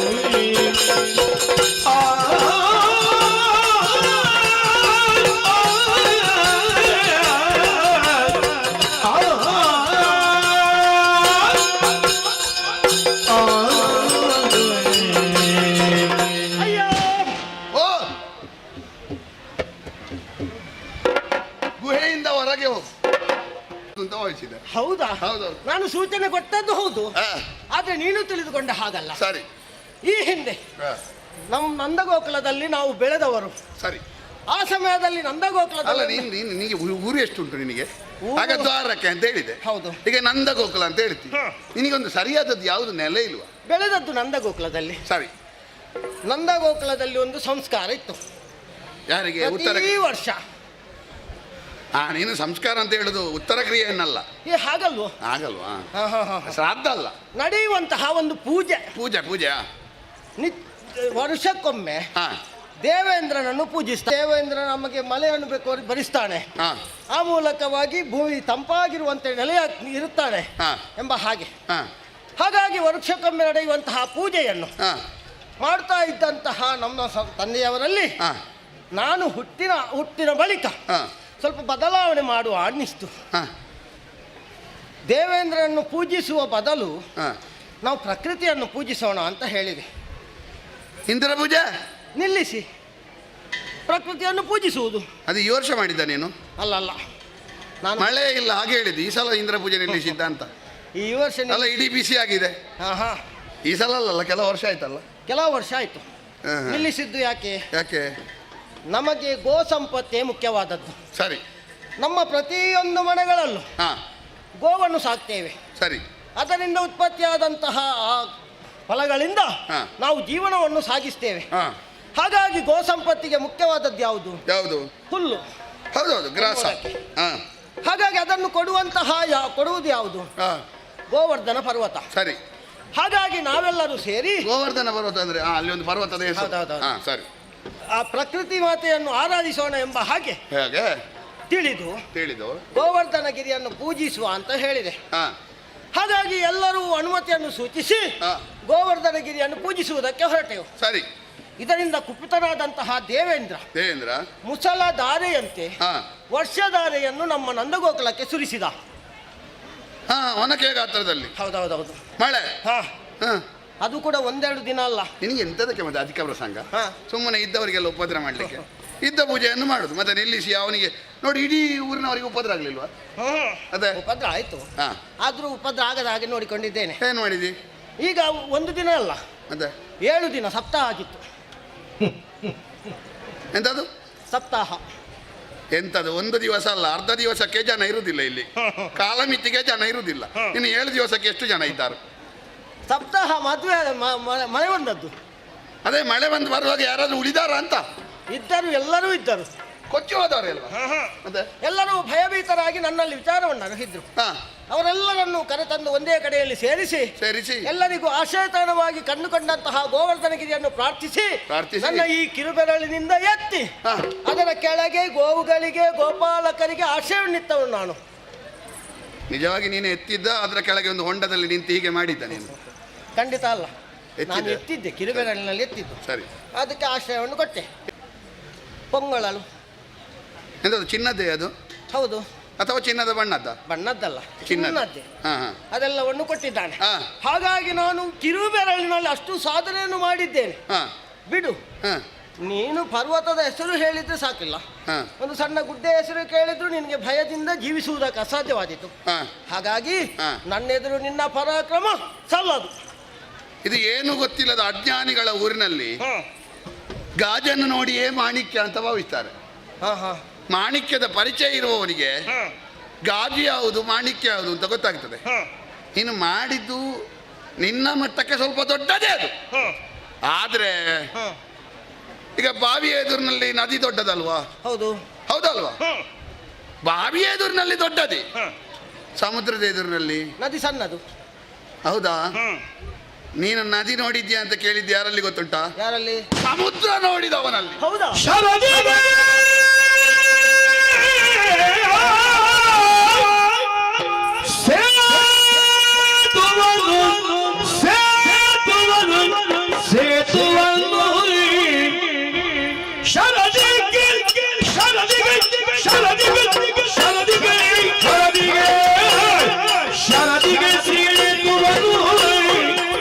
ಸೇತುವನ್ನು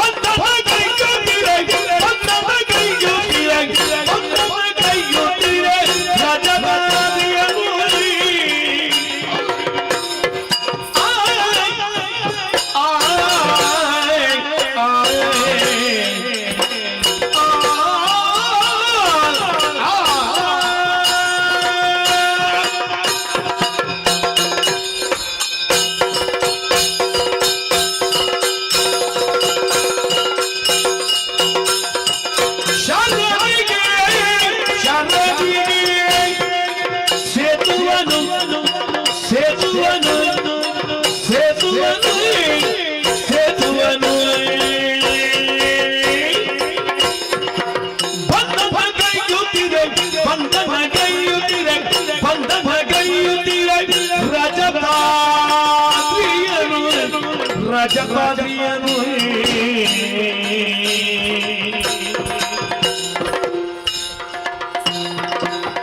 ಶರದಿಗೆ ಸೇರಿಸುವನು ಬಂಧನ ಕೈಯಿಡಿರೆ ರಾಜಕಾದ್ರಿಯನು ತಲೆಗಿಂದ ನೆಗಗೆ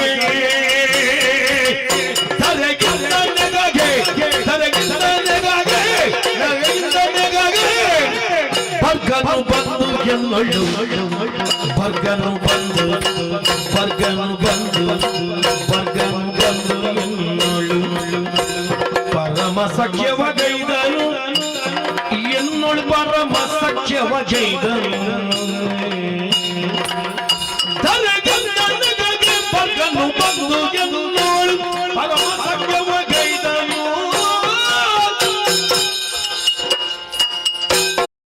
ಎನ್ನೋಳು ಪರಮ ಸಖ್ಯವಗೈದ ಮೇರು ಪರ್ವತಕ್ಕೆ ನಾವು ಲೆಕ್ಕಕ್ಕಿಡುವವರಲ್ಲ. ಹೌದಾ?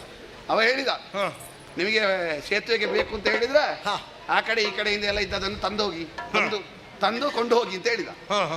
ಶಿರದೊಳು 8 ಅದ್ರಿಯಾನು, ನಿಜಭುಜ ಶಿರಗಳಲ್ಲಿ 4, ಕರತಳದಲ್ಲೊಂದೊಂದು, ಕಂಕುಳಲ್ಲಿ 2, ನಿಜಾಂಗ್ರಿಯಲ್ಲಿ 2 ಉರುಳಿಸುತ್ತ ಅಬುಜ ಬವ ಸೂನು ಬರೆ ರಘುಪತಿ ಸೈವೇರಗಾಗೆ. ಹೌದಾ? ಎಲ್ಲರೂ ವಿಸ್ಮಿತರಾಗಿದ್ದಾರೆ. ನೀನು ಹೀಗೆ ಹೇಳುವ ನನಗೂ ನಂಬಿಕೆ ಆಗುದಿಲ್ಲ. 22 ಪರ್ವತವ ಒಮ್ಮೆಲೆ? ಅದು ಪರ್ವತ ಅಲ್ಲ. ಮತ್ತೆ ಬಹುಶಃ ಇಷ್ಟು ದೊಡ್ಡ ಕಲ್ಲನ್ನು ನೀನು ಅದನ್ನೇ ಪರ್ವತ ಅಂತ ಭಾವಿಸಿದ್ದಿ. ಅದನ್ನು ಪರ್ವತ ಅಂತ ಭಾವಿಸಿದ್ರೆ ರಘುಪತಿ ಬೆರಗಾಗ್ತಾನ? ಸುರರು ವಿಸ್ಮಿತರಾಗ್ತಾರ? ಅವರೆಲ್ಲ ವಿಸ್ಮಿತರಾಗಿದ್ದಾರೆ ಅಂದ್ರೆ ಅರ್ಥ ಎಂತದ್ದು? ಪರ್ವತವೇ. ಈಗ ನೀನು ಹೇಳಿದ್ದು ಸುಳ್ಳು ಅಂತ ನಾನು ಎಲ್ಲಿಯಾದ್ರೂ ಹೇಳಿದಿನ? ಇಲ್ಲ. ಮತ್ತೆ ನಾನು ಹೇಳಿದ್ದು ಸತ್ಯ ಅಲ್ಲ ಅಂತ ಯಾಕೆ ಹೇಳಿದ್ದೀನಿ? ಅಲ್ಲ, ನಾನು ಹಾಗೆ ನೀನು ನನ್ನ ತಪ್ಪಲ್ಲ, ನೀನು ರಾಮಾಯಣ ಓದದ್ದು ತಪ್ಪು. ನನ್ನದು ಹೇಳಲಿಕ್ಕೆ ರಾಮಾಯಣ ಉಂಟು, ನಿನ್ನದು ಹೇಳಲಿಕ್ಕೆ ಯಾವುದಾದ್ರೂ ಒಂದು ಸಣ್ಣ ಪುಟದೊಂದು ಪುಸ್ತಕ ಉಂಟಾ? ಇಲ್ಲ, ನನ್ನದು ಮತ್ತೆ ನನ್ನದಕ್ಕೆ ಪ್ರಮಾಣ ಉಂಟು. ನೋಡು ಜಾಂಬವರ ಕೆಲಸ ಎಷ್ಟದು ಅಂತ. ಅಲ್ಲ, ನಿನ್ನಲ್ಲಿ ಪುಸ್ತಕ ಇರ್ಬೋದು, ಅದೆಷ್ಟೋ ಪುಸ್ತಕ ನನ್ನಲ್ಲಿ ಎಲ್ಲವೂ ವಾಲ್ಮೀಕಿ ರಚಿತವಾದ ರಾಮಾಯಣ. ವಾಲ್ಮೀಕಿ ರಚಿತವಾದ ರಾಮಾಯಣದ ಯುದ್ಧ ಕಾಂಡದಲ್ಲಿ ನೋಡು ನೀನು, ನಮ್ಮ ಸೇತು ಬಂಧನದ ಒಂದು ಪರಿಶ್ರಮ. ಹೌದು, ಅದರ ಅಗತ್ಯ ಇಲ್ಲ. ನನಗೆ ಬೇಕಾದ ಸಮಂತಕ ಮಣಿ, ಅದನ್ನು ಪಡೆದುಕೊಂಡೇ ಹೋಗು. ನಿನಗೆ ಸಮಂತಕ ಮಣಿಯನ್ನು ಕೊಡುವುದಲ್ಲ, ಕೊನೆಗೆ ಆ ಅಕ್ಷರವೇ ಬರ್ತದೆ. ನೀನು ವೈತರಣಿ ನೋಡಿದ್ಯಾ? ಇಲ್ವಾ? ಅದು ಯಮನ ಊರಿನಲ್ಲಿ ಹರಿಯುವ ನದಿ, ಅಲ್ಲಿ ಎಲ್ಲಿ ಮುಳುಗಿಸ್ತಾರೆ.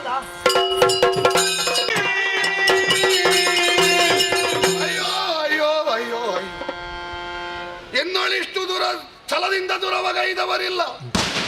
28 ದಿವಸದಲ್ಲಿ ಶಿಲಾಯುದ್ಧ, ದೃಷ್ಟಿಗೆ ದೃಷ್ಟಿ, ಮುಷ್ಟಿಗೆ ಮುಷ್ಟಿ, ಭುಜಕ್ಕೆ ಭುಜ, ಎದೆಗೆ ಎದೆ. ಕಣ್ಣು ಮಂಜಾಯಿತು, ಪ್ರಾಣ ಕುಂದಿತು, ಕೈ ಕಾಲು ನಡುಗಿತು, ಸೋತೆ. ಅಯ್ಯ ಪುಣ್ಯಾತ್ಮ, ಸಾಮಾನ್ಯ ಹುಟ್ಟಿದವನಿಂದ ಇಂಥ ಒಂದು ಕಾರ್ಯ ಮಾಡಲಿಕ್ಕೆ ಸಾಧ್ಯ ಇಲ್ಲ. ವಿಶ್ವಂಬರೆಯನ್ನು ಸೃಷ್ಟಿಸಿದವನಲ್ಲದೆ ಮತ್ತೊಬ್ಬ ಅಲ್ಲ. 3 ಮೂರ್ತಿಗಳಲ್ಲಿ ನೀನು ಒಬ್ಬರು ಇರಬೇಕು. ಇಲ್ಲದೆ ಹೋದರೆ ಜಾಂಬವನನ್ನು ಕೆಡಹುವುದಕ್ಕೆ ಸಾಮಾನ್ಯದಿಂದ ಸಾಧ್ಯವೇ? ಯಾರಯ್ಯ ನೀನು ಪುಣ್ಯಾತ್ಮ? ಇವನನ್ನು ದಂಡಿಸುವುದಲ್ಲ, ನಾನು ರಾಮನಾಗಿ ಕಾಣಿಸಿಕೊಳ್ಳ. ಪರಿಗಿಸುತ್ತ ಜಾಂಬವನು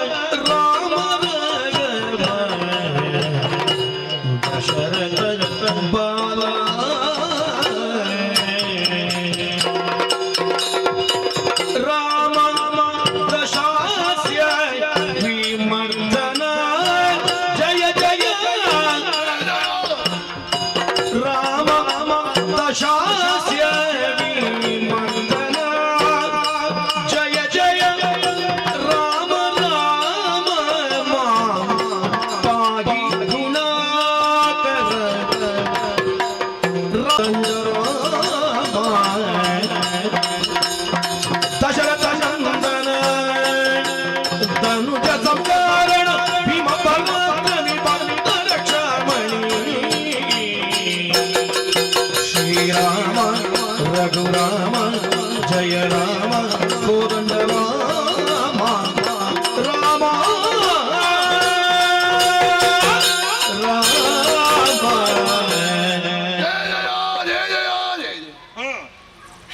ಶ್ರೀರಾಮಚಂದ್ರ ಚರಣವು ವಚಸಾ ಗೃಣಾಮಿ ಶ್ರೀರಾಮಚಂದ್ರ ಚರಣವು ಮನಸಾ ಸ್ಮರಾಮಿ ಶ್ರೀರಾಮಚಂದ್ರ ಚರಣವು ಶಿರಸಾ ನಮಾಮಿ ಶ್ರೀರಾಮಚಂದ್ರಂ ಶರಣಮಹಂ ಪ್ರಪದ್ಯೆ ಶರಣಮಹಂ ಪ್ರಪದ್ಯೆ ಶರಣಮಹಂ ಪ್ರಪದ್ಯೆ.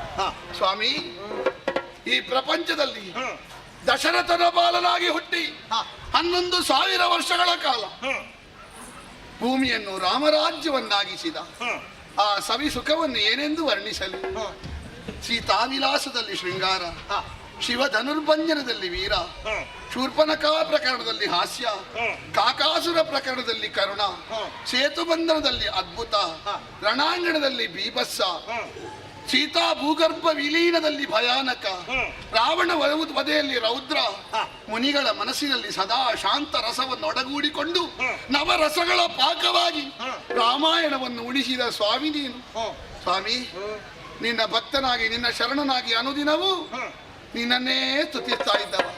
ಎಲ್ಲಿ ಸಿಗಿತಿ ಎನ್ನುವುದಾಗಿ ಸೂರ್ಯೋದಯದಿಂದ ಸೂರ್ಯಾಸ್ತದವರೆಗೆ, ಸೂರ್ಯಾಸ್ತದಿಂದ ಸೂರ್ಯೋದಯದವರೆಗೆ ಎಲ್ಲೆಲ್ಲಿಯೂ ನಿದ್ದೆಯಲ್ಲಿಯೂ ನಡೆಯಲ್ಲಿಯೂ ನುಡಿಯಲ್ಲಿಯೂ ಉಣ್ಣುವಲ್ಲಿಯೂ ತಿನ್ನುವಲ್ಲಿಯೂ ಹುಡುಕದಿದ್ರೆ ಸಿಗ್ಲಿಲ್ಲ ಸ್ವಾಮಿ.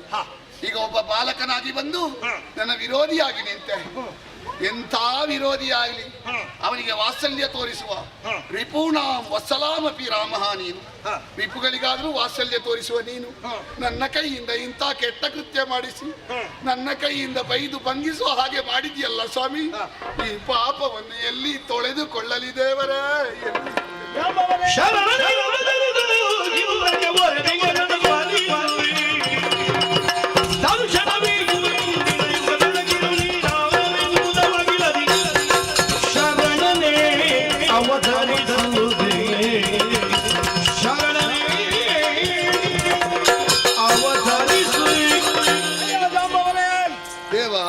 ಈ ಹೊತ್ತು ನಿಮ್ಮಿಂದಾದ ಅಪರಾಧವಾಯಿತು ಅನ್ನುವ ಹಾಗೆ ಪಶ್ಚಾತ್ತಾಪವನ್ನು ಪಡ್ತಾ ಇದ್ದೀರಾ? ತಪ್ಪಿದೆ. ಇದು ನಿಮ್ಮಿಂದ ಅಪರಾಧ ಆದದ್ದಲ್ಲ, ಮತ್ತೆ ನಾನೇ ನಿಮ್ಮಿಂದ ಅಪರಾಧ ಮಾಡಿಸಿದ್ದು. ನಾನು ತಪ್ಪು ಮಾಡುವಂತ ಮಾಡಿಬಿಟ್ಟೆಯ? ತಪ್ಪು ಮಾಡಬೇಕು ಅಂತ ಅಲ್ಲ, ಮತ್ತೆ ಹೀಗೆ ಮಾಡುವುದಕ್ಕೂ ಒಂದು ಕಾರಣ ಉಂಟು. ಏನು?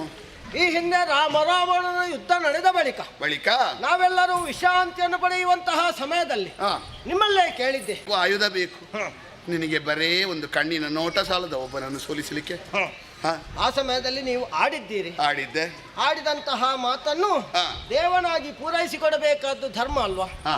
ಹಾಗಾಗಿ ಕೃಷ್ಣನಾಗಿ ನಿನ್ನ ಮುಂದೆ ಕಾಣಿಸಿಕೊಂಡಿದ್ದಾನೆ. ಈಗ ಬರುವುದಕ್ಕೂ ಒಂದು ಅಪವಾದ ಉಂಟು ನನ್ನ ಮೇಲೆ.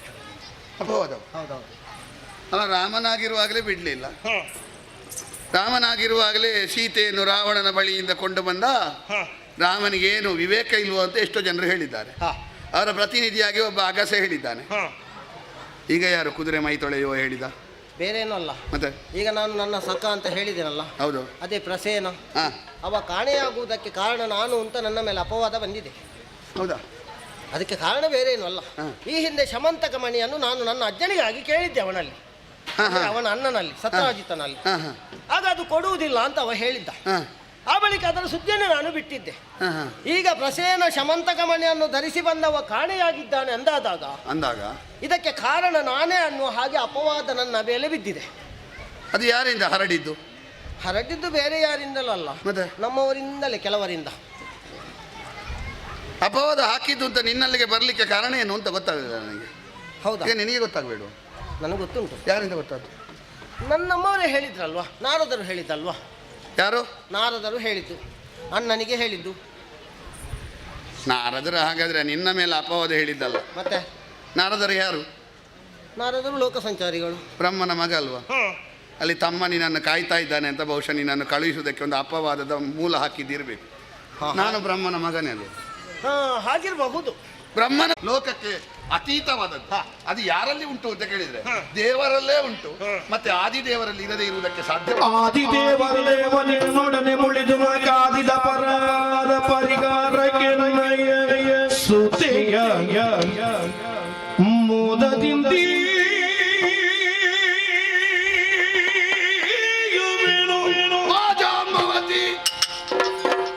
ಜಾಂಬವತಿ ಎಂಬವಳ ಸಾದರದಿನಿ ಸ್ವೀಕರಿಸುವುದು ಆದಿದೇವರ ದೇವ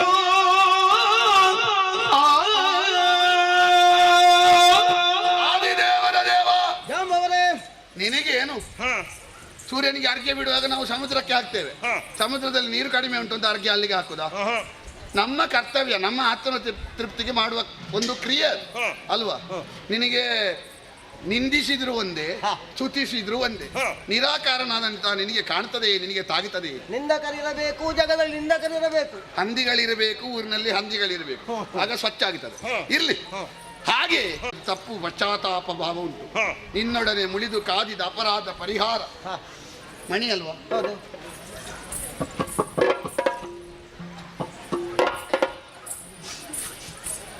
ಇದು ನಿನಗೆ ಕಾಣಿಕೆ. ನಿನ್ನೊಂದಿಗೆ ಮುಳಿದು ಕಾದಿದ ಅಪರಾಧ ಮಾಡಲಿಲ್ವಾ? ಅದಕ್ಕೊಂದು ತಪ್ಪು ಕಾಣಿಕೆ ಆಗಬೇಡುವ?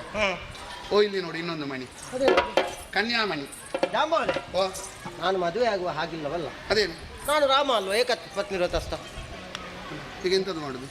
ನನ್ನ ಮಗಳನ್ನು ಎಂತದ್ದು ಮಾಡುದು? ಅಲ್ಲ, ರಾಮ ಮದುವೆ ಆಗುದಕ್ಕೆ ಆಗುದಿಲ್ಲ, ಕೃಷ್ಣನಾಗಿ ಮದುವೆ ಆಗುದಕ್ಕೆ ಆಗುದು. ಆಗ್ತದ? ಕೃಷ್ಣನಾಗ್ತೇನೆ.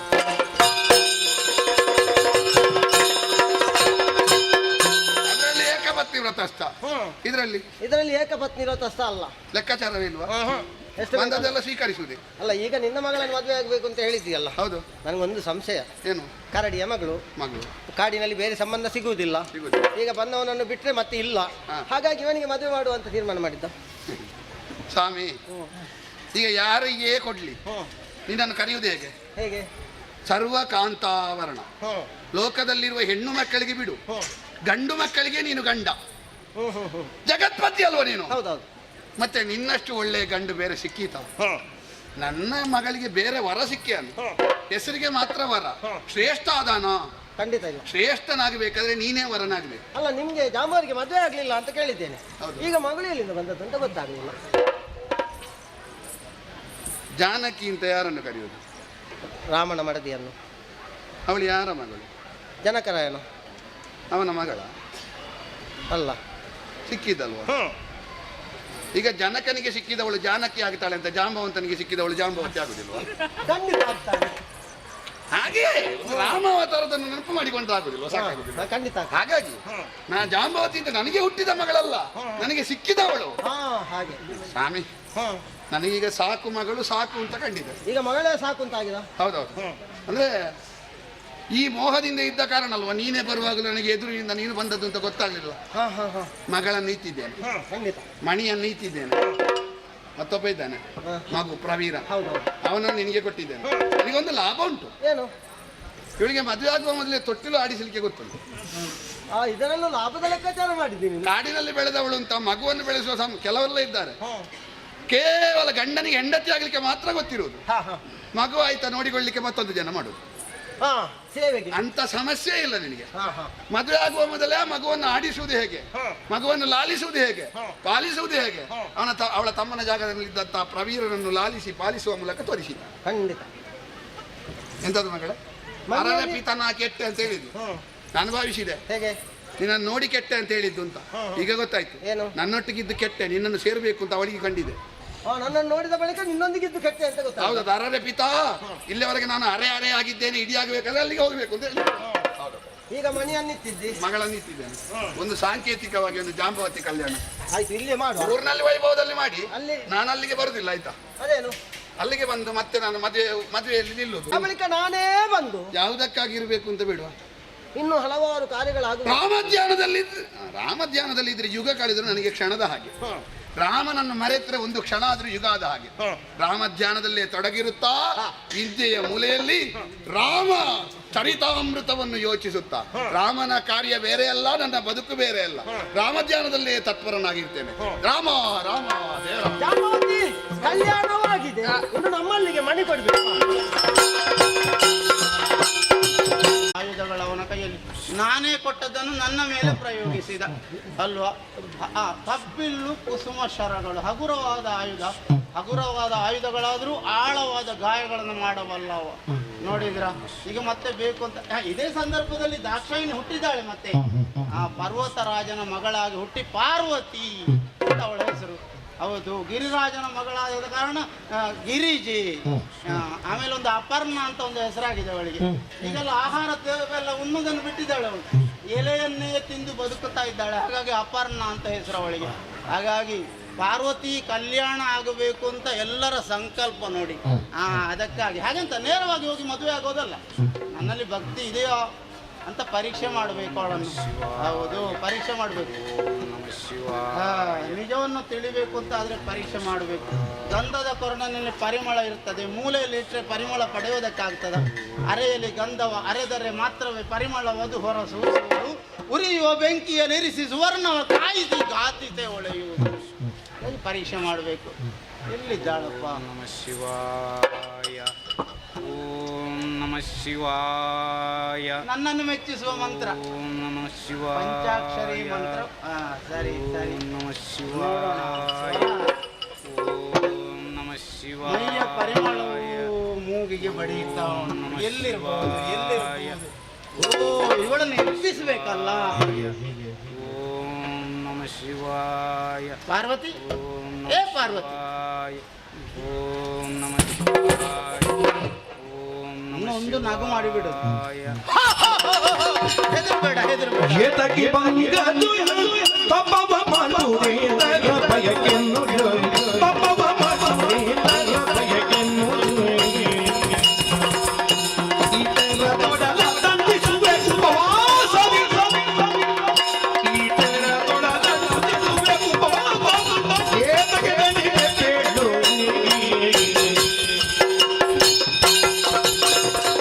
ಏತಕ್ಕೆ ಬಂಗದು ತಪ್ಪವ ಮಾಡುವೆ ಬಯಕೆನ್ನು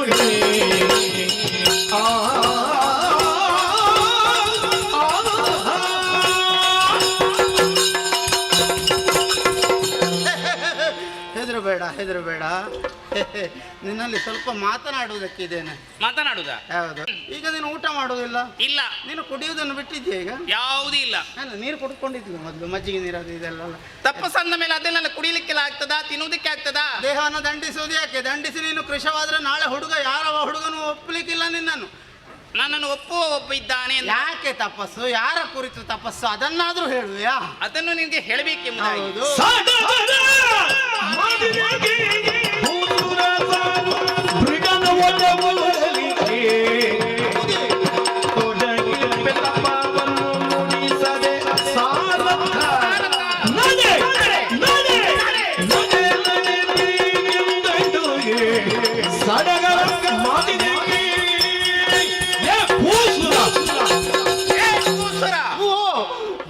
ನೀನು ಭೂಸುರನ ಮತ್ತೆ ಅಲ್ವಾ?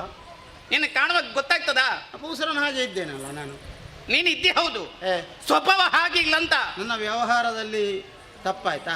ಬ್ರಾಹ್ಮಣದವ ಹೇಗಿರ್ಬೇಕು? ಹೇಗಿರ್ಬೇಕು? ಸಾತ್ವಿಕವಂತ ಮಾತು, ಹೌದು. ಸಾತ್ವಿಕವಂತ ಆಹಾರ, ವ್ಯವಹಾರ. ನಿನ್ನದ ಹಾಗಲ್ಲ, ಮತ್ತೆ ವಿರುದ್ಧವೇ ಆಯ್ತಲ್ಲ ನನ್ನ ಮಾತು. ಮತ್ತೆ ನಾನು ಹೇಗಿದ್ದಾಳು, ಏನು ಮಾಡ್ತಾ ಇದ್ದೀನಿ ಎಂಬುದು ಚೆನ್ನಾಗಿ ನಿನಗೆ ಗೊತ್ತುಂಟಲ್ಲ. ಅಲ್ಲ, ತಪಸ್ಸು ಮಾಡ್ತಾ ಇದ್ದೆ. ತಪಸ್ಸು ಯಾಕೆ, ಯಾರ ಕುರಿತು ಅದು ಗೊತ್ತಾಗಲಿಲ್ಲ ನನಗೆ. ನಿನಗೆ ಗೊತ್ತಾಗ್ಲಿಲ್ಲ? ಪರಮೇಶ್ವರನ ಕುರಿತಾಗಿ ತಪಸ್ಸನ್ನು ಆಚರಿಸ್ತಾ ಇದ್ದೇನೆ. ಪಡಿಬೇಕು ಅಂತ. ಹೌದು. ಅವ ಏನು, ಅವ ಎಷ್ಟು ಅಂತ ಗೊತ್ತಿದ್ರೆ ಅವನ ಪತ್ನಿ ಆಗುವ ಆಸೆ ನೀನು ಪಡ್ತಾ ಇದ್ದೆ.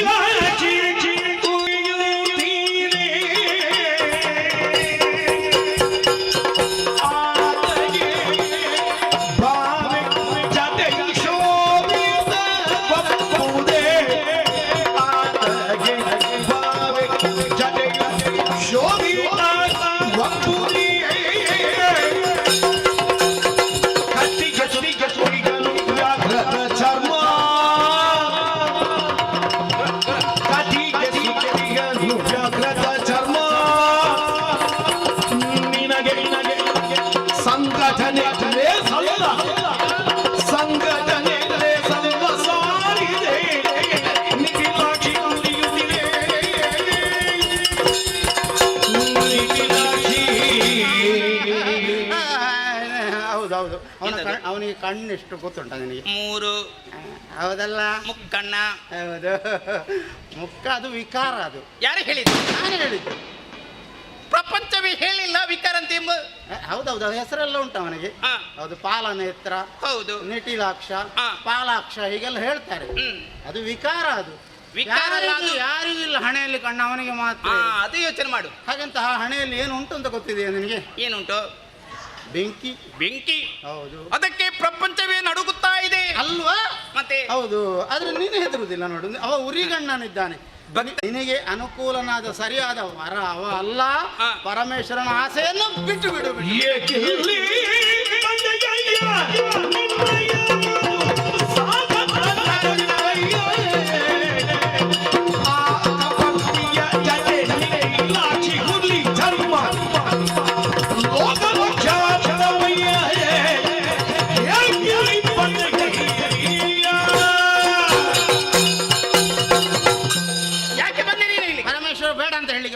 ಬೇಡ ನಿನಗೆ ಅವರು ಹಾಗೆ ಹೀಗೆ ಅಂತ ಹೇಳ್ತಾ ಇದ್ದಿ. ಪರಮೇಶ್ವರ ಕುರಿತಾಗಿ ನನಗೆ ಗೊತ್ತುಂಟು ಎಂಬುದಾಗಿ ಹೇಳಿದ್ದಿ. ಹೌದು. ನಾನು ಯೋಚನೆ ಮಾಡಿದ್ದು ನಾನು ತಿಳಿದುಕೊಂಡಕ್ಕಿಂತಲೂ ಮಿಗಿಲ ಅಂತ ನೀನು ತಿಳಿದುಕೊಂಡಿದ್ದಿ ಎಂಬುದಾಗಿ. ಹೌದು. ಹಣೆಯಲ್ಲಿ ಕಣ್ಣುಂಟು. ಆ ವಿಕಾರ ಸ್ವರೂಪಿ ಅವನನ್ನು ಯಾಕೆ ಮದುವೆ ಆಗುವುದು ನೀನು? ಯಾರೇ ಹೇಳಿದ್ದು ವಿಕಾರ ಅಂತ? ಮತ್ತೆ ವಿಕಾರ ಅಲ್ವಾ? ಸತ್ಯಂ ಶಿವಂ ಸುಂದರಂ. ಸತ್ಯವೇ ಶಿವನು, ಸುಂದರನೇ ಶಿವನಾಗಿ. ಸಾಹಿತ್ಯ ಸಾಹಿತ್ಯ ಎಂತದು ಸಾಹಿತ್ಯ? ಸಾಹಿತ್ಯ ಸಾಹಿತ್ಯದು. ಹೌದು. ಮತ್ತೆ ಅದು ಉರಿಗಣ್ಣು, ಅದು ಜ್ಞಾನದ ಕಣ್ಣು. ನೀನು ತಿಳಿದುಕೊಂಡಿದ್ಯಾ? ಮತ್ತು ರುಂಡವನ್ನೆಲ್ಲ ಕೊರಳಿ ಧರಿಸಿಕೊಂಡಿದ್ದಾರೆ. ಹೌದು. ಪರಮೇಶ್ವರನಿಗೆ ಭಕ್ತರಂದ್ರೆ ಅಪಾರವಂತ ಪ್ರೀತಿ. ಹುಲಿ ಚರ್ಮ. ಹೌದು. ಅದನ್ನು ಯಾಕೆ ಧರಿಸಿಕೊಂಡಿದ್ದಾರೆ? ಲೋಕದ ಕಲ್ಯಾಣಕ್ಕಾಗಿ. ಸರ್ಪಗಳೆಲ್ಲ ಸುತ್ತುಕೊಂಡಿದ್ದಾರೆ. ನಾಗಭೂಷಣ ಎಂಬಂತ ಬಿರುದನ್ನು ಪಡೆದಿದ್ದಾರೆ. ಮತ್ತೆ ಅವರಿಗೆಲ್ಲ ಬಟ್ಟೆಲ್ಲ ಅಗತ್ಯವೇ ಇಲ್ಲ. ದಿಗಂಬರ. ಅವನಿಗೆ ಸ್ನಾನ ಮಾಡ್ಲಿಕ್ಕೆ ಗೊತ್ತಿಲ್ಲ. ಯಾಕೆಂದ್ರೆ ಆ ಚಳಿಯಲ್ಲಿ ಸ್ನಾನ ಮಾಡ್ಲಿಕ್ಕೆ ಉಂಟ. ಆಮೇಲೆ ಹಾಗೆಂತ ಒಂದು ಗಾಳಿಯ ಸ್ನಾನ ಅಂತ ಉಂಟು. ಹಾವುಗಳಿಗೆ ಗಾಳಿಯೇ ಆಹಾರ. ಬೀಸಿದ ಗಾಳಿಯನ್ನೆಲ್ಲ ಹಾವು ನುಂಗ್ಲಿಕ್ಕೆ ಆಯ್ತು. ಆ ಸ್ನಾನವೂ ಇಲ್ಲ ಅವನಿಗೆ. ಜಟೆಯಲ್ಲಿ ಗಂಗೆ ಹರಿತಾ ಇದ್ದಾಳೆ. ಸ್ನಾನ ಮಾಡುವಂತ ಅಗತ್ಯ ಅಂತ ಹೇಳು. ಅದು ಇಲ್ಲ. ನಿನಗೆ ಏನು ತಿಳಿದುಕೊಂಡಿದ್ದಿ ಎಂಬುದಾಗಿ ನನಗೀಗ ಗೊತ್ತಾಯಿತು. ಶಿವನನ್ನು ನಿಂದಿಸಬೇಡ. ಶಿವನ ಬಗ್ಗೆ ನೀನು ಏನು ತಿಳಿದಿಲ್ಲ. ಮಣ್ಣು. ಆತನು ನಿಂದಿಸರೆ ಹೋದಿತ್ತು ನಿನ್ನ ಕಣ್ಣು. ಜಾಗ್ರತೆ.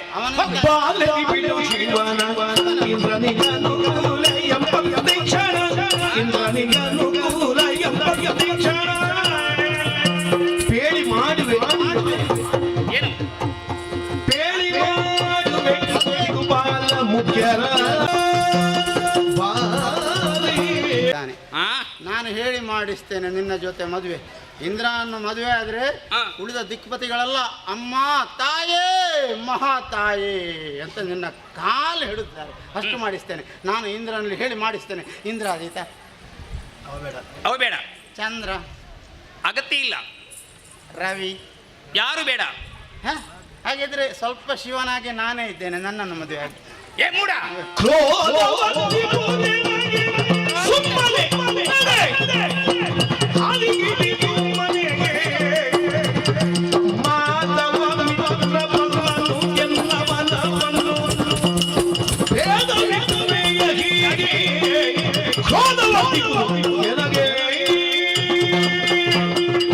ಶಿವನಾಗೆ ಸ್ವಲ್ಪ ನಾನಿದ್ದೇನೆ. ಆದೀತ. ಹಣೆ ಬರ ಕೆಟ್ಟವನೇ. ಯಾರು? ಇಂದ್ರ ಚಂದ್ರ ಯಾರು? ಅವರೆಲ್ಲರೂ ಶಿವನ ಕಿಂಕರ.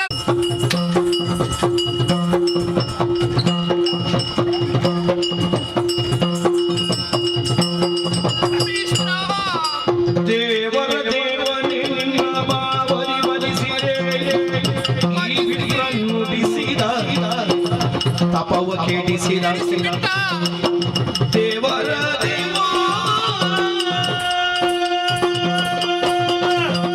ಪರಮೇಶ್ವರ. ಏಕಾಗ್ರತೆಯಿಂದ ನಿನ್ನ ಕುರಿತಾಗಿ ತಪಸ್ಸನ್ನು ಆಚರಿಸ್ತಾ ಇದ್ದಳು ನಾನು. ಈ ವಿಪ್ರ ಬಂದು ನನ್ನ ತಪಸ್ಸನ್ನೇ ಕೆಡಿಸಿಬಿಟ್ಟ. ನನ್ನ ಏಕಾಗ್ರತೆ ಎಲ್ಲವೂ ಹಾಳಾಗಿ ಹೋಯಿತು. ನನ್ನ ಮೇಲೆ ಯಾಕೆ ನಿಮಗೆ ಮುನಿಸು ಸ್ವಾಮಿ? ನನ್ನ ಮೇಲೆ ನಿಮಗೆ ಪ್ರೀತಿ ಇಲ್ಲದಾಗಿ ಹೋಯಿತೆ ಪರಶಿವನೇ. ನಾನು ಯಾವ ತಪ್ಪು ಮಾಡಿದ್ದೇನೆ ಎಂಬುದಾಗಿ ಈ ರೀತಿ ಶಿಕ್ಷೆಯನ್ನು ಕೊಡ್ತಾ ಇದ್ದಿ ಭಗವಂತ. ಪರಮೇಶ್ವರ, ನನ್ನ ತಪಸ್ಸಿಗೆ ಒಲಿದು ಬಾ ಭಗವಂತ. ನೀನು ತಪ್ಪು ಮಾಡಲಿಲ್ಲ. ನನ್ನೊಟ್ಟಿಗೆ ಬಾ, ಕರ್ಕೊಂಡು ಹೋಗ್ತೇನೆ.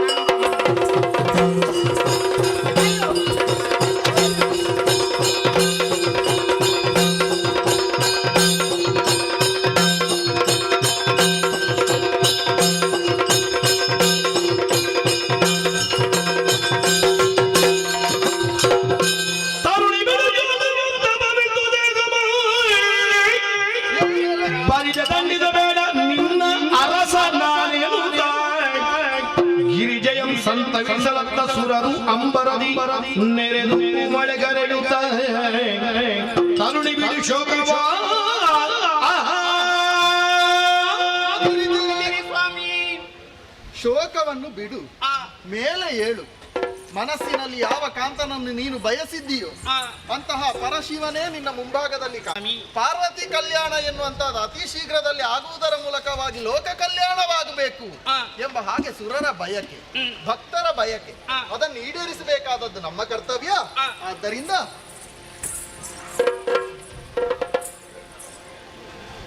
ಇಲ್ಲಿ ಸಾಂಕೇತಿಕವಾಗಿ ಮದುವೆ, ಆಯ್ತು ಸ್ವಾಮಿ. ಮುಂದಿನ ವೈಭವದ ಕಲ್ಯಾಣೋತ್ಸವ ಕೈಲಾಸದಲ್ಲಿ ಹೀಗೆ ಬಾ ಹೀಗೆ.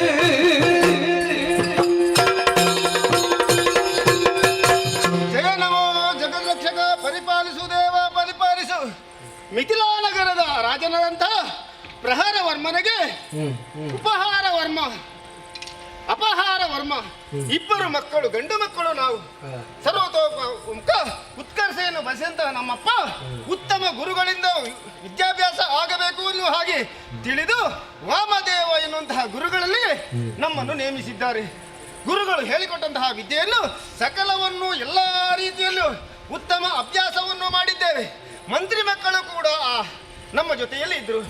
ವಿದ್ಯಾಭ್ಯಾಸ ಕೊನೆಯ ಹಂತಕ್ಕೆ ಎಲ್ಲರನ್ನೂ ಗುರುಗಳು ಕರೆದು ನಿಮಗೆ ವಿದ್ಯಾಭ್ಯಾಸ ಆಗಿದೆ, ಇನ್ನು ನೀವು ಮಾಡಬೇಕಾದುದು ಏನು ಎನ್ನುವ ಹಾಗೆ ಕೇಳಿದಾಗ, ಏನು ಮಾಡಬೇಕು ಗುರುಗಳೇ, ನಿಮ್ಮ ಶಕ್ತಿ, ನಿಮಗೆ ಎಷ್ಟು ವಿದ್ಯೆಯನ್ನು ಕಲಿತಿದ್ದೀರಾ ಎನ್ನುವುದನ್ನು ನೀವುಗಳೇ ಪರೀಕ್ಷೆ ಮಾಡಿಕೊಳ್ಳಬೇಕು.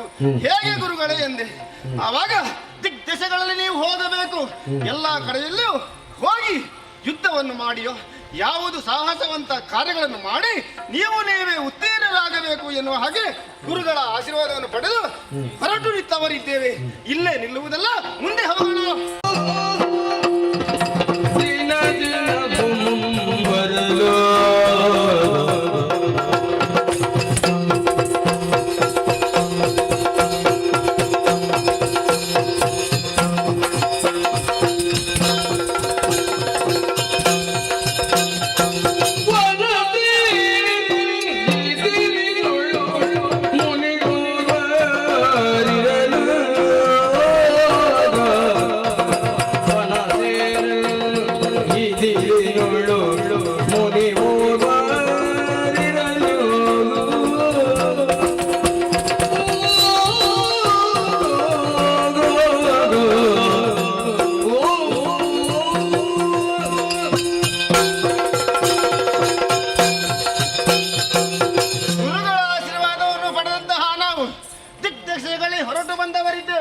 ಕೆಲವು ರಾಜ್ಯವನ್ನು ಫಲವನ್ನು ನೋಡುವಾಗ ಆಶ್ಚರ್ಯವಾಗುತ್ತಾ ಇದೆ. ಮಹಾತ್ಮನ ದರ್ಶನ ಇಲ್ಲಿ ಆಗುತ್ತದೆ ಎನ್ನುವ ಹಾಗೆ ಮನಸ್ಸು ಹೇಳಿದೆ. ಹಾಗೆ ಮುಂದೆ ಬಂದು ನೋಡಿದವಾಗ ಆಶ್ಚರ್ಯವೇ ಪರಮಾಶ್ಚರ್ಯ. ಗುರುಗಳಾದಂತಹ ಮಹಾಮುನಿಗಳು, ಮುತ್ಗಳ ಮಹಾರಸಿಗಳ ಸಂದರ್ಶನವಾಯಿತು. ಹೋಗಿ ಮಣಿದೆ ಉತ್ತಮ ಆಶೀರ್ವಾದವನ್ನು ಪಡೆದೆ. ಬಳಿಗೆ ಕರೆದಂತಹ ನನ್ನಲ್ಲಿ ಒಂದು ಮಾತನ್ನು ಹೇಳಿದ್ದಾರೆ. ಕನಕಾರಣ್ಯದಲ್ಲಿ ಕನಕಾಸುರ ಎನ್ನುವಂತಹ ದಾನವ ಅಟ್ಟಹಾಸದಿಂದ ಮೆರೆಯುತ್ತಾ ಇದ್ದಾನೆ. ಯಾಗ ಯಜ್ಞಾದಿಗಳಿಗೆ ಕಂಟಕಪ್ರಾಯನಾಗಿದ್ದಾರೆ, ಅವನನ್ನು ವಧಿಸಬೇಕು ನೀನು ಎನ್ನುವ ಹಾಗೆ ಹೇಳಿದ್ದಾರೆ. ಮಹಾ ಸಾಹಸವಂತ ಧೀರ ಶೂರನಾಗಿದ್ದಾರೆ ಅವ. ಕೊಲ್ಲಬೇಕು ಅಂತಾದರೆ ಸಾಮಾನ್ಯರಿಗೆ ಸಾಧ್ಯವೇ ಇಲ್ಲ. ಅವನಿಗೆ ಮಂತ್ರಹಾರ ಅವನ ಕೊರಳಲ್ಲಿದೆ. ಅದು ಯಾವತ್ತಿನವರೆಗೆ ಇದೆಯೋ ಅವನನ್ನು ಸೋಲಿದಕ್ಕೆ ಸಾಧ್ಯವೇ ಇಲ್ಲ. ಹಾಗಾದರೆ ಹೇಗೆ ಕೊಲ್ಲುವುದು ಗುರುಗಳೆಂದು ಕೇಳಿದವಾಗ ಆ ಮಂತ್ರವನ್ನು ಜಪಿಸಿ ಬಾಣ ಪ್ರಯೋಗ ಮಾಡಿದೆ ಎಂದಾದ್ರೆ ಅವ ಸಾಯುವುದಕ್ಕೆ ಸಾಧ್ಯ ಇದೆ. ಹಾಗಾಗಿ ಹಾಗೆ ಒಪ್ಪಿದ್ದೇನೆ. ಮುಂದೆ ಹೋಗ್ತೇನೆ.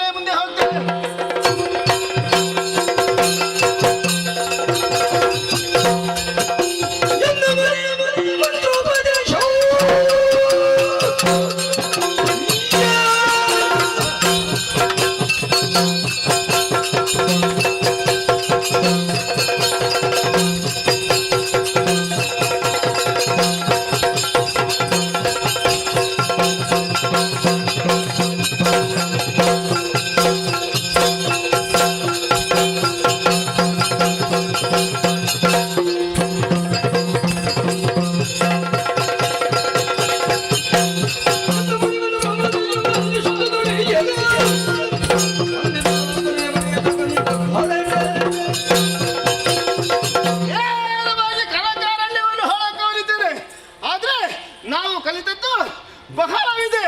ಯಾರೇ ಅನ್ಯಾಯಗಾರರಾಗಿರಲಿ ನಾವು ತಪ್ಪನ್ನು ಮಾಡಬಾರದು, ಸರಿದಾರಿಯಲ್ಲಿ ಹೋಗಬೇಕು.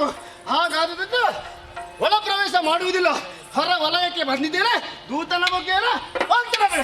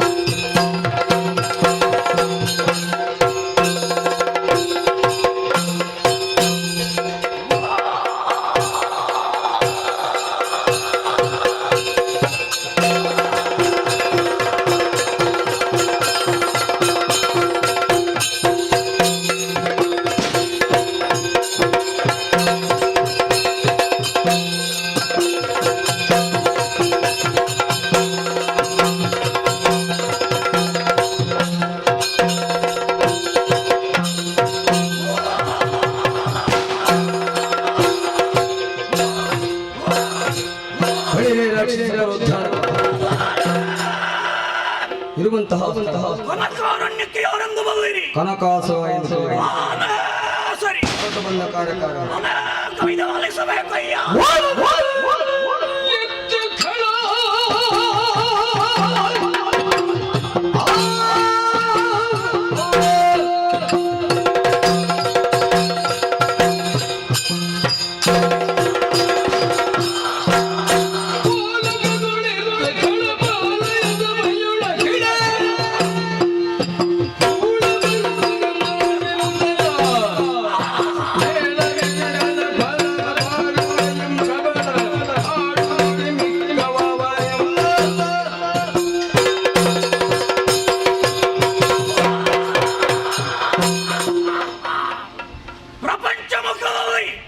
ಒಂದು ಕಾಲಕ್ಕೆ ರಾಕ್ಷಸರು ಎಂದಾಕ್ಷಣವೇ ತುಚ್ಛ ಮನೋಭಾವದಿಂದ ಕಾಣುವರದೆಷ್ಟೋ ಮಂದಿ.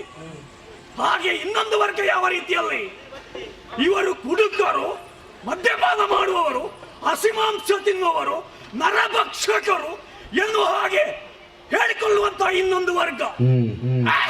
ಇವರನ್ನೆಲ್ಲ ಮೆಟ್ಟಿ ನಿಲ್ಲಬೇಕೆನ್ನುವ ಹಾಗೆ ಆಲೋಚಿಸುತ್ತಾ ಅಳಿದು ಹೋಗುವಂತಹ ದಾನವರನ್ನು ಮತ್ತೆ ಒಗ್ಗೂಡಿಸುವಂತಹ ಪ್ರಯತ್ನವನ್ನು ಮಾಡಿದೆ. ಹಾಗೆ ಕನಕಾರಣ್ಯವನ್ನು ಸೇರಿಕೊಂಡೆ. ಅಲ್ಲಿ ಬೆಳೆದಂತಹ ಬೃಹತ್ಗಾತ್ರವಾದಂತಹ ಮರಮಟ್ಟುಗಳಲ್ಲೆಲ್ಲ ನೆಲಸಮಗೊಳಿಸಿ ನಮ್ಮದಾದಂತಹ ಸಾಮ್ರಾಜ್ಯವನ್ನು ಸ್ಥಾಪಿಸಿದೆ. ಅಸುರ ಕುಲವನ್ನು ಉದ್ಧರಿಸಿದೆ. ಆದ ಕಾರಣವಾಗಿ ನಮ್ಮದಾದಂತಹ ಈ ಪುರವನ್ನು ಯಾವನು ಸೇರುತ್ತಾನೋ ಸಾಮಾನ್ಯವಾಗಿ ನಾವು ಬಿಡುವವರಲ್ಲ.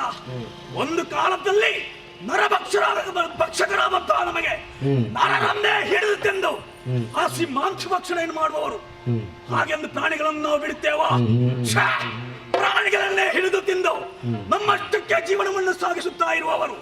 ಹಾಗೆಂದು ಅದೆಷ್ಟೋ ಮಂದಿ ರಾಕ್ಷಸನೊಳಗೊಂಡಂತಹ ಈ ಅರಣ್ಯ ಪ್ರದೇಶದಲ್ಲಿ ಸುಖ ಶಾಂತಿ ನೆಮ್ಮದಿಯಿಂದ ಜೀವನವನ್ನು ಮಾಡುತ್ತಾ ಇದ್ದೇನೆ. ಆದರೆ ಒಂದು ಕಾಲಕ್ಕೆ ಬಂದಂತಹ ಸುಯೋಗ ಏನು ಬಲ್ಲಿರೆ?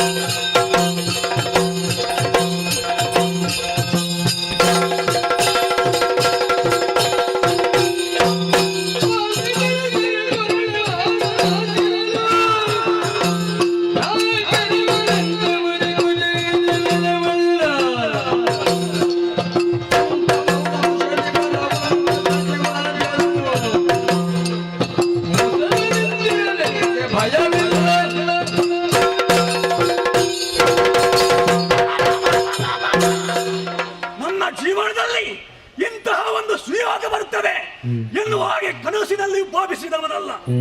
ಯಾವ ರೀತಿಯಲ್ಲಿ ಬಲ್ಲಿರಿ? ಅರಣ್ಯ ಪ್ರದೇಶವನ್ನು ತಿರುಗುತ್ತಿರುವಂತಹ ಕಾಲಕ್ಕೆ ಮಹಾಮಾಂತ್ರಿಕರವರ ಪರಿಚಯವಾಯಿತು. ಅವರನ್ನೇ ತನ್ನವರನ್ನಾಗಿ ಮಾಡಿಸಿಕೊಂಡೆ. ಆದರೆ ನನಗೆ ಮರಣ ಬರಕೂಡದು, ಸೋಲಿಗಿರಬಾರದು ಎನ್ನುವ ಹಾಗೆ ಅವರಲ್ಲಿ ನಾನು ಯಾಚಿಸಿಕೊಂಡೆ. ಆ ಹೊತ್ತಿನಲ್ಲಿ ಏನು ಮಾಡಿದರು ಅವರು? ತನ್ನಲ್ಲಿದ್ದಂತಹ ವಿಶೇಷವಾದಂತಹ ಮಾಂತ್ರಿಕ ಶರವೊಂದನ್ನು ನನಗೆ ಹಾಕಿದರು. ಈ ಶರ ನಿನ್ನ ಕೊರಲ್ಲಿ ಎಷ್ಟರ ಸಮಯವರೆಗೆ ಇರ್ತದೋ ಅಲ್ಲಿಯವರೆಗೆ ನಿನಗೆ ಮರಣ ಇಲ್ಲ. ಈ ಸರ ಯಾವಾಗ ನಿನ್ನ ಕೊರಳಿಂದ ಕಳಚಿ ಬಿತ್ತೋ ಅಲ್ಲ ಯಾರಾದರೂ ಅಪಹರಿಸಿದರೋ ಆಗ ನಿನಗೆ ಮರಣ ಇಲ್ಲ, ಸೋಲು ಎನ್ನುವಂತಹ ಮಾತನ್ನಾಡಿದರಲ್ಲ. ಸಂತೋಷಗೊಂಡವರಿದ್ದೇನೆ. ಸರ ಕೊರಲ್ಲೇ ರಾರಾಜಿಸ್ತಾ ಇದೆ. ಆದ್ರೆ ವಿಜೃಂಭಿಸುತ್ತಿರುವಂತಹ ಹೊತ್ತರಲ್ಲಿ ಏನದು?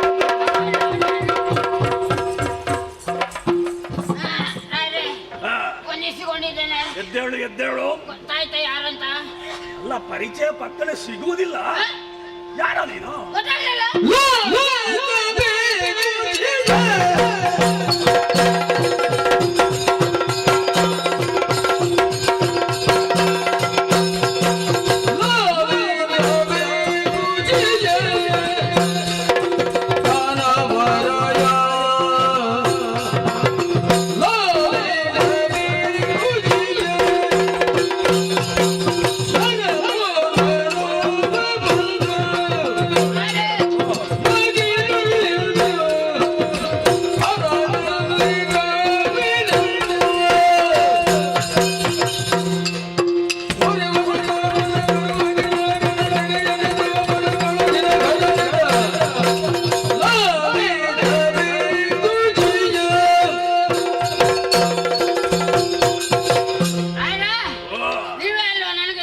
ಎಂತದ್ದು?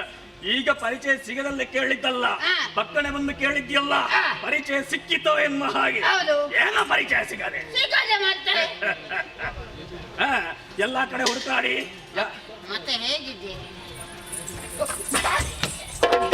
ಪ್ರಸಂಗಿ ಮೈ ಮೇಲೆ ಕೈ ಹಾಕಿ ಮಾತಾಡ್ತೇನೋ? ಒಂದು ರಾಜರ ಮುಂದೆ ಹೇಗೆ ನಿಂತು ಮಾತಾಡಬೇಕೆನ್ನುವ ಒಂದು ಪ್ರಜ್ಞೆ ಸಹ ನಿನ್ನಲ್ಲಿಲ್ವ? ಅಲ್ಲ, ನೀವು ನನ್ನಲ್ಲಿ ಹಾಗೆ ಮಾತಾಡಿದಿರಲ್ಲ, ನನಗೆ ನನ್ನ ಅಪ್ಪನ ನೆನಪಾದದ್ದು. ಮತ್ತೊಬ್ಬನ ನೆನಪಾಗ್ಲಿಲ್ವಾ? ಅಲ್ಲ. ನಿನಗೆ ಎಷ್ಟು ಮಂದಿ ಅಪ್ಪಂದಿರಿದ್ದಾರೆ ಅಂತ ನನಗೇನು ಗೊತ್ತು, ಯಾರ್ಯಾರದ್ದೆಲ್ಲ ನೆನಪಾಗ್ತದೆ ಅಂತ. ಅದು ಹೌದು, ಯಾಕಂದ್ರೆ ನಿನಗೆ ಅನ್ನ ಕೊಡುವಲ್ಲ. ಒಂದು ಲೆಕ್ಕದಲ್ಲಿ ನಾನು ಕೂಡ ನಿನಗೆ ಅಪ್ಪನಿಗೆ ಸಮಾನವೇ. ತಪ್ಪಲ್ಲ ತಪ್ಪಲ್ಲ. ಹೌದು ರಾಯರೇ, ನೀವು ಕೊಟ್ಟಂತೆ ನಿಮ್ಮ ಅಪ್ಪಣೆಯನ್ನು ನಾನು ಮೀರ್ತೇನಾ? ಇಲ್ಲಲ್ಲ, ಇಷ್ಟರವರೆಗೆ ಮೀರಿದವನಲ್ಲ. ಹೌದಲ್ಲ, ಇನ್ನು ಮೀರ್ಲಿಕ್ಕಿಲ್ಲ ಅಂತ ಒಂದು ಭಾವನೆ ಉಂಟು ನನ್ನಲ್ಲಿ. ದ್ವಾರದಲ್ಲಿ ನಾನಿದ್ದೆ ಸರ್. ಹೌದು, ನಾನಿದ್ದೆ ದ್ವಾರದಲ್ಲಿ.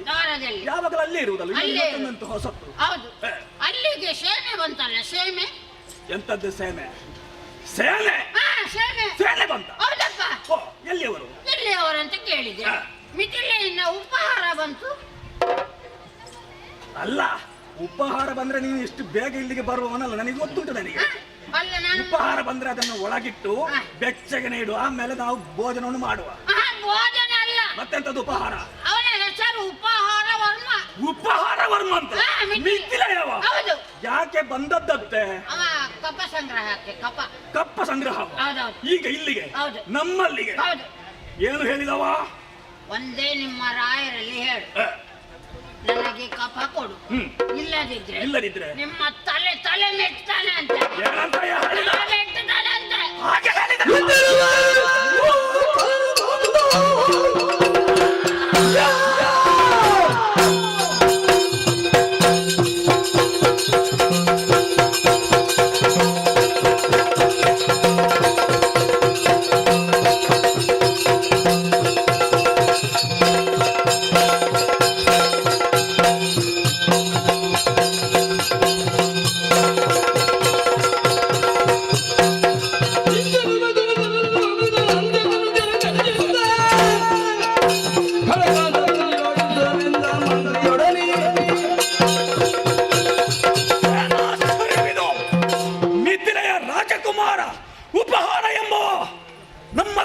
ಇಬ್ಬರನ್ನು ಸೇರಿದ್ದಾನೆ. ಸೇನೆಯನ್ನು ಹಿಡಿದುಕೊಂಡು ಒಂದು ವೇಳೆ ಕಪ್ಪ ಕಾಣಿಕೆಯನ್ನು ಒಪ್ಪಿಸದೆ ಹೋದರೆ ಯುದ್ಧಕ್ಕೆ ಅಣಿಯಾಗಿ ಆನಂತರ ಮುಂದುವರಿಯುವಂತ ವಿಚಾರವಾಗಿ ಹೇಳಿದನಲ್ಲ. ಸುಮ್ಮನೆ ಬಿಡಲಾರೆ. ಅದಕ್ಕಾಗಿ ಒಂದು ಉಪಾಯ ಇದೆ. ಯಾರಲ್ಲಿ ನನ್ನ ಮಂತ್ರಿಗಳು ಇತ್ತ ಬರಲಿ.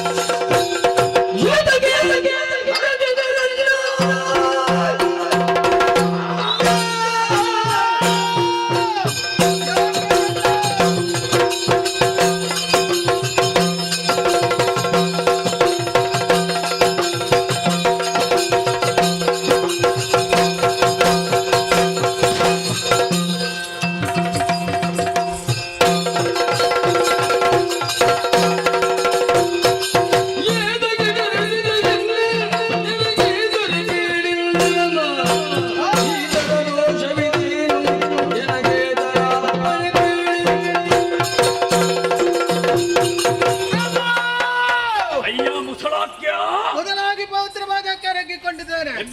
ಅವತರದಾಗ್ತಾರೆ ಮಂತ್ರಿ ಸಭೆಗೆ ಬರಬೇಕೆಂದು ನಿಮ್ಮ ಕರೆಯನ್ನು ಆಲಿಸಿ ಸಭೆಯನ್ನು ಬಂದು ಸೇರಿದ್ದೇನೆ. ಮುಖ ನೋಡುವಾಗ ರೋಚವೆಚ್ಚದಿಂದ ಇದ್ದೀರಿ. ಈ ರೀತಿ ಇರುವುದಕ್ಕೆ ಕಾರಣ ಏನು? ನನ್ನ ಬರೋಣದ ಉದ್ದೇಶ ಏನು? ಅಯ್ಯ ಮಂತ್ರಿ,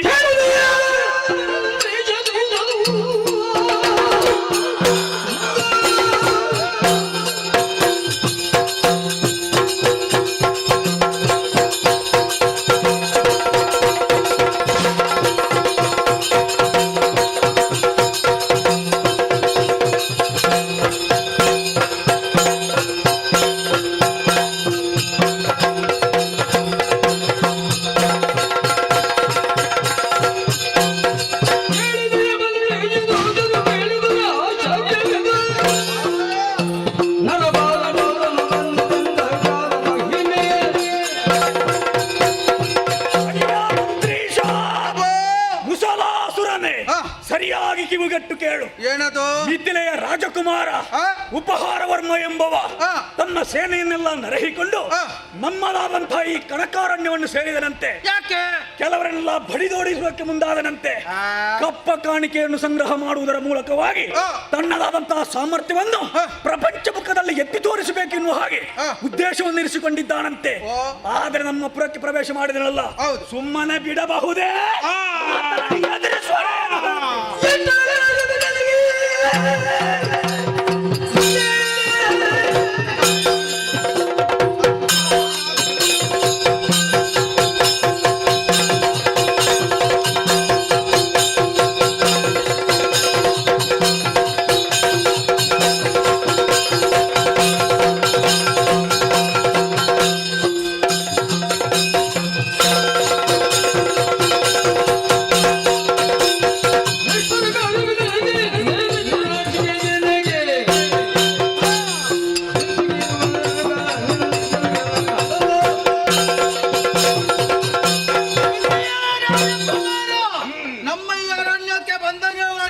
ಬಂದದ್ದು ಮಾತ್ರ ಅಲ್ಲ, ನಮ್ಮವರಿಗೆ ಅನ್ಯಾಯ ಮಾಡಿದ್ದಾನೆ. ಹೌದಲ್ಲ?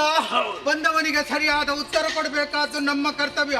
ಅಪ್ಪನ ನನಗೆ ಕೊಡಿ, ಅವನನ್ನು ಕೈ ಕಾಲು ಬಂಧಿಸಿ ನಾನು ನಿಮ್ಮ ಪಾದಕ್ಕೆ ಸೇನೆಯನ್ನು ಸಿದ್ಧಗೊಳಿಸಿಕೊಂಡು ಹೋಗೋಣ.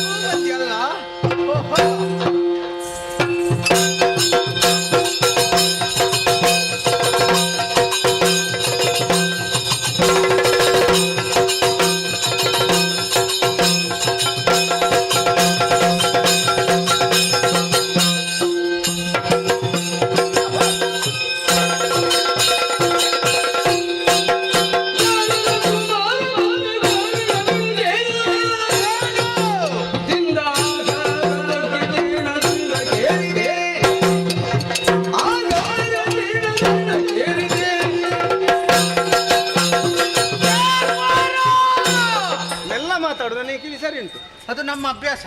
ಅದು ಅಲ್ಲಿ ಎಲ್ಲಿ? ಇಲ್ಲಿ ಬೇಡ, ಇದು ನಮ್ಮದು. ಹೌದು. ಅಲ್ಲಿ ಅಂತ ಹೇಳಲಿಕ್ಕೆ ನೀನು ಮತ್ತೊಂದು ಕಡೆ ಬಂದದಲ್ಲಿಗೆ ನಿಮ್ಮಲ್ಲಿಗೆ. ಮತ್ತೆ ಅಲ್ಲಿಂತ ಎಂತದ್ದು ಹೇಳುದು ನೀನು? ಮತ್ತೊಂದು ಕಡೆ ಇಲ್ಲಿಂದ. ಯಾವುದು ಮತ್ತೊಂದು ಕಡೆ?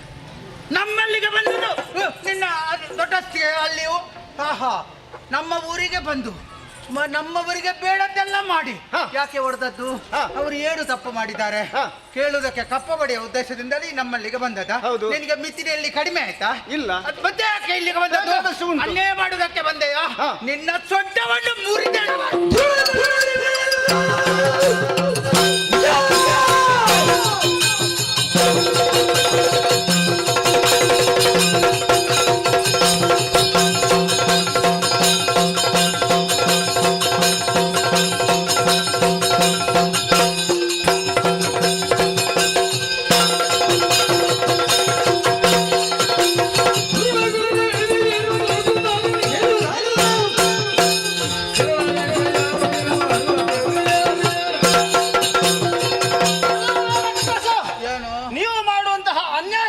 ಅಧಿಕವಾಗಿದೆ. ಅನ್ಯಾಯ ನಾವು ಮಾಡಿದರೆ ನಿನಗೆ ನಷ್ಟದ್ದು, ನಮಗೆ ನಷ್ಟವಲ್ಲ, ನಮ್ಮವರಿಗೆ ನಾಡಿಗೆ ನಷ್ಟವಾಗಿದೆ. ನಾಡಿಗೆ ನಷ್ಟವಾದಾಗ ನಾವು ಕೇಳುವುದಕ್ಕೆ ಬರ್ತೇವೆ. ಒಂದು ವೇಳೆ ಅನ್ಯಾಯ ಜಾಸ್ತಿ ಆದ್ರೆ ಅದನ್ನು ಖಂಡಿಸುವುದಕ್ಕೆ ನಾವು ಮುಂದಾಗುತ್ತೇವೆ. ಅದನ್ನು ತೋರಿಸುವುದಕ್ಕಾಗಿ ಬಂದಿದ್ದೇವೆ. ಸಾಮದಲ್ಲಿ ಮಾಡಿದಂತಹ ಅನ್ಯಾಯವನ್ನು ಒಪ್ಪಿಕೊಂಡು ಶರಣಾಗು. ತಲೆ ತಲೆ ಹೊತ್ತು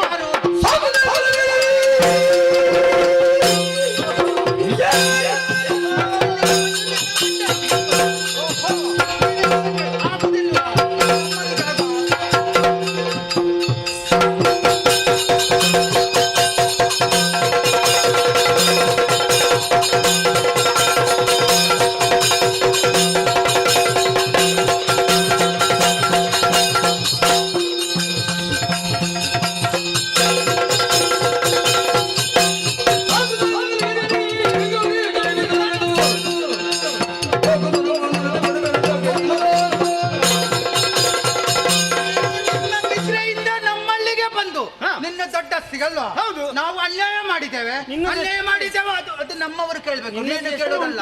ನೋಡ್ಬೇಕು ಯಾವುದು? ಹಾಗಾಗಿ ಬಂದಿದ್ದೇನೆ. ನೀನು ನಮ್ಮಲ್ಲಿಗೆ ಬಂದು ನಾವು ಅನ್ಯಾಯ ಮಾಡಿದಂತ ಕೇಳಲಿಕ್ಕೆ ಬಂದವಲ್ವಾ? ನಾನೇ ಬಂದವ. ನೀನು ಕೇಳಲಿಕ್ಕೆ ಜನ ಯಾರು? ನಾನು ಅರಸನ ಮಗ. ನಿನ್ನ ರಚನೆ ಹಳ್ಳಿಗಾಯ್ತು, ನಮಗೆಲ್ಲ ಗೊತ್ತಾಯ್ತಾ? ಇದು ನಮ್ಮನ್ನ ಅನ್ಯಾಯ ಮಾಡಿದಾಗ ಯಾರು ಏನು ಅಂತ ಯೋಚನೆ ಮಾಡ್ಲಿಕ್ಕಿಲ್ಲ, ಕೇಳುವುದೇ. ಸಿಕ್ಕಿದವರೆಲ್ಲ ಕೇಳುದೇ? ಹೌದೌದು. ಹೌದಾ? ಹೌದು. ಅಷ್ಟು ಸಾಮರ್ಥ್ಯ ಅನ್ಯಾಯ ಮಾಡಿದ್ರೆ ಧರ್ಮದಲ್ಲಿದ್ರೆ ಇಲ್ಲ. ನಾವು ಆಡಿದ್ದೆ ಮಾತು ನಡೆದದ್ದೇ ದಾರಿ, ಯಾರು ಕೇಳುವವರಿಲ್ಲ. ಹೌದಾ? ಗೊತ್ತಾಯ್ತಲ್ಲ? ಹೌದು. ಕೇಳುವುದಕ್ಕೆ ಬಂದ್ರೆ ನಿನ್ನ ಕೈ ಕಾಳು ಹಿಡಿದು ನೆಲಕ್ಕೆ ಆನೆಯ ಬುದ್ಧಿಯನ್ನು ನಿಲ್ಲಿಸ್ತೇನೆ.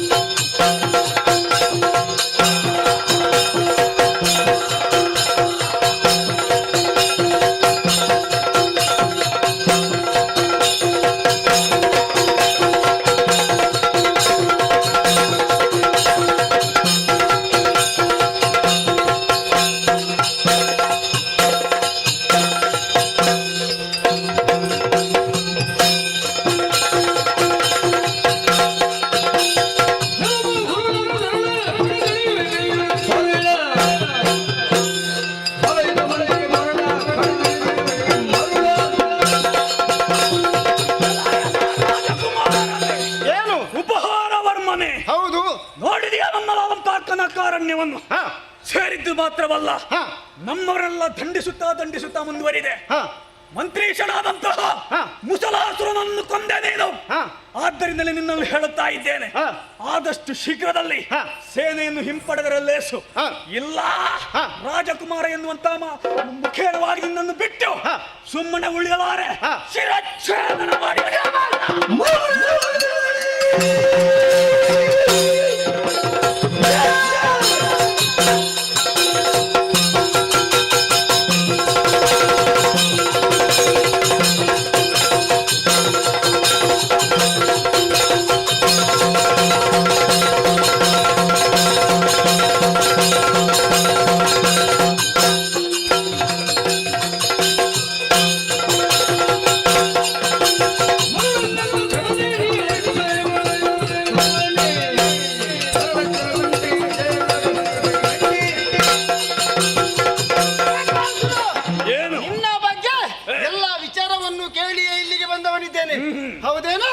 ಮಾಡಬಾರದಂತಹ ಅನ್ಯಾಯವನ್ನು ಮಾಡುವುದರ ಮುಖೇನವಾಗಿ ಪಂಚಮಹಾಪಾತಕಿಯಾಗಿ ಮೆರೆಯುತ್ತಾ ಇದೀಯ. ಬ್ರಾಹ್ಮಣರಿಗೆ, ಗೋವುಗಳಿಗೆ, ಶಿಶುಗಳನ್ನು ಹತ್ಯೆ ಮಾಡುತ್ತಾ ಇದೀಯ. ಎಲ್ಲರಿಗೂ ಕಷ್ಟವನ್ನು ಕೊಡದಿದ್ದ ಕೊಲ್ಲುವುದಕ್ಕಾಗಿ ಬಂದವನಿದ್ದೇನೆ. ಹಾಗಾಗಿ ಒಳ್ಳೆಯ 4 ದಿವಸದಲ್ಲಿ ಬಾಳಬೇಕು ಅಂತ ಆಸೆ ಇದ್ರೆ ಅವಕಾಶ ಮಾಡಿ ಕೊಡ್ತೀರಿ. ತಪ್ಪಾಯಿತು ಅನ್ನೋ ಹಾಗೆ ಮಣಿ ನಾನು ಕಲಿಸ್ತೇನೆ ನಿನಗೆ.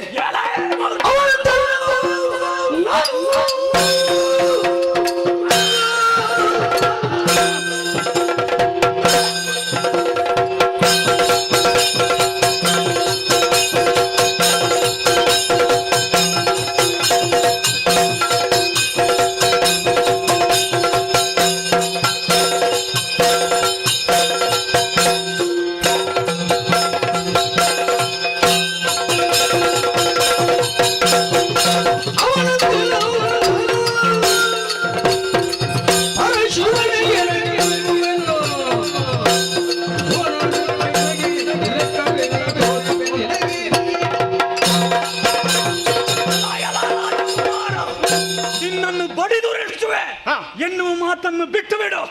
ಯಾಕೆ ಮಲ್ಲಯ್ಯ? ಯಾಕೆ? ಸಾಮಾನ್ಯವಾದಂತಹ ವ್ಯಕ್ತಿ ನಾನಲ್ಲ. ಈ ಕಣಕಾರಣ್ಯದಲ್ಲಿ ಕಣಕಾಸುರ ಪ್ರಭಾವ ಏನೆಂಬುದನ್ನು ಈ ಮೂಲಕ ಲೋಕಕ್ಕೆ ನಾನು ತೋರಿಸಿಕೊಟ್ಟಿದ್ದೇನೆ. ಇದಾ ನೋಡು ನನ್ನ ಕೊರಳಲ್ಲಿರುವಂತಹ ವಿಶೇಷವಾದಂತಹ ಮಾಂತ್ರಿಕ ಆ ಭಾರಯ ಎಲ್ಲಿಯವರೆಗೆ ನನ್ನ ಕೈಯಲ್ಲಿರ್ತದೋ ಅಲ್ಲ ನನ್ನ ಕೊರಳಲ್ಲಿರ್ತದೋ ಅಲ್ಲಿಯವರೆಗೆ ನನಗೆ ಸೋಲಿಲ್ಲ, ಮರಣ ಇಲ್ಲ. ಆದ್ದರಿಂದ ಹೇಳುತ್ತಾ ಇದ್ದೇನೆ, ಅದು ಯಾವತ್ತಿನವರೆಗೆ ನನ್ನ ಕೊರಳಲ್ಲಿರ್ತದೋ ನನ್ನ ಒಂದು ಕೂದಲನ್ನು ಕೂಡ ಕೊಂಕಿಸುವುದಕ್ಕೆ ಅಸಾಧ್ಯ. ಆದ ಕಾರಣವಾಗಿ ಹೇಳುತ್ತೇನೆ, ನಿನ್ನನ್ನು ಕೊಂದು ಹೋಗಿ.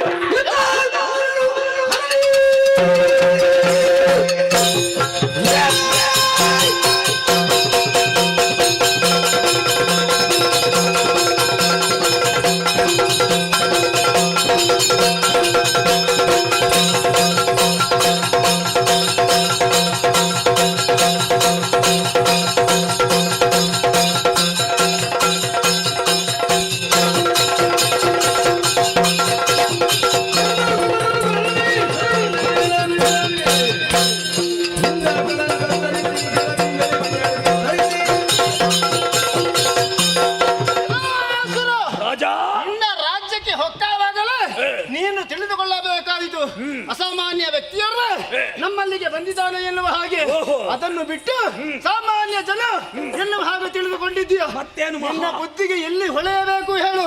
ನೀನು ಯಾವುದೇ ಶಕ್ತಿವಂತರಾದರೂ ಅದನ್ನೆಲ್ಲವನ್ನು ಕಡಿಮೆ ಆಗಿ ಶುಭಸ್ಯ ಶೀಘ್ರ ನಿನಗೆ ಮರಣ. ನೀನು ನಾನು ಮಾಡಬೇಕಲ್ಲ.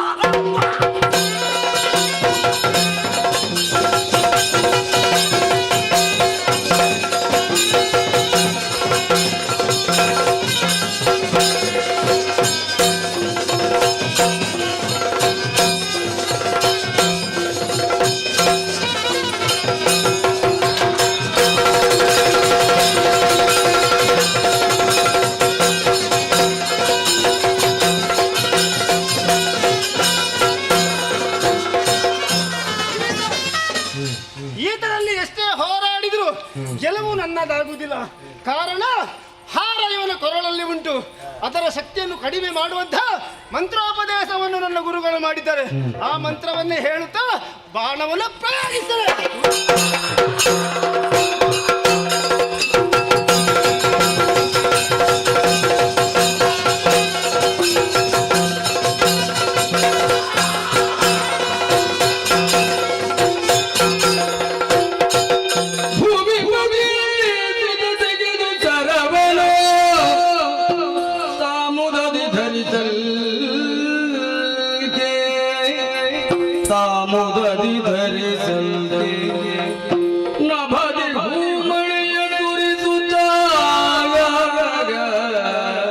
ಕೊಂಡಾಡಿದರು ಸುರಗಣನ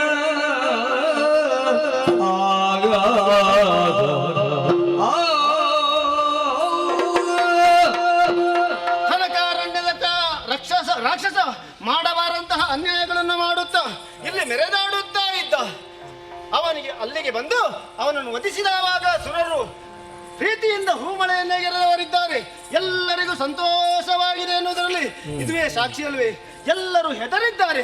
ಯಾರು ಹೆದರಬೇಕಾದುದಿಲ್ಲ. ಎಲ್ಲರನ್ನು ನಾನು ರಕ್ಷಣೆ ಮಾಡ್ತೇನೆ ಎನ್ನುವ ಹಾಗೆ ಮಾತನ್ನು ಇಟ್ಟಿದ್ದೇನೆ. ಅದೇ ರೀತಿ ಮುಂದೆ ನಡೆಯಲಂತೆ ನಡೆಯಲಿ.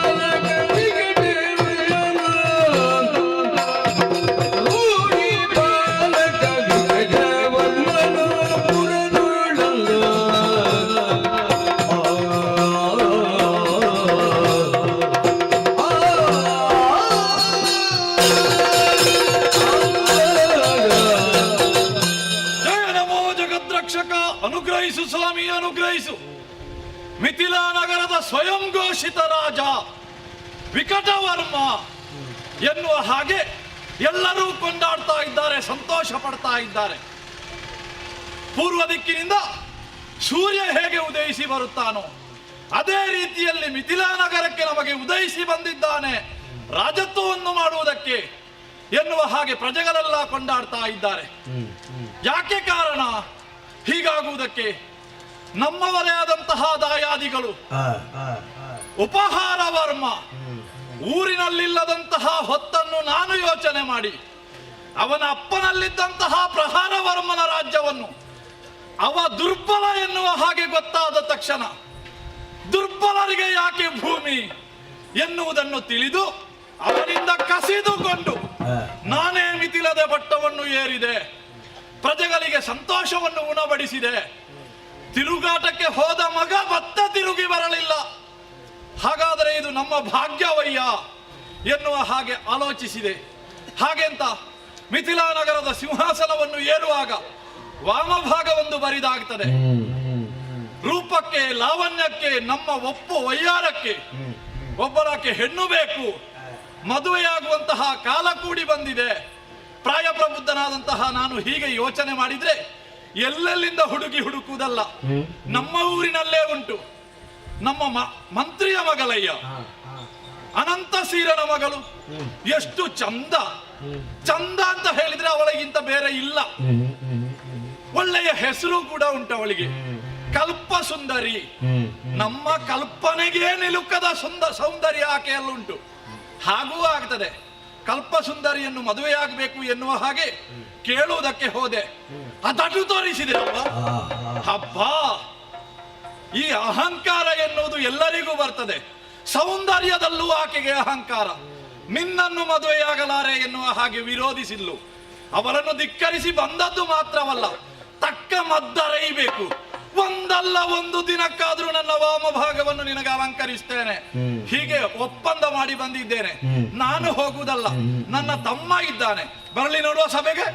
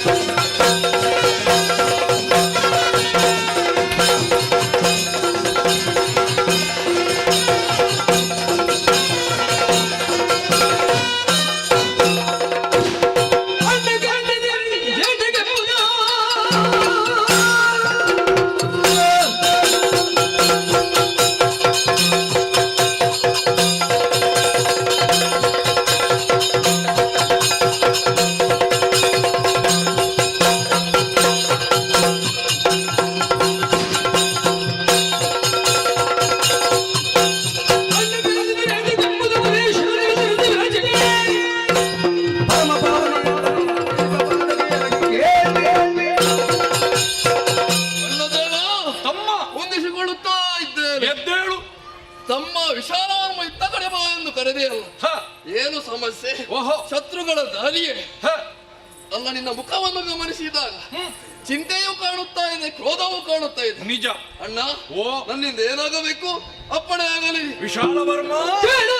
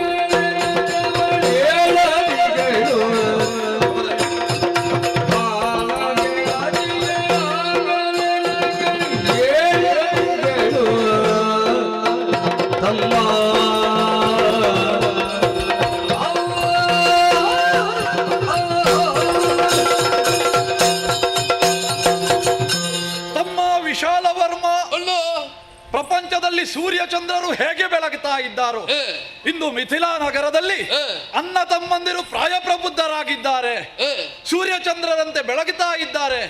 ಇದು ಎಲ್ಲರ ಬಾಯಿಯಿಂದಲೂ ಹೇಳಿಕೊಳ್ಳಿಸಿಕೊಂಡಂತಹ ಮಾತು ನಿಜ. ಹಾಗಾದರೆ ಇಷ್ಟು ಎತ್ತರಕ್ಕೆ ನಾವು ಏರುವುದಕ್ಕೆ ಕಾರಣ ಏನು?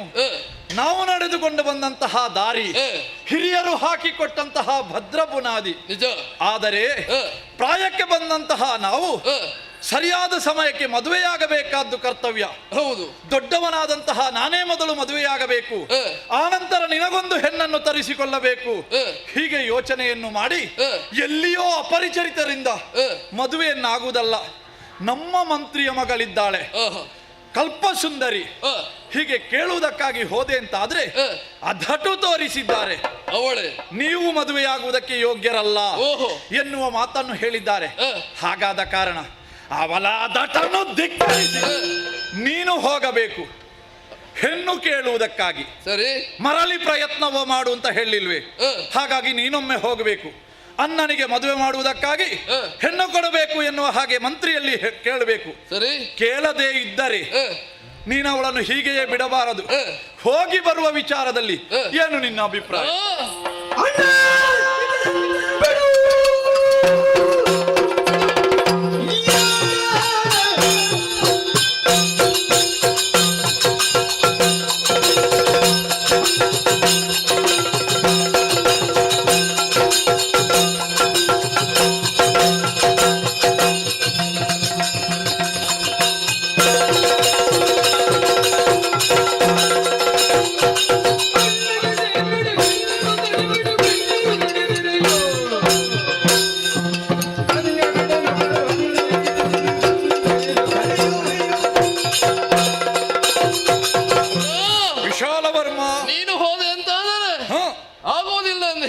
ಸರಿ ಬಿಡಲ್ಲ. ಏನು? ಆಕೆಯನ್ನು ನಾನು ಒಪ್ಪಿಸಿ ತರುತ್ತೇನೆ. ಒಂದು ವೇಳೆ ಕೇಳದ ಹೋದ್ರೆ ಮುಡಿ ಹಿಡಿದು ದರ ನಾನು ಹೋಗಿ ಇವು ಕೇಳದೆ ಇದ್ದಾಗ ನಿನ್ನನ್ನು ಕಳುಹಿಸಿದೆ ಅಂತ ಹೇಳಿ ನಿನ್ನಲ್ಲಿ ಅದಟು ತೋರಿಸಿದ್ರೆ, ಅಹಂಕಾರ ತೋರಿಸಿದ್ರೆ ನೀನು ಕೊನೆಯದಾಗಿ ಏನು ಮಾಡುವುದಕ್ಕೆ ಸಿದ್ಧ?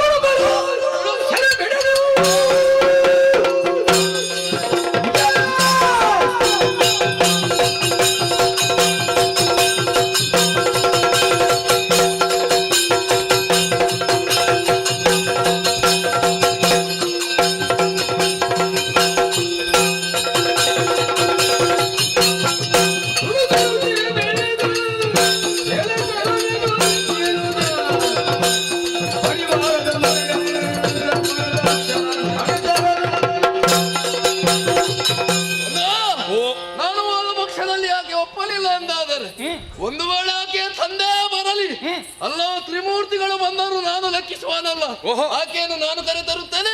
ಕೊಡುವ ಅಪ್ಪಣೆ. ಈ ಮಾತು ಬರಬೇಕುಂಟ್ಲೆ ನಿನ್ನನ್ನು ಭರಿಸಿದ್ದು. ಇನ್ನು ನನಗೆ ಯಾವ ಯೋಚನೆಯೂ ಇಲ್ಲ. ಪೂರ್ಣ ಆಶೀರ್ವಾದವನ್ನು ಕರುಣಿಸಿದ್ದೇನೆ. ಹೋಗಿ ಬಾ. ಶುಭಶ್ಚ ಶೀಘ್ರಂ.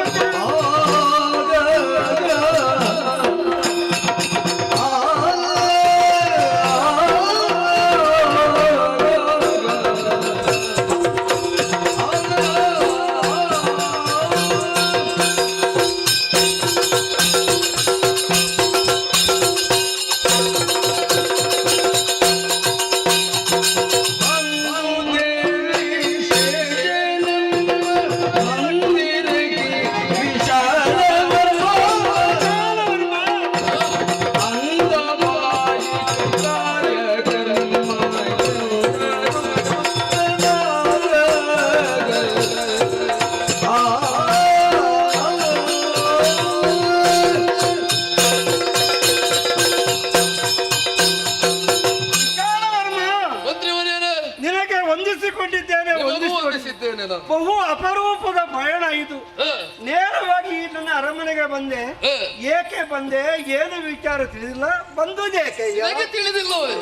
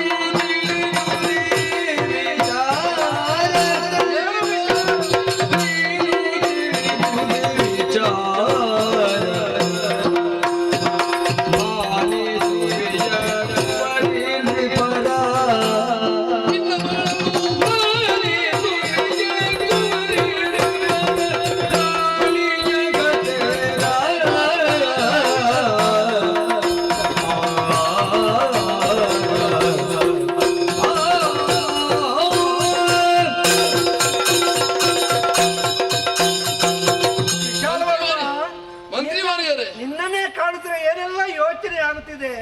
ನಮ್ಮ ದೊರೆಯನ್ನು ನೀನು ಸೆರೆಯಲ್ಲಿ ಇರಿಸಿದ್ದೀರಿ ಮೊದಲೇ, ಆದ್ರೆ ನನ್ನನ್ನು ಏನಾದ್ರೂ ಮೋಸಗೊಳಿಸಿ ಸೆರೆಯಲ್ಲಿ ಇರಿಸುವುದು ಉದ್ದೇಶ ಬದ್ದವನ ಅಥವಾ ಬೇರೆ ಏನಾದ್ರೂ ವಿಷಯ ಇದ್ರೆ? ಹಾಗಲ್ಲಯ್ಯ, ವಿಚಾರ ನಿಮಗೆ ತಿಳಿದೇ ಇರಬೇಕಲ್ಲ. ನನ್ನ ಅಣ್ಣ ನಿಮ್ಮ ಮಗಳನ್ನು ಬಯಸಿದ್ದಾರೆ, ವಿವಾಹವಾಗಬೇಕೆಂಬ ಅಪೇಕ್ಷೆ ಪಟ್ಟಿದ್ದಾರೆ, ಅರಮನೆಗೆ ರಾಣಿಯಾಗಬೇಕೆಂದು ಬಯಸಿದ್ದಾರೆ. ಆಕೆಯನ್ನು ನೀವು ನಮ್ಮ ಅಣ್ಣನಿಗೆ ವಿವಾಹ ಮಾಡಿಕೊಳ್ಳಬೇಕಾಗಿ ರಾಯಭಾರಿಯಾಗಿ ನಾನು ಕೇಳುತ್ತಾ ಇದ್ದೇನೆ. ನೀನು ಕೇಳುವುದಕ್ಕೆ ಬಂದ ನನ್ನದೇನು ಮಾತು, ನನ್ನದೇನು ಮಾತು,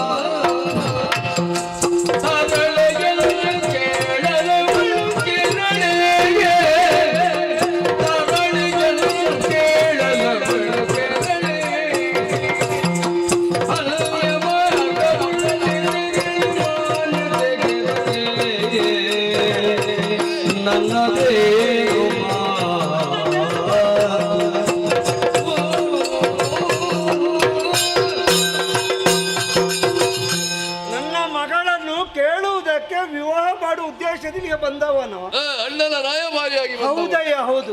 ಏನು ಮಾಡೋಣ ನಾನು ಹೇಳಿದ ಹಾಗೆ ನನ್ನ ಮಗಳು ಕೇಳುವುದಕ್ಕೆ ಸಾಧ್ಯ ಉಂಟಾ? ಸಾಧ್ಯ ಇಲ್ಲ.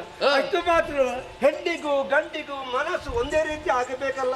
ಒಂದೇ ರೀತಿ ಇಲ್ಲದೆ ಮದುವೆ ಮಾಡಿದ್ರೆ ಅದು ಅನರ್ಥಕ್ಕೆ ಕಾರಣವಾಯಿತು. ಆದುದರಿಂದ ಕೊಡುವುದಕ್ಕೆ ಸಂಭ್ರಮ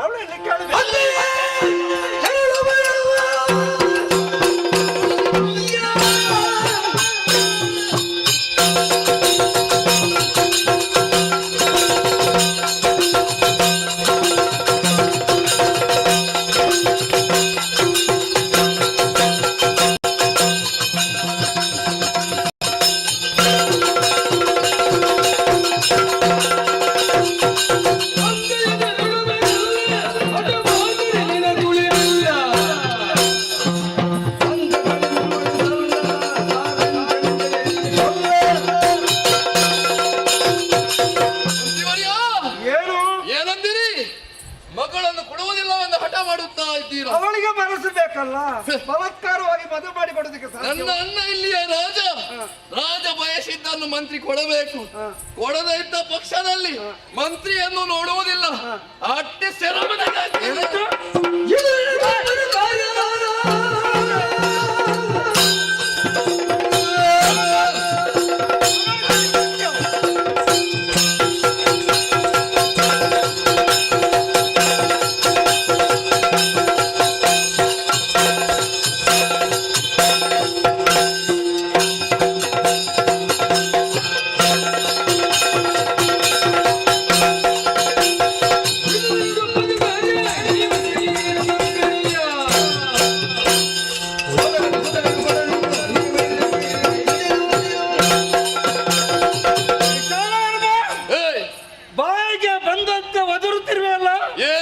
ಮಗಳನ್ನು ಮದುವೆ ಮಾಡಿ ಕೊಡ ಇದ್ರೆ ಬಲಾತ್ಕಾರವಾಗಿ ಕೊಂಡೊಯ್ದೆವು ಎಂದನೇ ಮಾತಾ.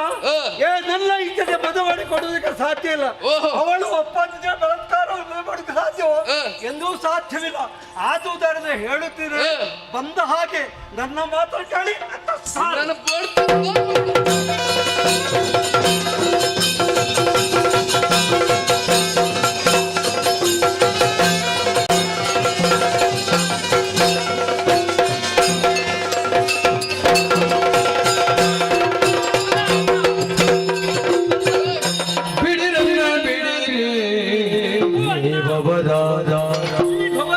ನನ್ನ ಬಡವರ ಮೇಲೆ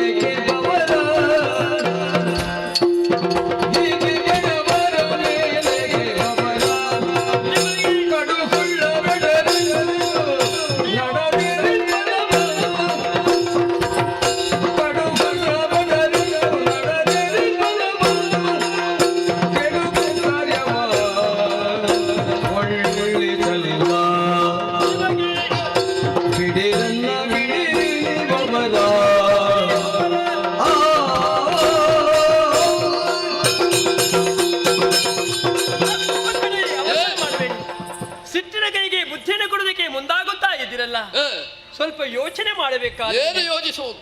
ನಾವ್ಯಾರು ನೀವ್ಯಾರಮಂತ ವಿಚಾರವನ್ನು ಚೆನ್ನಾಗಿ ಯೋಚನೆ ಮಾಡದೆ ಈ ನಿರ್ಧಾರ ಮಾಡೋದಕ್ಕೆ ಕೈ ಹಾಕಿದವರು ನೀವಾಗಿದ್ದೀರಿ. ಅಣ್ಣ, ಕೈ ಮುಗಿಯುತ್ತಾ ಇದ್ದೇವೆ. ನಾವು ಬಡವರಾದಂತ ನಮ್ಮ ಮೇಲೆ ಈ ರೀತಿಯಾಗಿ ನೀವು ರೇಗಾಡುವುದು ತಪ್ಪು. ಕೈ ಮುಗಿಯುತ್ತಾ ಪಾದ ಕೆರೆಗೆ ಬೇಡುತ್ತಾ ಇದ್ದೀನಿ. ನನ್ನ ಅಪ್ಪರನ್ನು ಬಿಟ್ಟು ಬಿಡಿ ನೀವು.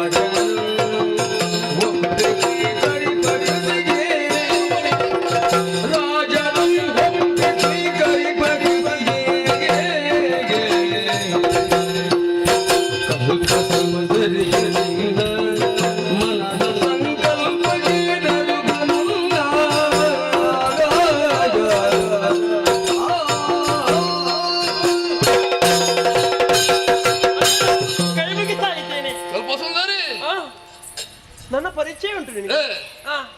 ನಾನು ವಿಕಟವರ್ಮನ ತಮ್ಮ. ವಿಕಟವರ್ಮನ ತಮ್ಮ? ಯಾಕಿಲ್ಲಿಗೆ ಬಂದದ್ದು? ನಿನ್ನನ್ನು ಕೇಳಿಕೊಂಡ ಅನ್ನ ಬಂದನಂತ. ನನ್ನನ್ನು? ಯಾಕೆ? ಮದುವೆಯಾಗುವುದಕ್ಕಾಗಿ. ಯಾರಿಗೆ? ಅವನು ಮತ್ತು ನೀನು. ಆಗ ನೀನು ಒಳ್ಳೆ ಅಂದೆ ಅಲ್ಲ, ಅದಕ್ಕಾಗಿ ರಾಯಭಾರಿಯಾಗಿ ಬಂದವನು ನಾನು.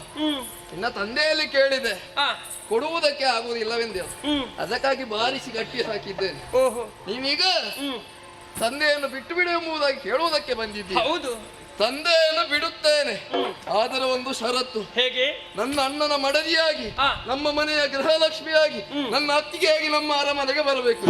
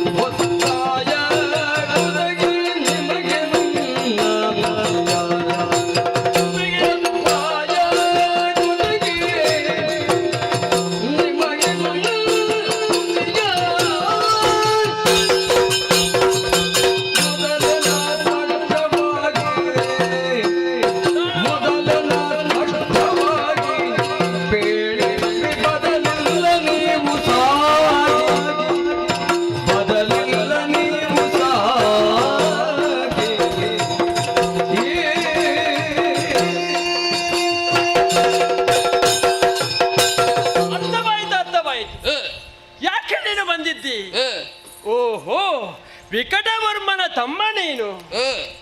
ನನ್ನನ್ನು ಕೇಳಿಕೊಂಡು ಬಂದಿದ್ದ ನಿನ್ನ ಅಗ್ರಜ ಅವನಿಗೆ ಸರಿಯಾದಂತ ಉತ್ತರವನ್ನು ನೀಡಿ ಕಳಿಸಿದ್ದೇನೆ. ಮತ್ತೆ ಮತ್ತೆ ನನ್ನನ್ನು ಪಡೆಯುವುದಕ್ಕೆ ಹತರುತ್ತಾ ಇದ್ದಾನ. ಅರ್ಥವಾಯಿತು, ಅವನಿಗೆ ಕೈ ಸಾಗಲಿಲ್ಲ. ತಮ್ಮನನ್ನು ಕಳಿಸಿಕೊಟ್ಟು ಹೇಗಾದ್ರೂ ಮಾಡಿ ಕಲ್ಪಸುಂದರಿಯನ್ನು ಕಳೆದುಕೊಂಡು ಬರಬೇಕು, ಈ ರೀತಿಯಾಗಿ ಆಜ್ಞೆ ಮಾಡಿದ್ದಾನ. ನಿಜ ಅಯ್ಯ, ಏನು ನಿಮಗೆ ಮನಸ್ಸಿರಬೇಕು, ಮನಸ್ಸಿರಬಹುದು, ನನಗೆ ಮನಸ್ಸು ಬೇಕಲ್ಲ. ನಾನು ಯಾರನ್ನು ಮದುವೆ ಆಗಬೇಕು, ಯಾರ ಜೊತೆ ಇರಬೇಕು, ಈ ಬಗ್ಗೆ ಚೆನ್ನಾಗಿ ಅರ್ಥೈಸಿಕೊಂಡಿದ್ದೇನೆ. ನಿನ್ನ ಅಣ್ಣನ ಯೋಗ್ಯತೆ ಏನು, ಅವನ ಹಣ ಬರೇನು ಎಂಬುದು ಚೆನ್ನಾಗಿ ಅರ್ಥೈಸಿಕೊಂಡಿದ್ದೇನೆ. ರಾಜನಿರಬಹುದು, ನನಗೆ ಮನಸ್ಸು ಬೇಕಲ್ಲ. ಅವನಿನ್ನ ಇಷ್ಟಪಟ್ಟಿದ್ದಾನಲ್ಲ, ಅವನ ಇಷ್ಟಪಡಬಹುದಪ್ಪ, ಒಬ್ಬರೇ ಇಷ್ಟ ಆಗುವುದಿಲ್ಲ. ಹೆಣ್ಣು ಮತ್ತು ಗಂಡು ಜೊತೆಯಾಗಿ ಇಷ್ಟಪಟ್ಟರೆ ಮಾತ್ರ ಮದುವೆ ಎಂಬಂತ ಕಾರ್ಯ ನಡೆಯುವುದಕ್ಕೆ ಸಾಧ್ಯ ಉಂಟು. ನಿಮ್ಮಂತ ಅಲ್ಪರನ್ನು ನಾನು ಮದುವೆ ಆದೆ ಅಂತಾದ್ರೆ ಯಾವ ಸುಖವನ್ನು ಪಡೆಯುವುದಕ್ಕೆ ಸಾಧ್ಯ ಉಂಟು. ಕೈ ಮುಗಿತಾ ಹೇಳ್ತಾ ಇದ್ದೇನೆ, ನನ್ನ ಅಪ್ಪನನ್ನು ಬಿಟ್ಟು ಇಲ್ಲಿ ಬಂದು ನಿಂತಿದೆಯಲ್ಲ, ಇಷ್ಟವರೆಗೆ ನಿಂತದಕ್ಕೆ ಅವಕಾಶ ಕೊಟ್ಟು ನನ್ನ ಅಪ್ಪ. ಹೋಗ್ತೇ ಇಲ್ಲಿಂದ.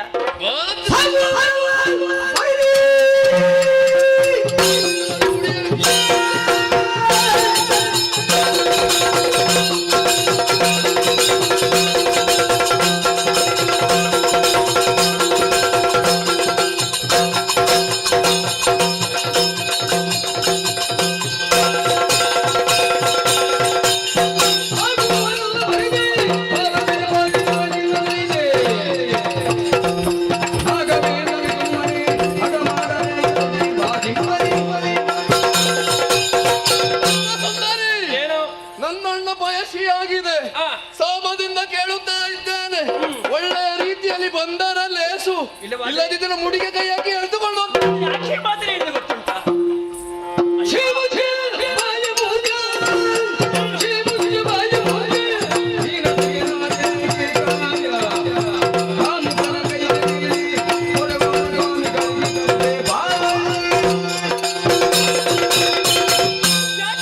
ಮದುವೆ ಆಗುವುದಕ್ಕೆ ಆಗುವುದಿಲ್ಲ ಅಂತ ಯಾಕೆ ಹೇಳಿದ್ದೇನೆ? ಇಲ್ಲಿ ಅರಸನ ಮಗನ ಮದುವೆ ಆಗಬೇಕೆಂಬ ನಿರ್ಧಾರಕ್ಕೆ ಬದಲಾಗಿದ್ದೇನೆ. ಆ ಬಗೆಯಾಗಿ ಯೋಚನೆ ಮಾಡ್ತಾ ಇದ್ದೇನೆ. ನಿಮ್ಮಂತವರು ಕಾಮುಕ ದೃಷ್ಟಿಯಿಂದಾಗಿ ನನ್ನನ್ನು ನೋಡಿ ಕರೆದುಕೊಂಡು ಹೋಗುವುದಕ್ಕಾಗಿ ಬಂದಿದ್ದೀರಾ? ಸಾರಿ ಹೇಳುತ್ತಾ ಇದ್ದೇನೆ, ಬಂದಾಗಿ ಹಿಂದಕ್ಕೆ ಸರಿದರೆ ಲೇಸು, ಇಲ್ಲವಾದ್ರೆ ನಿನಗೆ ಸರಿಯಾದಂತ ಬದ್ದನ್ನು ನಾವು ಹರಿಯಲೇಬೇಕಾಗ್ತದೆ.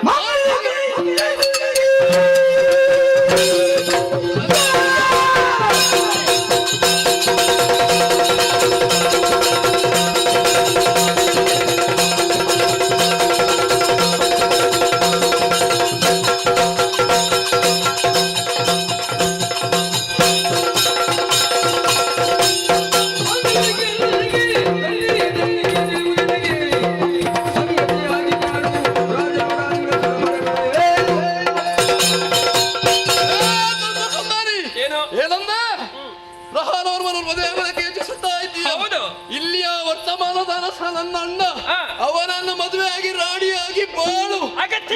ಹೋದರೆ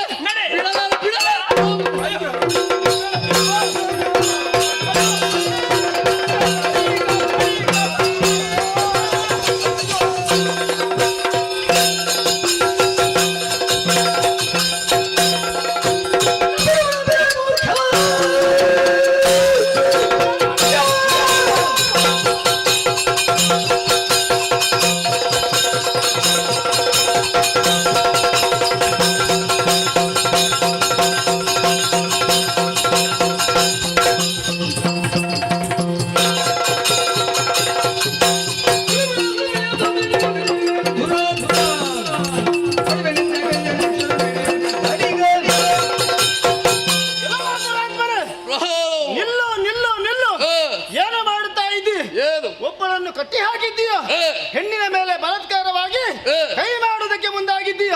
ನಿನ್ನನ್ನು ಕಾಣುವಾಗ ಉತ್ತಮ ಗುಣವಂತ, ಉತ್ತಮ ಸಂಸ್ಕಾರವಂತ ಅನ್ನುವ ಹಾಗೆ ತಿಳಿದುಕೊಳ್ಳಬೇಕು. ಆದ್ರೆ ನೀನು ತದ್ವಿರುದ್ಧವಾಗಿ ವರ್ತನೆ ಮಾಡ್ತಾ ಇದೆಯಲ್ಲ, ಇದು ಒಳ್ಳೆಯದಲ್ಲ, ಬಿಟ್ಟು ಹೋಗು.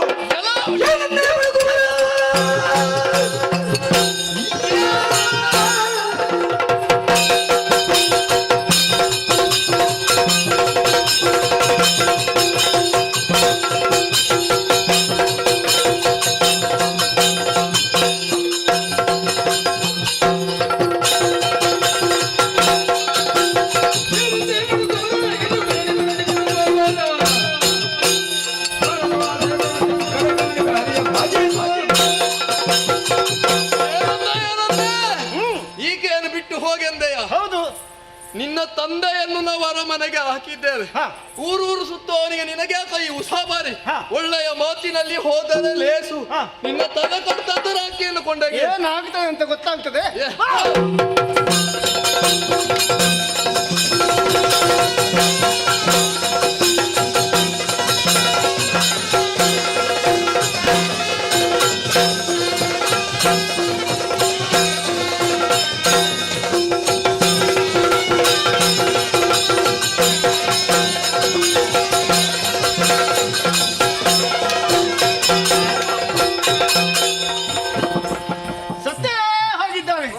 ಅತಿಯಾದಂತಹ ಅವಸರದಲ್ಲಿ ಹೋದ್ರೆ ಅಪಘಾತ ಆಗುವುದು ಹೀಗೆ.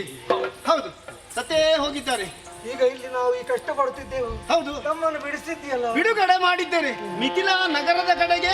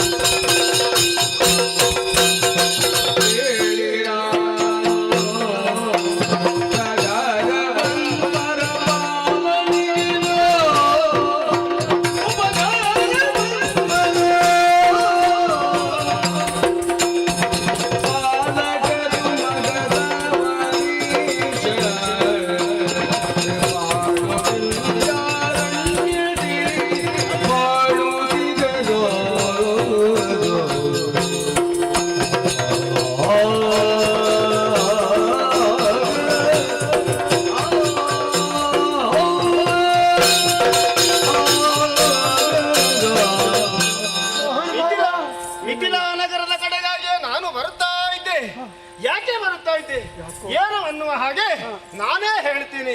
ಇಲ್ಲಿ ಅಧಿಕಾರಿಯಂತಹ ಪ್ರಹಾರವರ್ಮನ ಮಗ ಉಪಹಾರವರ್ಮ ನಾನಾಗಿದ್ದೇನೆ. ವಿದ್ಯೆಯನ್ನು ಕಲಿತಕ್ಕೆ ಬೇಕಾಗಿ ಗುರುಗಳ ಅಲ್ಲಿಗೆ ಸೇರಿದ್ದೆ. ಗುರುಗಳು ಹೇಳಿದಂತಹ ಮಾತನ್ನು ನಡೆಸುತ್ತಾ ಹೀಗೆ ಬಂದವನಿದ್ದೇನೆ. ಕಾಡಿನಲ್ಲಿ ರಾಕ್ಷಸರ ವಧೆಯನ್ನು ಮಾಡಿದವನಿದ್ದೇನೆ. ಅನ್ಯಾಯವಾಗಿ ಉಪಟಾಳವನ್ನು ಮಾಡುತ್ತಿದ್ದಂತಹ ಆ ರಕ್ಕಸನನ್ನು ಕೊಂದವನಿದ್ದೇನೆ. ಆ ಬಳಿಕ ಮಿಥಿಲಾನಗರದ ಕಡೆಗಾಗಿ ಬಂದವನಿದ್ದೇನೆ. ಬರುವಾಗ ನಡೆಯಬಾರದಂತಹ ಘಟನೆ ನಡೆಯುತ್ತಾ ಇತ್ತು, ಅದನ್ನು ಖಂಡಿಸಿದ್ದೇನೆ. ಅನ್ಯಾಯ ಮಾಡಿದವನಿಗೆ ಶಿಕ್ಷೆಯನ್ನು ಕೊಟ್ಟಿದ್ದೇನೆ. ಹಾಗಾಗಿ ಎಲ್ಲರೂ ಸಂತೋಷಗೊಂಡಿದ್ದೀರಾ. ಇಲ್ಲಿಯ ರಾಜರ ಮಗ ನಾನು.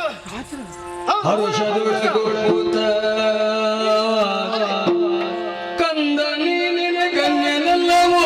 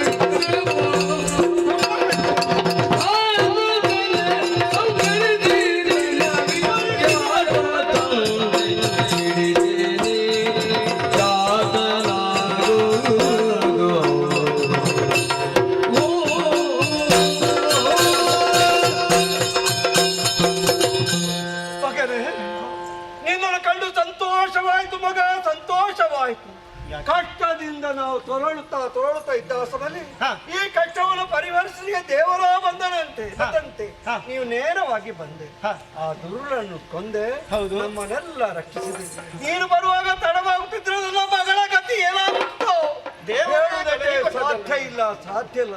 ಬಲತ್ಕರಿಸಿದ ಮುಂದೆ ಬಂದ. ಹೌದು, ಆದ್ರೆ ಇದೆಲ್ಲ ಅನುಗ್ರಹವನ್ನು ಹೇಳಬೇಕು ಮಗನೇ. ನನ್ನ ವಿಚಾರವನ್ನು ಕೇಳಿದಂತಹ ನಿಮ್ಮ ಮುಖದಲ್ಲಿ ಬದಲಾವಣೆಯಾಗಿದೆ. ಬೇಸರ ತುಂಬಿಕೊಂಡಿದ್ದೀರಾ? ಬೇಸರ ಯಾಕೆ ಹೀಗೆ? ಕಂಡ ಕ್ಷಣವೇ ನನ್ನ ಬೇಸರವೆಲ್ಲ ದೂರವಾಯ್ತು ಮಗ, ದೂರವಾಯ್ತು. ಅಷ್ಟು ಮಾತ್ರವಲ್ಲ, ನಿನ್ನ ಅಪ್ಪ ಇದ್ದಾನಲ್ಲ ಪ್ರಹಾರವರ್ಮ, ಅಷ್ಟು ಮಾತ್ರ ಅವನ ತಮ್ಮನ ಮಕ್ಕಳು ಅವನನ್ನು ಸೆರೆಮನೆಯಲ್ಲಿರಿಸಿದ್ದಾರೆ. ಸೆರೆಮನೆಯಲ್ಲಿರಿಸಿ ಮಾಡಿದ್ದಾರೆ. ಆದ್ದರಿಂದ ಅವರನ್ನು ಮೊದಲು ಬಿಡಿಸಬೇಕು. ತಂದೆಯವರನ್ನು ಸೆರೆಮನೆಯಲ್ಲಿ ಇರಿಸಿದ್ದಾರೆ ಅವರು. ಹಾಗಾಗಿ ಮೊದಲಾಗಿ ತಂದೆಯನ್ನು ಸೆರೆಮನೆಯಿಂದ ಬಿಡಿಸೋಣ, ಆ ಕಡೆಗೆ ಹೋಗೋಣ.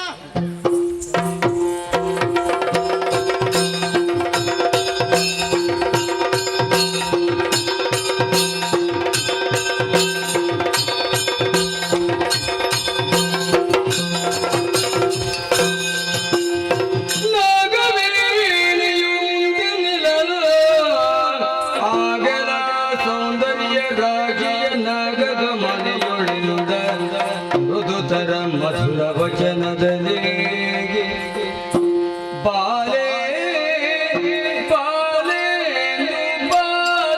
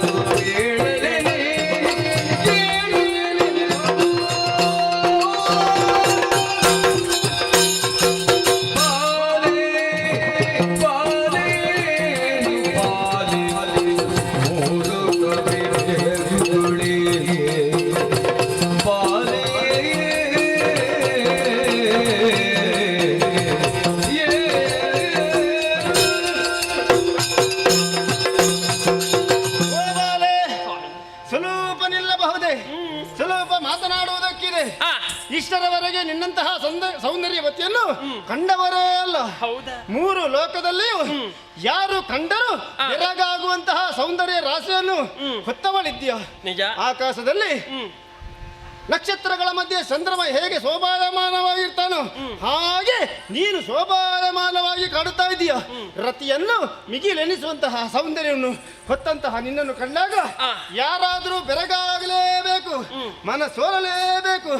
ಹಾಗಾಗಿ ಒಂದು ಮಾತು, ನಿನ್ನನ್ನು ಕಂಡಾಗ ಸಂತೋಷವಾಗುತ್ತಾ ಇದೆ, ಸರಿ, ಆಶ್ಚರ್ಯವಾಗುತ್ತಾ ಇದೆ. ಎಲ್ಲಿಯವಳು, ಎಷ್ಟು ಚಂದ, ಎಂತಹ ಚಂದ. ಚಂದವನ್ನು ಹೊಗಳುವುದಕ್ಕೆ 1000 ನಾಳೆಗಳಂತಹ ಆದಿಶೇಷ ಬಂದರೂ ವರ್ಣಿಸುವುದಕ್ಕೆ ಸಾಧ್ಯವೇ ಇಲ್ಲ. ಅಂತಹ ಸೆಲುವಿನ ರಾಶಿ ನೀನಾಗಿದ್ದೀಯ. ಯಾರು ನೀನು, ಯಾಕಾಗಿ? ಈಗ ನನ್ನ ಪರಿಚಯ ನಿಮಗಿಲ್ವಾ?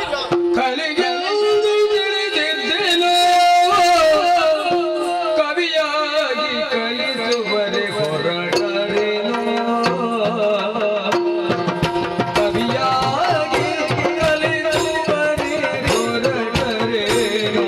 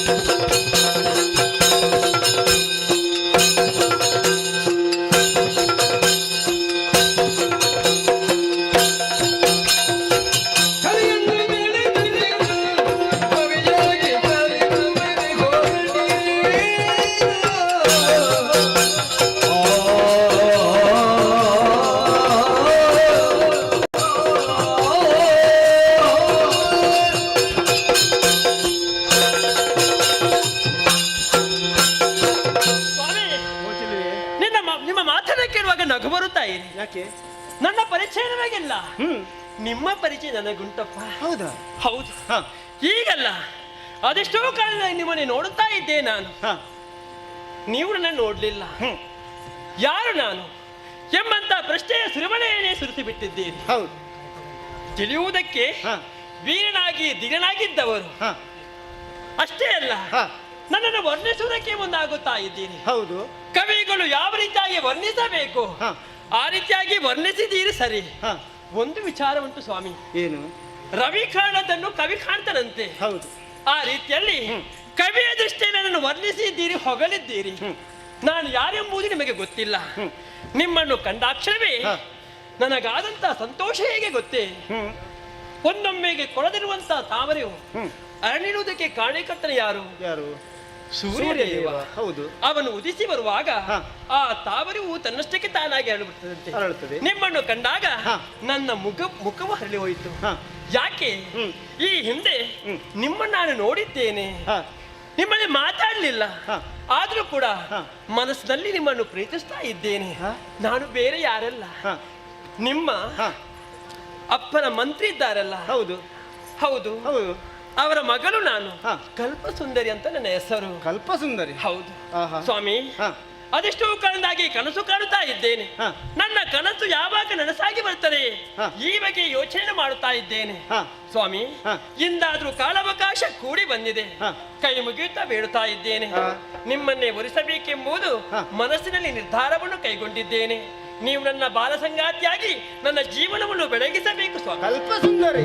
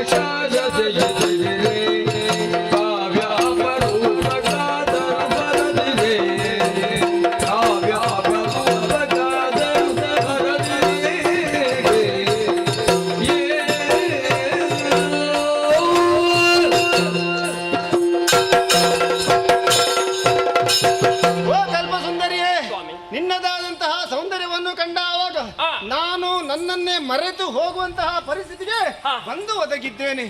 ಯಾವ ದೇವ ಶಿಲ್ಪಿಯು ನಿನ್ನನ್ನು ಕರೆದೇನೋ ಗೊತ್ತಿಲ್ಲ. ಹಾಗೆಂದು ದೇವ ಶಿಲ್ಪಿಯೋರ್ವ ಶಿಲೆಯೊಂದನ್ನು ತಯಾರು ಮಾಡಿದವಾಗ ಓಡೋಡಿಕೊಂಡು ಬಂದು ಬ್ರಹ್ಮದೇವ ಜೀವ ಕಳೆಯನ್ನು ಕೊಟ್ಟು ನೇರವಾಗಿ ಹೋಗಿದ್ದಾನೋ ಏನು. ಯಾವುದಕ್ಕೂ ಕೊರತೆ ಇಲ್ಲ. ಎಳ್ಳಿನ 7 ಭಾಗದಷ್ಟು ಕೊರತೆ ಇಲ್ಲದಂತಹ ಸೌಂದರ್ಯವತಿಯೋರ್ವಳನ್ನು ಇಂದು ನಾನು ಕಾಣುತ್ತೇನೆ ಎನ್ನುವ ಹಾಗೆ ನಾನು ಯೋಚನೆ ಮಾಡಿದ್ದೇ ಇಲ್ಲ. ಸರಿ. ಶಾರದೆ, ಲಕ್ಷ್ಮಿ, ರತಿ ಎಲ್ಲರೂ ಸೌಂದರ್ಯವತಿಯರಂತೆ. ಅವರನ್ನು ಮಿಗಿಲೆನಿಸುವಂತಹ ಸೌಂದರ್ಯ ರಾಶಿಯನ್ನು ಹೊಂದಿದವಳು ನೀನಾಗಿದ್ದೀಯ. ಈ ರೀತಿ ಹೊಗಳಿಕೆ ಬೇಡವೆತ್ತು ನನಗೆ. ಹಾಗೆ ದೇವರಲ್ವೇ ಇಲ್ಲದೆ ಇರುವಂತಹ ಹೊಗಳಿಕೆಯನ್ನು ಯಾರೂ ಹೇಳಕೂಡದು. ಇದ್ದದ್ದನ್ನು ಹೇಳಬಹುದು, ಅಹಂಕಾರ ಬರಬಾರದು. ಯಥಾಸ್ಥಿತಿಯಲ್ಲಿದ್ರೆ ಇದ್ದದ್ದನ್ನು ಖಂಡಿತ ಹೇಳಬಹುದು. ಹಾಗಾಗಿ ನಾನು ಕೂಡ ಮನಸೋತಿದ್ದೇನೆ. ಆದ್ರೆ ನಾವೇ ತೀರ್ಮಾನ ಮಾಡುವುದಲ್ಲವಲ್ಲ. ಹಾಗಾಗಿ ನಿನ್ನ ತಂದೆಯವರೂ ಇದ್ದಾರೆ, ನನ್ನ ತಂದೆಯವರೂ ಇದ್ದಾರೆ. ಅದಕ್ಕೊಂದು ಕಾಲ ಅಂತ ಬರಬೇಕೋ ಬೇಡವಾ? ಆ ಸಮಯಕ್ಕಾಗುವಾಗ ನಾವು ಯೋಚನೆ ಮಾಡುವ. ಆಗದೆ ಅವರಲ್ಲಿ ಹೇಳುವ. ಸರಿ. ಮಾತನ್ನು ಕೇಳಿ ಮನಸ್ಸಿಗೆ ಸಂತೋಷವಾಯಿತು. ಅವರ ನಿರ್ಧಾರವೇ ನಮ್ಮ ನಿರ್ಧಾರ. ನನ್ನ ಅಪ್ಪನ ಬಿಡುಗಡೆ ಆಗಬೇಕು, ಎಲ್ಲ ಸಮಸ್ಯೆ ಮೊದಲಾಗಬೇಕು. ಹಾಗಾಗಿ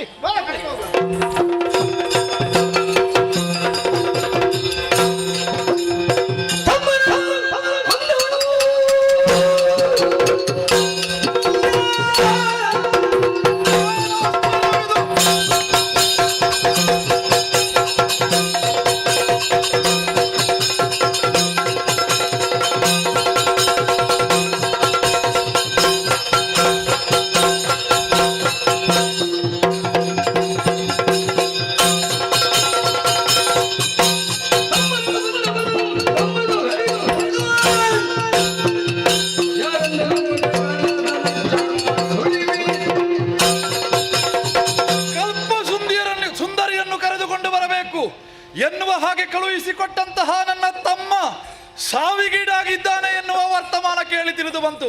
ಅಖಂಡ ಆರ್ಯಾವರ್ತದಲ್ಲಿ ನನ್ನ ತಮ್ಮನ ಸಾವಿಗೆ ಯಾರೇ ಕಾರಣರಾಗಿರಲಿ ಅವರನ್ನು ಬಿಡುವೆನೆಂದು ಯೋಚನೆ ಮಾಡಿ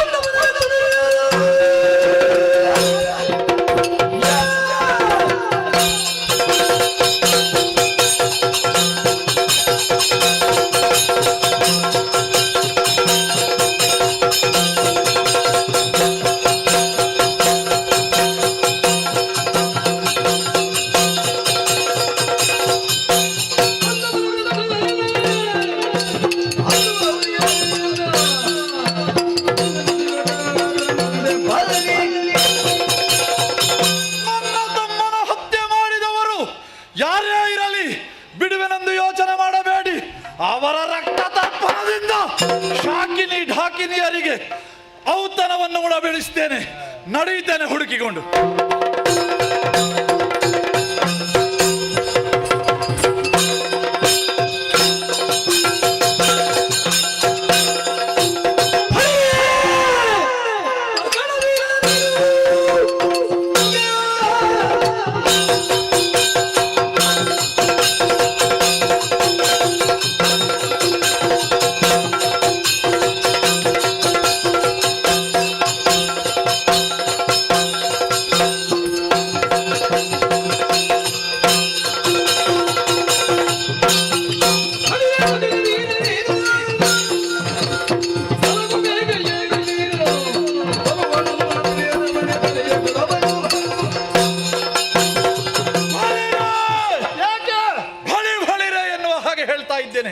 ಯಾಕೆ ಗೊತ್ತಿಲ್ಲ. ನೀನು ಮಾಡಿದಂತಹ ಸಾಹಸ ಎನ್ನುವುದಾಗಿ ಭಾವಿಸಬೇಡ. ನೀನು ಮಾಡಿದ್ದು ಕುಕೃತ್ಯ. ನನ್ನ ತಮ್ಮ ವಿಶಾಲವರ್ಮನನ್ನು ಕೊಂದವ ನೀನೇ ಎನ್ನುವ ಹಾಗೆ ತಿಳಿದು ಬಂದಿದೆ. ಆ ಪೌರುಷ ಉಂಟು ಅಂತಾದ್ರೆ ತೋರಿಸು ನನ್ನಲ್ಲಿ.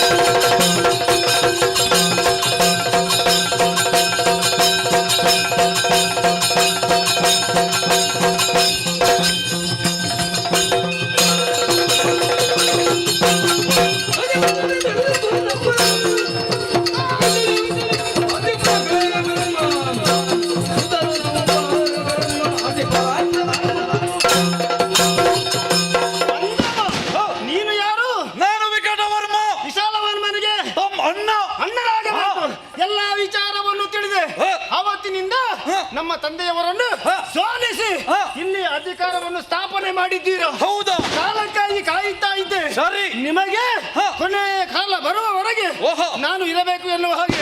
ಹಾಗಾಗಿ ಕೊನೆಯ ಕಾಲ ಬಂತು. ಶರಣಾಗತ್ಯ ಅಥವಾ ಹೋಗುತ್ಯ? ನೀನು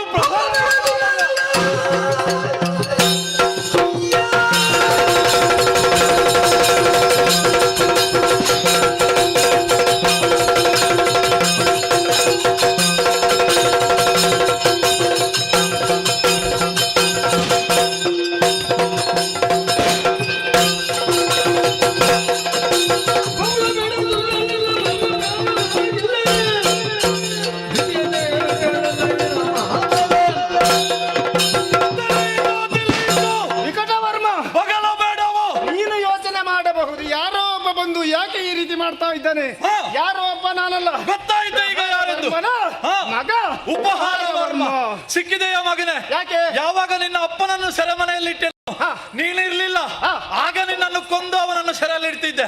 ಈಗ ಮೊದಲು ನೀನು ಸಿಕ್ಕಿದೆ, ನಿನ್ನನ್ನು ಕೊಂದು ಅವನನ್ನು ಸೆರೆಯಲ್ಲಿ ಮತ್ತೊಮ್ಮೆ ಇಡ್ತೇನೆ.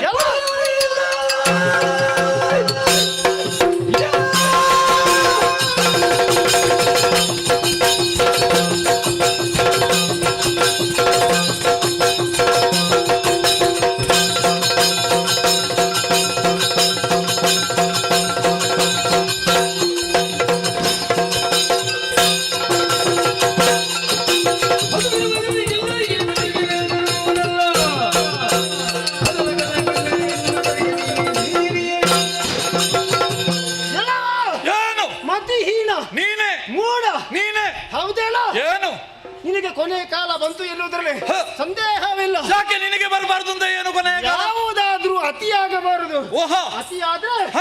ಅಮೃತವು ವಿಷ ಎನ್ನುವ ಹಾಗೆ ಹೇಳಿದ ಮಾತು. ನೀನು ಮಿತದಲ್ಲೇ ಇರ್ತಿದ್ರೆ ಊರಿನಲ್ಲೇ ಇರ್ತಿದ್ದಿ, ಎಲ್ಲೆಲ್ಲಿ ತಿರುಗಾಡಕ್ಕೆ ಹೋಗ್ತಾ ಇರ್ಲಿಲ್ಲ.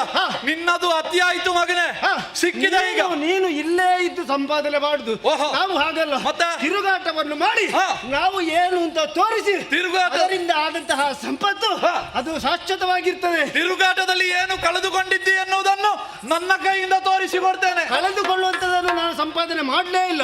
ಇಷ್ಟರವರೆಗೆ ಉಳಿಸುವಂತದನ್ನೇ ಸಂಪಾದನೆ ಮಾಡಿದ್ದೇವೆ. ಕೀರ್ತಿ ಅದು ನನಗೆ ಬರಬೇಕು, ಅದು ನನಗೆ ಶಾಶ್ವತವಾಗಿದ್ದರೆ ಎಷ್ಟಕ್ಕೂ ಸಾಕು. ನಿನ್ನಂತಹ ನೊರಜು ಮಾತಾಡುವುದು ಅಗತ್ಯ ಇಲ್ಲ. ಯಾರು ನೊರಜು ಅಂತ ನೋಡೋಣ.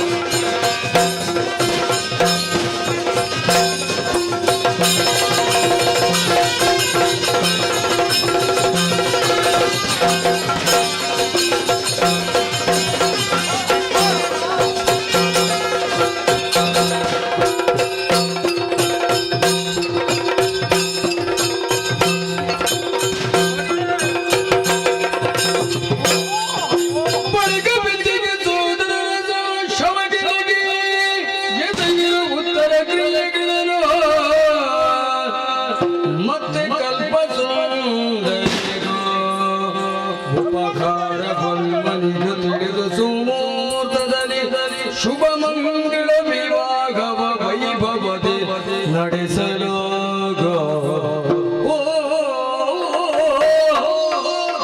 ಕಂಟಕ ಒಂದು ಕಳೆದು ಹೋಯಿತು. ಮಂತ್ರಿಗಳೇ, ಪವಿತ್ರವಾದಂತಹ ಪಾದಗಳಿಗೆ ಹೇಳಿ ಬಹಳ ಸಂತೋಷವಾಯಿತು, ಬಹಳ ಸಂತೋಷವಾಯಿತು. ನಿನ್ನ ಗುಣ, ನಿನ್ನ ರೂಪ ಎಲ್ಲ ನಾನು ಕೂಡ ಮೆಚ್ಚಿದ್ದೇನೆ. ಒಳ್ಳೆಯ ನನ್ನ ಮಗಳು ಮೊದಲೇ ಮೆಚ್ಚಿದ್ದಾಳೆ. ಎಲ್ಲ ಋಣಾನು ಸಂಬಂಧದೋಡು. ಹೆಣ್ಣು ಹೊನ್ನು ಮಣ್ಣು ಇದು ಋಣಾನು ಸಂಬಂಧ, ವಿಧಿ ಸಂಕಲ್ಪ. ಅದನ್ನು ಮೀರುವುದಕ್ಕೆ ಯಾರಿಂದಲೂ ಸಾಧ್ಯವಿಲ್ಲ. ಯಾವ ಮಗಳನ್ನು ನಿನಗೆ ಮದುವೆ ಮಾಡಿ ಕೊಡಬೇಕೆಂದು ದೇವರ ಇಚ್ಛೆ ಇದ್ರೆ ಮೀರುವುದಕ್ಕೆ ದೇವರ ಸಂಕಲ್ಪ ಯಾವುದು, ಯಾರಿಗೆ ಎಷ್ಟು ಹೊತ್ತಿಗೆ ಎಲ್ಲಿ ಏನು ಅಂತ ನಿರ್ಧಾರ ಮಾಡಿದ್ದಾರೆ ಅಂತ ಗೊತ್ತಾಗುತ್ತದೆ. ಆ ಸಮಯಕ್ಕಾಗುವಾಗ ಕಾಲ ಕೂಡಿ ಬರ್ತದೆ ಎನ್ನುವುದಕ್ಕೆ ಇದುವೇ ಸಾಕ್ಷಿ. ಕಾಲವೇ ಅನುಕೂಲವಲ್ಲ. ಇವಳು ಕೂಡ ಬಯಸಿದ್ದಾಳೆ. ಶುಭ ಮುಹೂರ್ತ ಅಲ್ವಾ, ಶುಭ ಮುಹೂರ್ತದಲ್ಲಿ ಅದು ಮದುವೆ ಮಾಡಿಬಿಡು.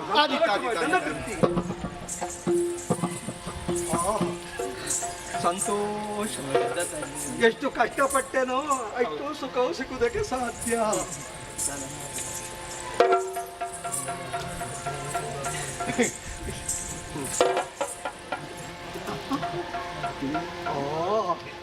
ಇದು ಭಾಗ್ಯ ನನ್ನದು ಅಷ್ಟೇ.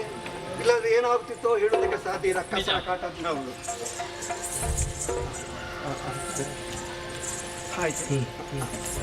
ಹಾಗಾದ್ರೆ ಆಶೀರ್ವಾದ ಮಾಡಿ. ಶುಭವಾಗಲಿ ನಿಮಗಿಬ್ಬರಿಗೂ. ಆಗಾಗ ಬರ್ತಾ ಇರುವಾಗ ಆಯ್ತಾಯ್ತಾ. ಸರಿ.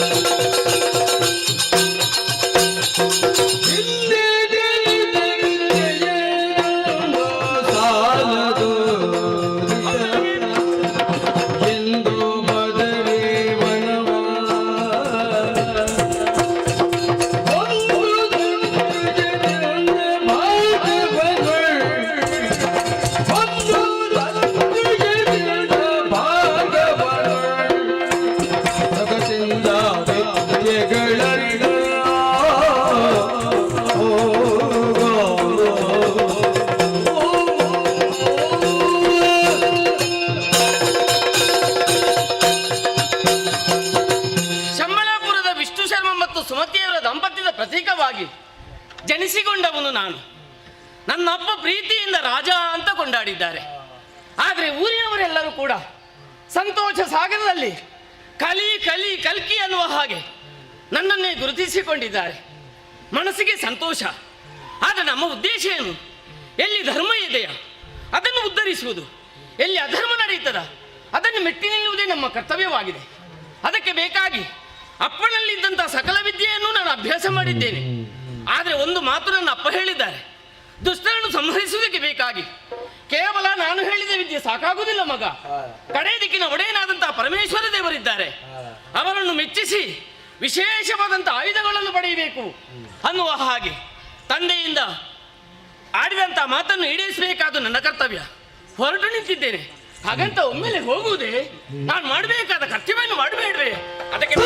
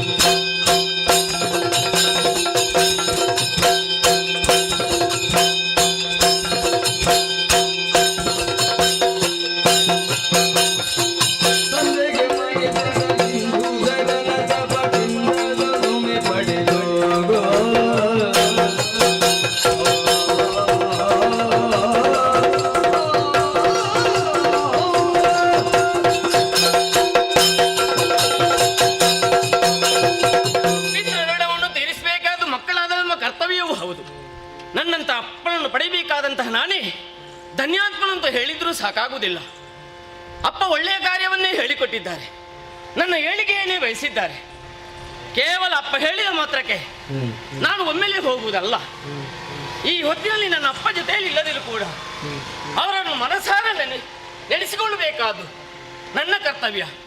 ಅದಕ್ಕೆ ಬೇಕಾಗಿ ಇಲ್ಲಿಂದಲೇ ಅಪ್ಪನಿಗೆ ಬಂಧಿಸಿಕೊಂಡಿದ್ದೇನೆ, ತಾಯಿಗೆ ಕೂಡ ಬಂಧಿಸಿಕೊಂಡಿದ್ದೇನೆ. ತಡ ಮಾಡುವುದಲ್ಲ, ಶ್ರದ್ಧಾ ಭಕ್ತಿಯಿಂದ ಪರಮೇಶ್ವರನ ಕುರಿತು ತಪಸ್ಸನ್ನಾಚರಿಸುವುದಕ್ಕೆ ಮುಂದುವರಿತೇನೆ.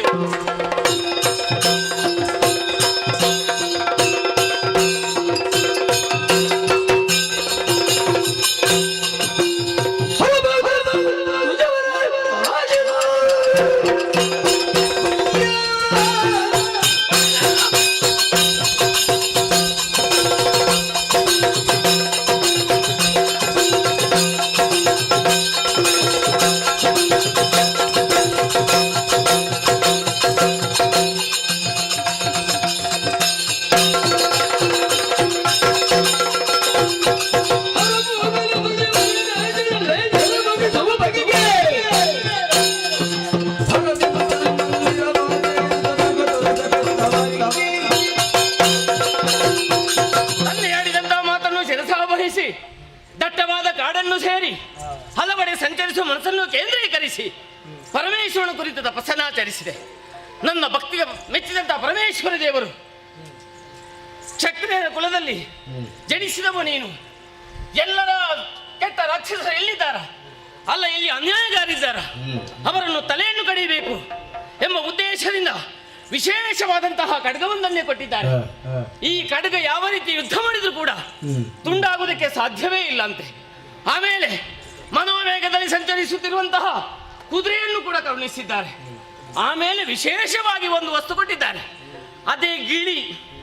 ಆ ಗಿಳಿ ನನ್ನ ಜೊತೆಯಲ್ಲಿ ಇದ್ರೆ ಎಲ್ಲಿ ಅನ್ಯಾಯ ನಡೀತದೆ, ಎಲ್ಲಿ ಒಳ್ಳೆಯ ಕಾರ್ಯ ನಡೀತದೆ ಅದು ತಿಳಿದು ನೇರವಾಗಿ ನನ್ನ ಹತ್ತಿರಕ್ಕೆ ಬಂದು ಹೇಳ್ತದೆ ಅಂತೆ. ಸಂತೋಷಗೊಂಡಿದ್ದೇನೆ. ಈ ವಿಚಾರ ಅಪ್ಪನಲ್ಲಿ ಹೇಳಬೇಕು. ಮುಂದುವರಿ.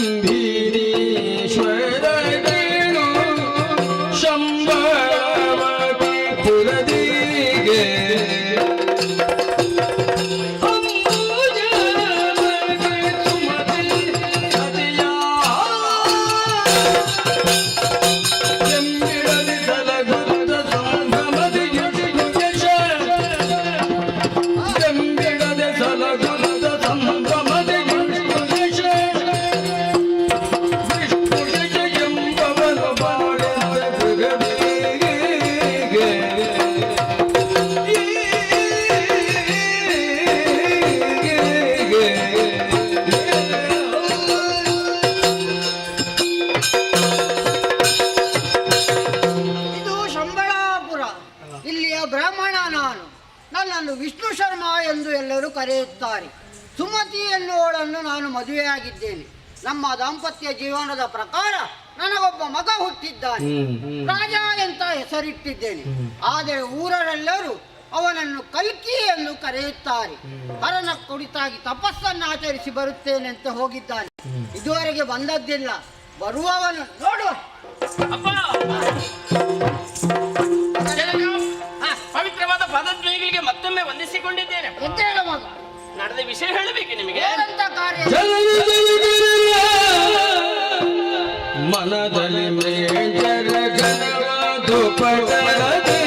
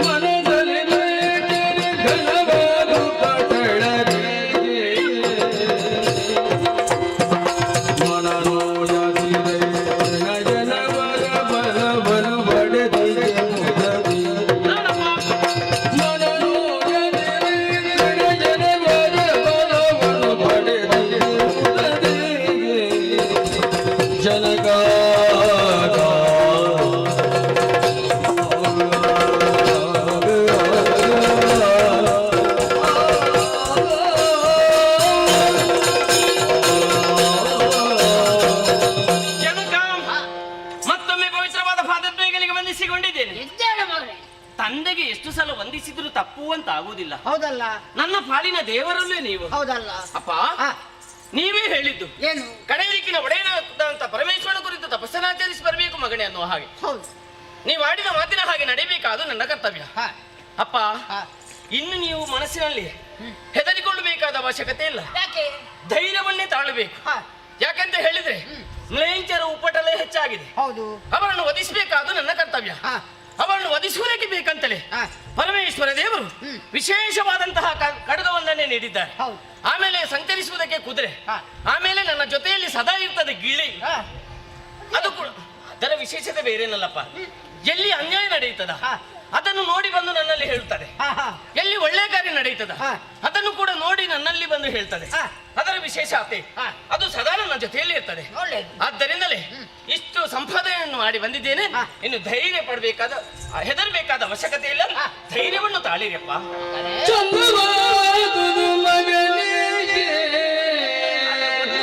ಬಿಟ್ಟು ಹೋಯ್ತಪ್ಪ. ಚಂದವಾ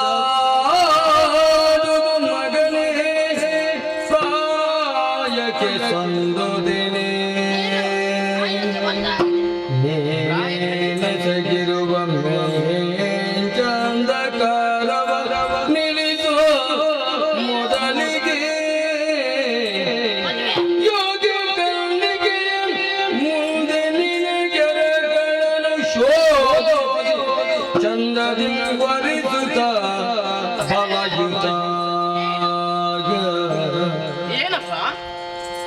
ಚಂದದಿ ವರಿಸುತ್ತ ಬಲಯುತ ನೀನಾಗಿನುತ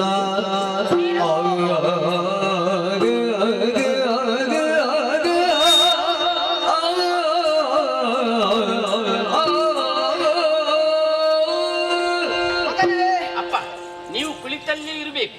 ಎರಡು ಕೈ ಎತ್ತಿಗೆ ಆಶೀರ್ವಾದ ಮಾಡಿ ಕ್ಷಣ ಮಾತ್ರದಲ್ಲಿ ಹೋಗಿ ಮ್ಲೇಚ್ಛರನ್ನು ಮಗನೇ, ನಿನ್ನ ಮಾತನ್ನು ಕೇಳುವಾಗ ಸಂತೋಷವಾಗುತ್ತದೆ. ಹೌದೇ? ಆದರೆ ಏನಪ್ಪ? ಇವಾಗಲೇ ನೀನು ದುಷ್ಟರನ್ನು ವಧಿಸಲಿಕ್ಕೆ ಹೋಗುವುದಲ್ಲ. ಅದೊಂದು ಕೆಲಸ ಮುಗಿದ್ರೆ ಉಂಟಲ್ವಾ, ಈ ಪ್ರಸಂಗ ಮುಗಿದ ಹಾಗೆ. ಅದನ್ನು ನೀನು ಇವಾಗಲೇ ಮುಗಿಸ್ಲಿಕ್ಕಿಲ್ಲ. ಅದೇ ಮತ್ತೆ ನಿನ್ನ ಕರ್ತವ್ಯ ಉಂಟೇನು? ಏನಪ್ಪ ಕರ್ತವ್ಯ? ಯಾಕೆಪ್ಪ? ನೀನು ಗೃಹಸ್ಥನಾಗಬೇಕು. ಅಂದ್ರೆ ಮದುವೆ ಆಗಬೇಕು. ಮದುವೆಯ? ಹೌದು. ಇಷ್ಟು ಬೇಗ? ಚಿಂತೆ ಮಾಡುದು ಯಾಕಪ್ಪ? ನನ್ನ ರೂಪಕ್ಕೆ ಒಪ್ಪುವಂತ ಹುಡುಗಿಯೊಂದು ನೀವೇ ನೋಡಿ. ನೀವು ನೋಡಿದ ಹೆಣ್ಣನ್ನು ನಾನು ಮದುವೆ ಆಗುವುದಕ್ಕೆ ಸಿದ್ಧನಾಗಿದ್ದೇನೆ. ಮಗನೇ, ನಾನು ಯಾವ ಹುಡುಗಿಯನ್ನು ನೋಡ್ಲಿಲ್ಲ.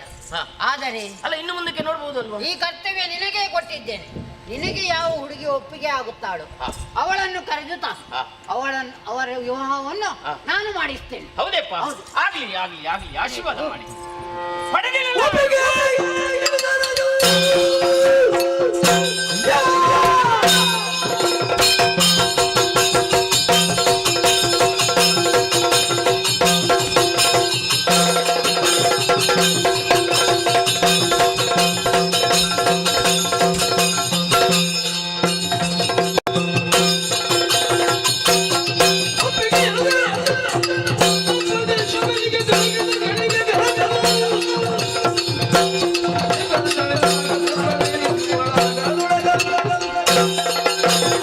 ಸಂತೋಷಗೊಂಡಂತಹ ನನ್ನ ಅಪ್ಪ ಹೇಳಿದ ಮಾತು, ಪ್ರಾಯಪ್ರಬುದ್ಧನಾಗಿದ್ದಿ ಮಗನೇ, ನೀನೊಂದು ಬೇಗ ಮದುವೆ ಆಗಬೇಕು ಅಂತ.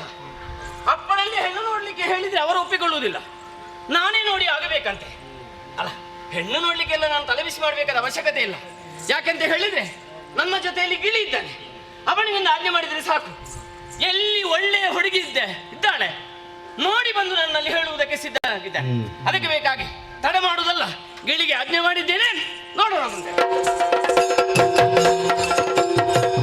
ಸುಗಲೇಗನ ಪುತ್ರಿಯ ಪದ್ಮಾವತಿಯ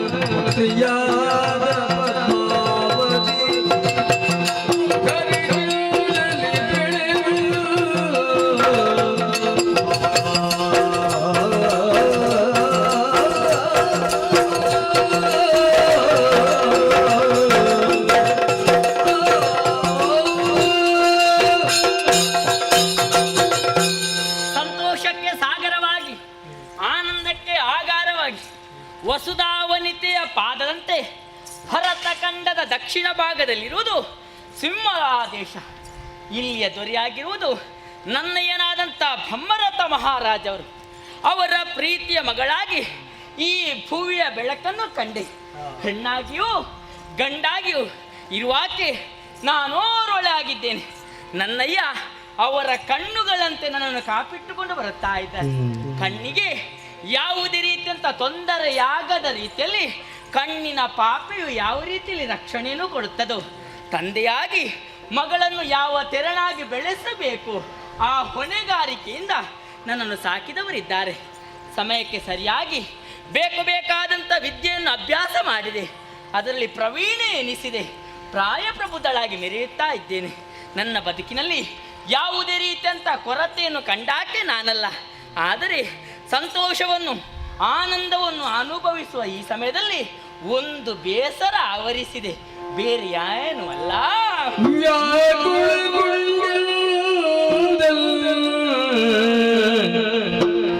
ಲೋಕವೇ ಕೆಟ್ಟದು, ಲೋಕವೇ ಸರಿ ಇಲ್ವಲ್ಲ.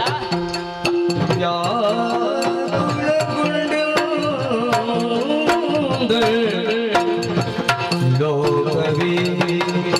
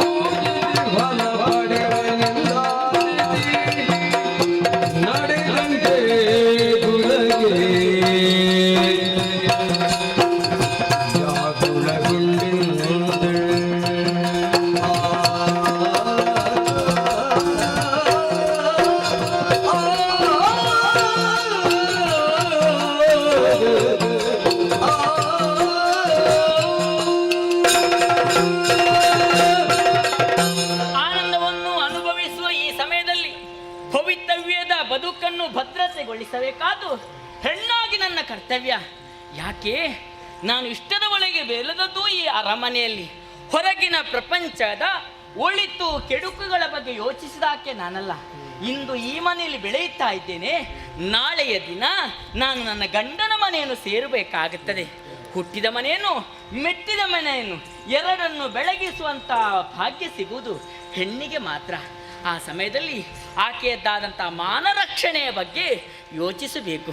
ಯಾಕೆ ಈ ಪ್ರಪಂಚವನ್ನೊಮ್ಮೆ ನೋಡಿ, ದುಷ್ಟರು, ಕಳ್ಳ ಕಾಕರರು, ಅನ್ಯಾಯಗಾರರು, ಅಧರ್ಮಿಗಳು, ಕಾಮುಕರು ತುಂಬಿರುವಂಥ ನಾಡು ಇದು.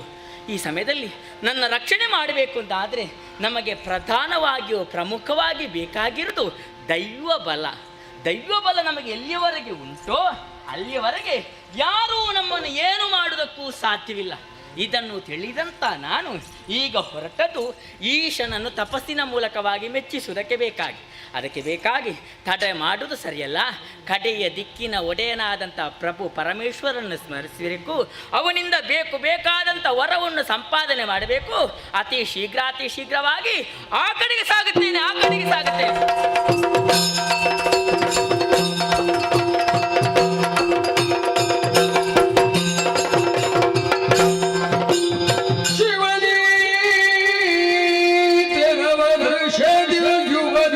ತಿಳಿದಿರಲೋ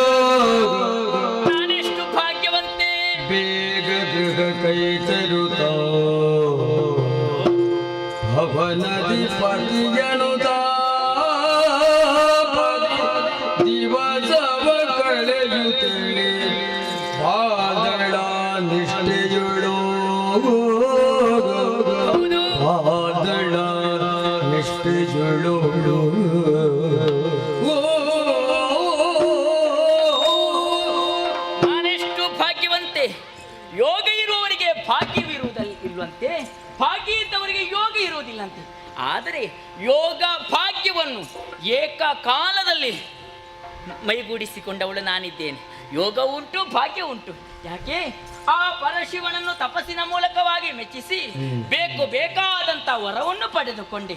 ಆ ಸಮಯದಲ್ಲಿ ಸೂಕ್ಷ್ಮಮತಿಯಾದಂಥ ನಾನು ನನ್ನ ಬದುಕಿನ ಬಗ್ಗೆ ಯೋಚಿಸಿದಾಕೆ ಅಲ್ವಾ, ಅವನಲ್ಲೇ ಕೇಳಿಕೊಂಡೆ, ನನಗೆ ಮದುವೆ ಆದರೆ ಮುಂದಿನ ಭವಿಷ್ಯವು ಬಂಗಾರವಾಗಬೇಕು, ಆದ್ದರಿಂದ ನಾನೇನು ಮಾಡಬೇಕು ಎಂಬುದಾಗಿ. ಮಗಳೇ, ಯೋಚಿಸಬೇಡ. ಧರೆಯ ಧರ್ಮವನ್ನು ಇಳಿಸುವುದಕ್ಕೆ ಬೇಕಾಗಿ ಆ ಶ್ರೀಮನ್ನಾರಾಯಣ ತನ್ನದಾದಂಥ 10ನೇ ಅವತಾರದಲ್ಲಿ ಕಲ್ಕಿ ಸ್ವರೂಪವನ್ನು ಹೊಂದಿಕೊಂಡು ಈ ಧರೆಗೆ ಇಳಿಯುವುದಕ್ಕಿದ್ದಾನೆ. ಅವನೇ ನಿನಗೆ ಪತಿಯಾಗಿ ಬರುತ್ತಾನೆ ಎಂಬುದಾಗಿ. ಅಷ್ಟೆಲ್ಲ, ಮುಂದೆ ನನ್ನನ್ನು ಯಾರಾದರೂ ಕಾಮುಕ ದೃಷ್ಟಿಯಿಂದ ಕಂಡರು ಅಂತಾದರೆ ಅವರು ಆ ಕ್ಷಣವೇ ಹೆಣ್ಣುಗಳಾಗುತ್ತಾರೆ ಎನ್ನುವಂಥ ಮಾತನ್ನು ಆ ಪರಶಿವ ಆಡಿದ್ದಾನೆ. ದಿನಗಳು ಅದೆಷ್ಟು ಸಂದು ಹೋದು ನನ್ನ ಗಂಡನನ್ನು ಪಡೆಯಬೇಕು ಎನ್ನುವಂಥ ಮಹಾದಾಸೆಯಿಂದ ಆ ನಿರೀಕ್ಷೆಯಲ್ಲಿ ಕಾಲವನ್ನು ಕಳೆಯುತ್ತಾ ಇದ್ದೀನಿ. ವಿಶ್ರಾಂತಿ ಅಗತ್ಯ ಉಂಟು, ಅದಕ್ಕೆ ಬೇಕಾಗಿ ಅರಮನೆಯೊಳಗೆ ಸೇರಿಕೊಳ್ಳುತ್ತೇನೆ.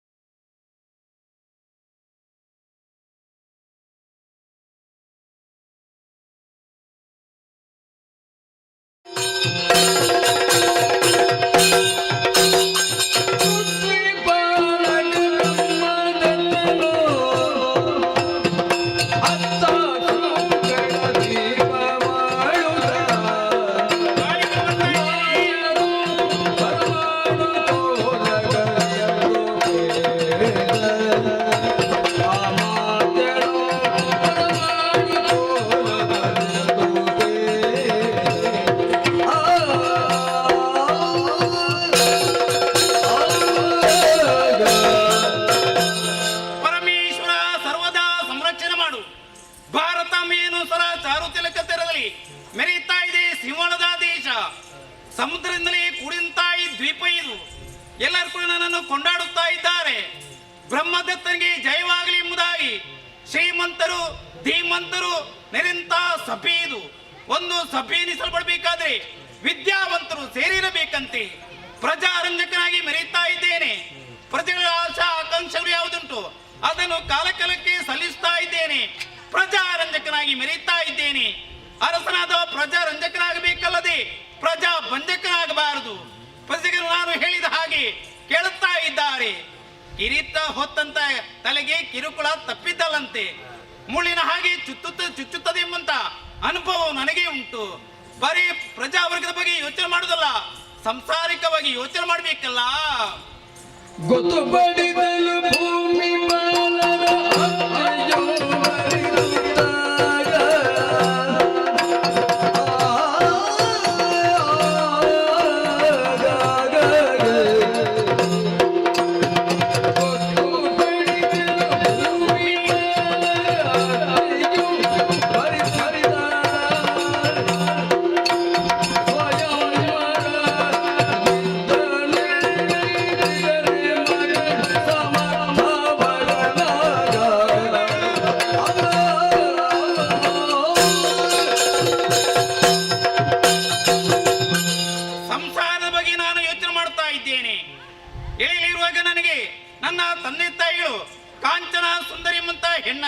ಮದುವೆ ಮಾಡಿಬಿಟ್ಟರು. ಒಂದು ಮನೆಯಿಂದ ಹೆಣ್ಣನ್ನು ನಾನು ತಂದಿದ್ದೇನೆ. ಆ ಋಣ ನನ್ನಲ್ಲಿ ಹಾಗೆಯೇ ಉಳಿದಿದೆ. ನಂತರ ನಾನು ಒಂದು ಹೆಣ್ಣು ಮಗುವಿಗೆ ಜನ್ಮವನ್ನು ಕೊಟ್ಟವ. ಆಕೆಗೆ ಪದ್ಮಾವತಿ ಎಂಬಂತ ಹೆಸರನ್ನು ಕೂಡ ಇರಿಸಿದ್ದೇನೆ. ಜ್ಯೋತಿಷರ ಮೂಲಕವಾಗಿ ಜಾತಕ ಕರ್ಮಾದಿಗಳನ್ನು ಮಾಡಿಸಿದವ ನಾನು. ಸಂತುಷ್ಟಗೊಂಡರು. ನೀನು ಭಾಗ್ಯವಂತ ಮಹಾರಾಜ ಅಂತ ಹೇಳಿದರು. ಮಹಾಲಕ್ಷ್ಮಿ ನಿನಗೆ ಮಗಳಾಗಿ ಹುಟ್ಟಿ ಬಂದಿದ್ದಾಳೆ. ಮುಂದಕ್ಕೆ ಶ್ರೀಹರಿ ಕಲಿಕೆ ಅವತಾರ ತಾಳಿ ನಿನ್ನ ಮಗಳನ್ನು ಮದುವೆ ಆಗ್ತಾನೆ ಎಂಬುದಾಗಿ. ಆದರೆ ಕರ್ತವ್ಯ ಎಂಬುದಾಗಿ ನನಗೆ ಉಂಟಲ್ಲ, ನೇರವಾಗಿ ಮದುವೆ ಮಾಡೋದಕ್ಕೆ ಸಾಧ್ಯವೇ ಇಲ್ಲ. ಆಕೆಗೆ ಸ್ವಯಂವರ ಎಂಬುದಾಗಿ ತೀರ್ಮಾನಿಸಬೇಕಾದ್ದು ನನ್ನ ಕರ್ತವ್ಯ. ಯಾರಲ್ಲಿ ಮನಸ್ಸುಂಟೋ ಅವರನ್ನು ವರಿಸುವುದು ಎಂಬುದಾಗಿ. ತಡಮರೆದು ಸರಿಯಲ್ಲ. ಮಂತ್ರಿಗೆ ಸೂಚನೆ ಕೊಟ್ಟಿದ್ದೇನೆ. ಅವನ ಈ ಪಾಲಕರಿಗೆ ಹೇಳಿಕೆಯನ್ನು ಕೊಡು ಎಂಬುದಾಗಿ. ಎಲ್ಲರೂ ಕೂಡ ಇಲ್ಲಿಗೆ ಬರಲಿ, ಆಕೆಗೆ ಸ್ವಯಂವರ ಎಂಬುದಾಗಿ ತೀರ್ಮಾನಿಸಿಬಿಟ್ಟಿದ್ದೇನೆ.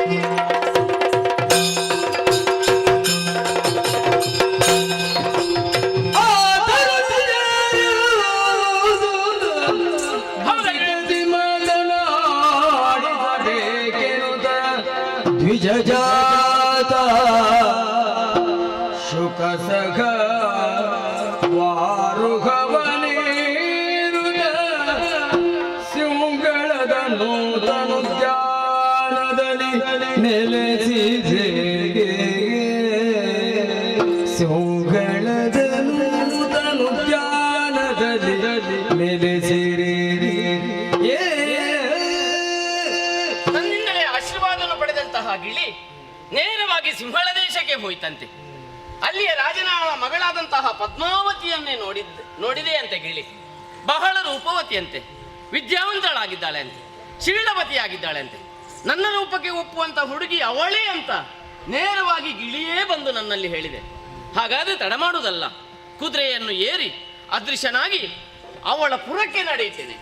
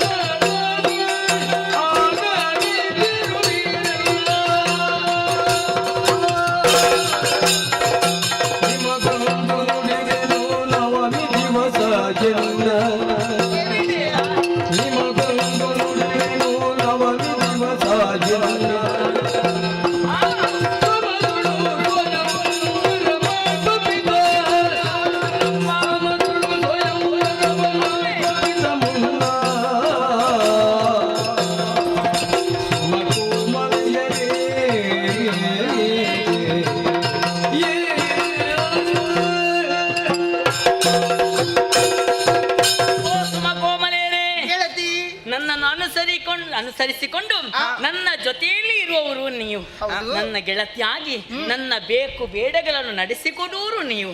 ಯಾವುದೇ ರೀತಿಯಂತ ಕೊರತೆ ನಾನು ನಿಮಗೆ ಮಾಡಿದ್ದಿಲ್ಲ, ನೀವು ನನಗೆ ಎನಿಸಿದವರು ಅಲ್ಲ. ಸಂತೋಷದ ಜೀವನ. ಈ ಸಮಯದಲ್ಲಿ ನಿಮ್ಮನ್ನು ಕರೆಯುವುದಕ್ಕೆ ಬಲವಾದ ಕಾರಣ ಉಂಟು. ಸಂತೋಷ ಮತ್ತು ದುಃಖ ಎನ್ನುವಂಥದ್ದು ಬುದ್ಧಿಜೀವಿಯ ಜೀವನದಲ್ಲಿ ವಿಚಿತ್ರವಾದ ಅನುಭವವನ್ನು ಕೊಡುತ್ತದೆ. ಈ ಸಮಯದಲ್ಲಿ ಸಂತೋಷವನ್ನು ಹೇಳುವುದಕ್ಕಾಗಿ ನಿಮ್ಮನ್ನು ಕರೆದಿದ್ದೇನೆ. ಏನೇನು ಅಲ್ಲ, ಕನ್ಯಾವರೇತೇ ರೂಪಂ. ಯಾಕೆ ಹೆಣ್ಣು ನಾನು ಮದುವೆ ಆಗುವಂತ ಗಂಡು ರೂಪವಂತನಾಗಿರಬೇಕು ಎನ್ನುವುದಾಗಿ ಯೋಚಿಸಿರ್ತಾಳೆ. ಅದೇ ರೀತಿಯಂತ ಆಸೆಯನ್ನು ನಾನು ಇರಿಸಿಕೊಂಡೆ.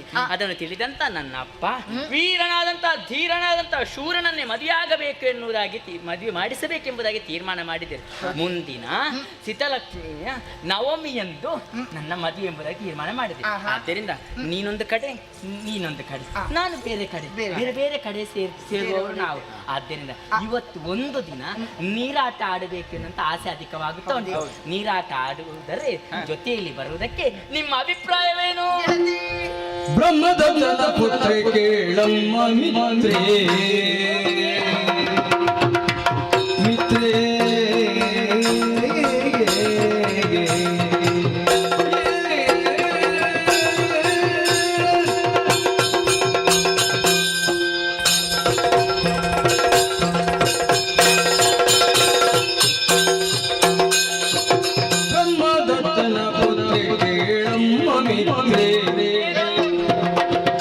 ನಿರ್ಮಲ ನುಡಿಗಿದ ಸಂತತ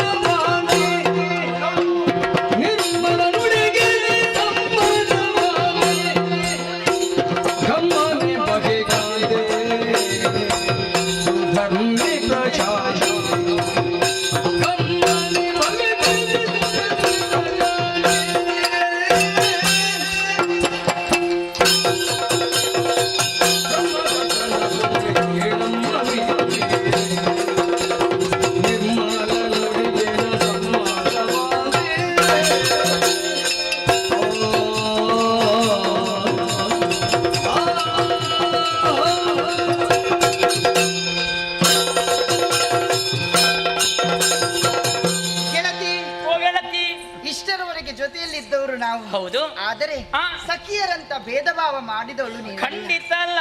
ಒಂದೇ ಮನೆಯ ಮಕ್ಕಳಂತೆ ಕಂಡವಳು ನೀನು. ಅನನ್ಯತೆಯಿಂದ ಬಾಳಿ ಬದುಕಿದವರು. ಹೌದು. ಮದುವೆ ಸಂಸ್ಕಾರ ಹೆಣ್ಣಿನ ಜೀವನದಲ್ಲಿ ಮಹತ್ತರವಾದದ್ದು. ನಿಜ. ಆದುದರಿಂದ ನಾಳೆ ನಾವು ಬೇರೆ ಆಗುತ್ತೇವೆ. ಇವತ್ತು ಸಂತೋಷದಿಂದ ಜೊತೆಯಲ್ಲಿ ಇರಬೇಕು ಎಂಬುದಾಗಿ ಸ್ವಾತಂತ್ರ್ಯದ ಬದುಕು ನಮ್ಮದು. ಹೌದು. ಗಂಡನ ಮನೆಗೆ ಹೋದ್ಮೇಲೆ ಆ ಸ್ವಾತಂತ್ರ್ಯ ಸಿಗುತ್ತದೆ ಅನ್ನುವಂತ ನಿರೀಕ್ಷೆ ಇರಬಾರದು. ನಮಗೆ ಕರ್ತವ್ಯಗಳು ಇರ್ತದೆ. ಅಲ್ಲದಂತ ನಿಯಮವನ್ನು ಪಾಲಿಸಬೇಕು, ನಾವು ಜೀವನ ಮಾಡಬೇಕು. ಅದೇ ರೀತಿಯಲ್ಲಿ ನಾವು ಈ ರೀತಿಯಾಗಿ ನೀರಾಟ ಆಡೋದಕ್ಕೆ ಹೋಗೋದಕ್ಕೆ ಸಾಧ್ಯವೇ ಇಲ್ಲ. ಹಾಗಾಗಿ ಇವತ್ತು ನನ್ನ ಜೊತೆಯಲ್ಲಿ ಬರುತ್ತೀರಾ ಎಂಬುದಾಗಿ ಕೇಳುತ್ತಾ ಇದ್ದೀನಿ. ನಿನ್ನ ನುಡಿಗೆ ಯಾವತ್ತಾದ್ರೂ ಇಲ್ಲ ಎಂದವರು ನಾವೇ. ಎರಡು ಮಾತನಾಡಿದವರು ನೀವಲ್ಲ. ಇಲ್ವೇ ಇಲ್ಲ. ಇವತ್ತು ಕೂಡ ಸಮ್ಮತಿಯಿಂದಲೇ ಹೇಳುತ್ತಾ ಇದ್ದೇವೆ. ನೀನು ಬರ್ತೇನೆ. ಖಂಡಿತವಾಗಿ ನೇರವಾಗಿ ಬರುವುದೇ ಸಿದ್ಧಳಾಗಿದ್ದಾಳೆ. ತಡ ಮಾಡಿ ಸರಿಯಲ್ಲ.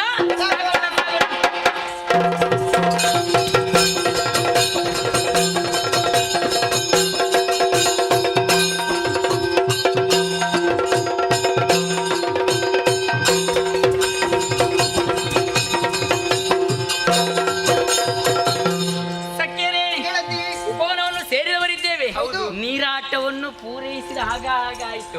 ಆದ್ರೆ ಒಂದು ವಿಚಾರ ಉಂಟು, ಈ ಸಂತೋಷವನ್ನು ನಾವು ಅನುಭವಿಸಬೇಕಲ್ಲ. ಯಾವ ರೀತಿ ಬಲ್ಲಿಯ ನೋಡಿ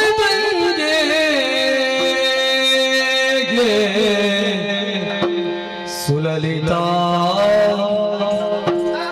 ನೋಡಿ ಸೊಬಗಿದೆ, ನೋಡಿ ಸೊಗಸಿದೆ, ಸೊಬಗಿದೆ ಸೊಗಸಿದೆ, ಸೊಬಗಿದೆ ಸೊಬಗಿದೆ, ನೋಡೆ ತಲೆ ಸುಲಲಿತಾಗಿ ನೋಡೆ ಸೊಗಸಿದೆ, ನೋಡೆ ಸೊಬಗಿದೆ, ನೋಡೆ ಸೊಗಸಿದೆ, ನೋಡೆ ಸೊಬಗಿದೆ ಸೊಗಸಿದೆ ಸೊಬಗಿದೆ.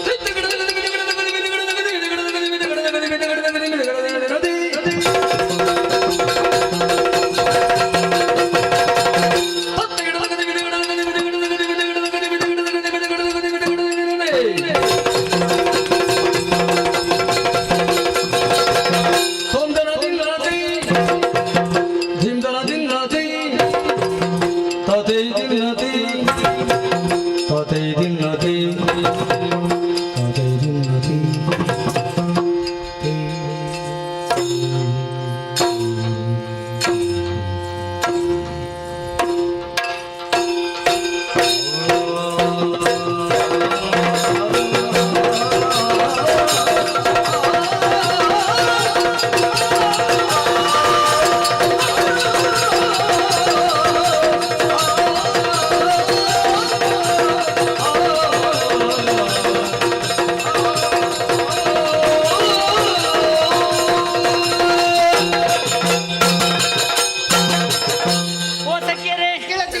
ನೀರಾಟ ಸಂತೋಷದಲ್ಲಿ ಆಗಿದೆ ಆಯ್ತಲ್ಲ ಆಯ್ತು ಸಂತೋಷ ಆಯ್ತು ತಾನೆ ತುಂಬಾ ಸಮಯ ಇಲ್ಲ ಸಮಯದೊಳಗೆ ಮುಗಿಸ್ಬೇಕು ಹಾಗಂತೇಳಿ ಎಲ್ಲವನ್ನು ಮುಗಿಸಿ ಹೋಗಿಂಗಾಗ್ತದ ಹೋಗುದಕ್ಕೂ ಆಗುದಿಲ್ಲ ಯಾಕೆ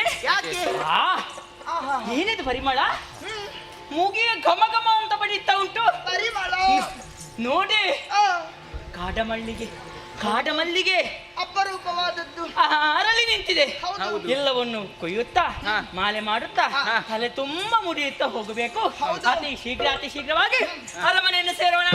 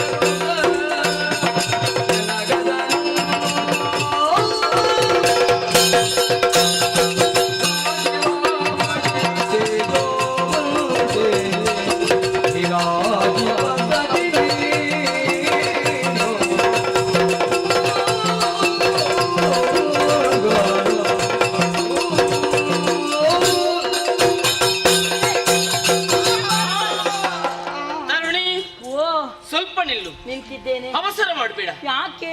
ಆಶ್ಚರ್ಯವಾಗುತ್ತಾ ಇದೆ. ಯಾವುದಕ್ಕೆ? ಇಷ್ಟರವರೆಗೆ ನಿನ್ನ ಮುಖ ನೋಡಿದವನು ನಾನಲ್ಲ. ಪ್ರಥಮ ದರ್ಶನ ಇವತ್ತು ನೋಡಿದ್ದೇನೆ. ನಿನ್ನ ಯೋಗ ಸಂಶಯ ಹುಟ್ಟಿಕೊಂಡಿದೆ. ಅಂದ್ರೆ ನೀನು ಯಾರು? ನಿನ್ನ ಹೆಸರೇನು? ನಿನ್ನ ಅಪ್ಪ ಯಾರು? ನಿನ್ನ ಅಮ್ಮ ಯಾರು? ನಿನ್ನ ಪುರ ಯಾವುದು ಅನ್ನುವುದನ್ನು ಹೇಳುವೆಯಾ? ಈಗ ಪರಿಚಯ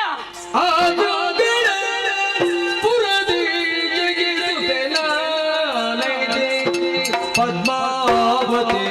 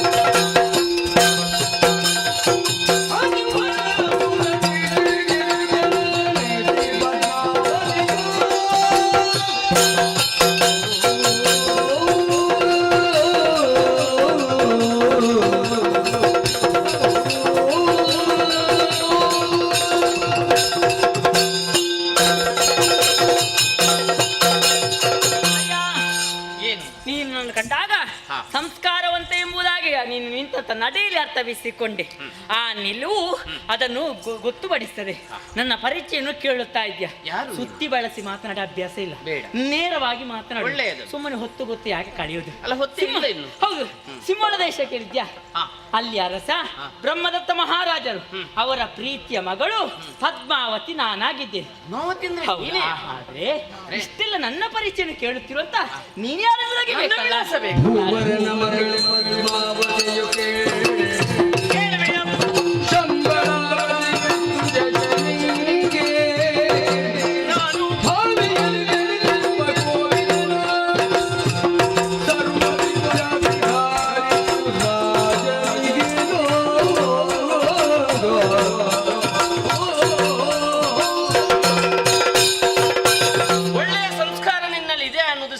ಹೌದಪ್ಪ.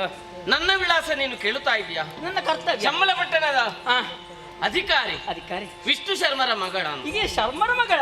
ಹೌದು. ಓಹೋ, ಕಲ್ಕಿ ಅಂತ ನನ್ನ ಹೆಸರು. ನೋಡುವಾಗಲೇ ವಿಪ್ರೋತ್ತಮರು ಅಂತ ನೋಡುವಾಗಲೇ ಗೊತ್ತಾಗ್ತದೆಪ್ಪ. ತೇಜಸ್ಸು ನಿಮ್ಮ ಮುಖದಲ್ಲಿ ಎದ್ದು ಕಾಣುತ್ತಾ ಉಂಟು. ಒಳ್ಳೇದಾಯ್ತು. ಸಕಲ ವಿದ್ಯಾವಂತನಾಗಿದ್ದೇನೆ.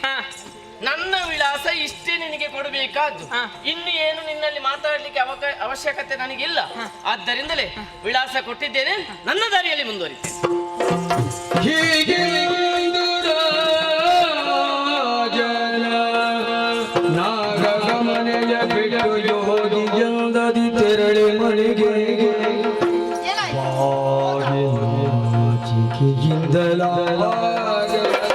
ಪದ್ಮಾವತಿ ಸಖಿಯರ ಕೂಡಿ ಪೋಗೆ, ಸಖಿಯರ ಕೂಡಿ ಪೋಗೆ.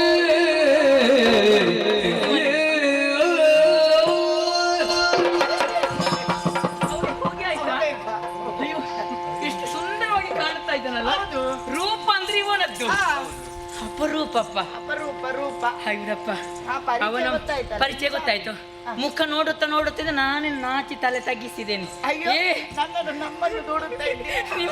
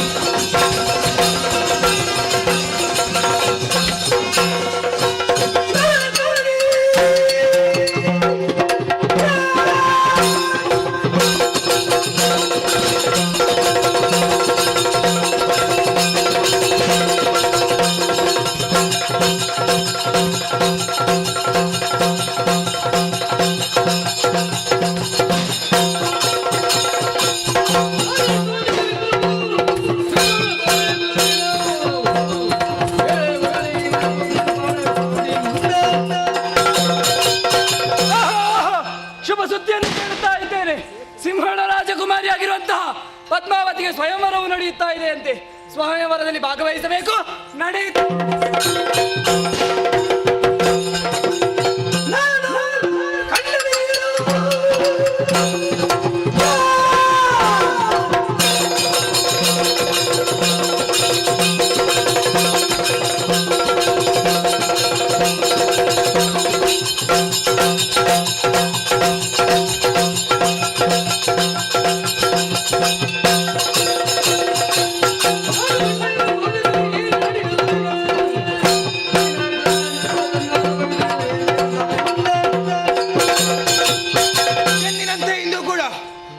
ಯೋಗಕ್ಷೇಮವನ್ನು ವಿಚಾರಿಸಿ ಅರಮನೆಯನ್ನು ಸೇರಿದವನು.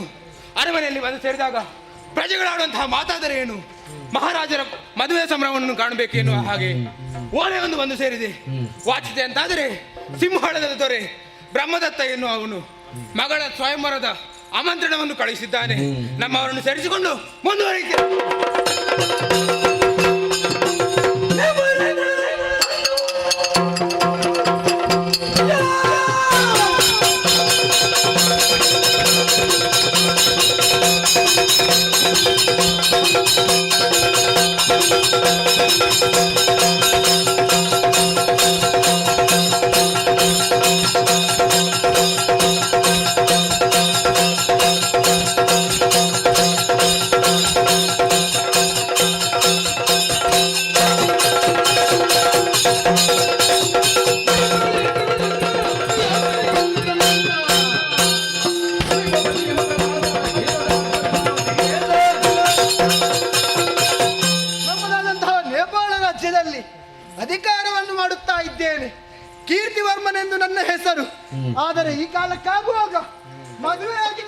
ಇಂತಹ ಚಿಂತೆಯಲ್ಲಿರುವಾಗ ಬಂತಲ್ಲವೇ ಸಿಂಹಳ ರಾಜ್ಯದಿಂದ ಓಲೆ. ಪದ್ಮಾವತಿಗೆ ಮದುವೆಯಂತೆ, ಬ್ರಹ್ಮದತ್ತನ ಮಗಳಂತೆ. ತಡ ಮಾಡುವುದು ಯಾಕೆ? ಆದಷ್ಟು ಬೇಗ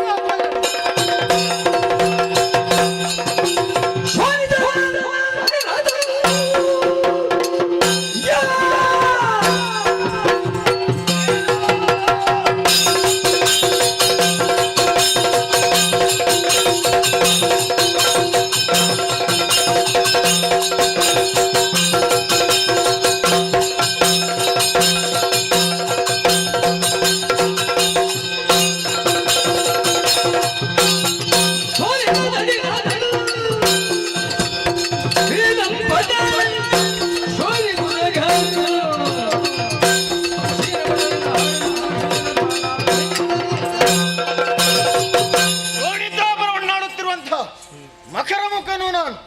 ರಾಜಚಾವಡಿಯನ್ನು ಪ್ರವೇಶಿಸಿದ ಸ್ಥಾನ ಮಕರಮುಖನಿಗೆ ಶುಭವಾಗಲಿ ಶುಭವಾಗಲಿ ಅನ್ನುವಂತ ರಾಜಾವೇಶವನ್ನು ಕೇಳಿ ಸಂತೋಷವಾಗುತ್ತಾ ಇದೆ. ಸಿಂಹಳದ ರಾಜನಾದಂಥ ಅವನ ಮಗಳಿಗೆ ಮದುವೆಯಂತೆ. ತಡ ಮಾಡುವುದು ಸರಿಯಲ್ಲ, ಆ ಕಡೆಗೆ ಹೋಗಬೇಕು. ನಡಿ.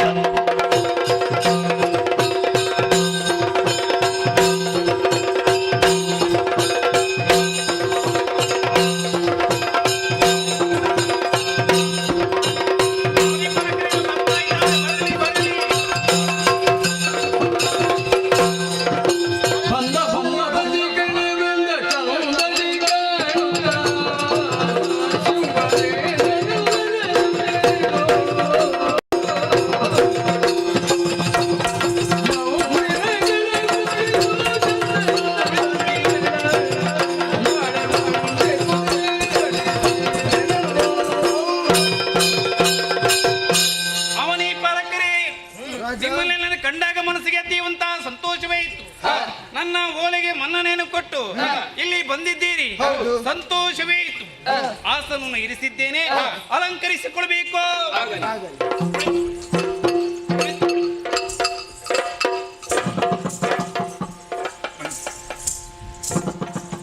ಯಾರಲ್ಲಿ ಸಖಿಯರು ಮದುಮಗಳನ್ನು ಅಲಂಕರಿಸಿ ಕರೆದುಕೊಂಡು ಬನ್ನಿ.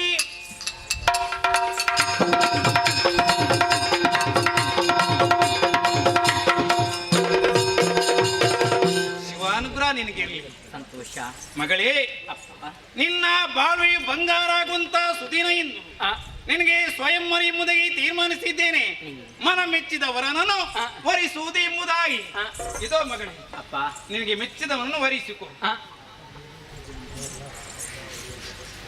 ಯಾರೂ ಆದಿತ್ತು, ನಿನಗೆ ಒಪ್ಪವನೇ ಆಗ್ಬೇಕು. ಅಪ್ಪ, ತೀರ್ಮಾನ ಮಾಡಿದವರು ನೀವು, ಎರಡು ಮಾತಿಲ್ಲ. ನಿಮ್ಮ ಆಜ್ಞೆಯಂತೆ ನಾನು ನಡೆದುಕೊಂಡು. ಆಯ್ತಮ್ಮ. ಬಂದಳಾಗ ಕಣ್ಣಿಗೆ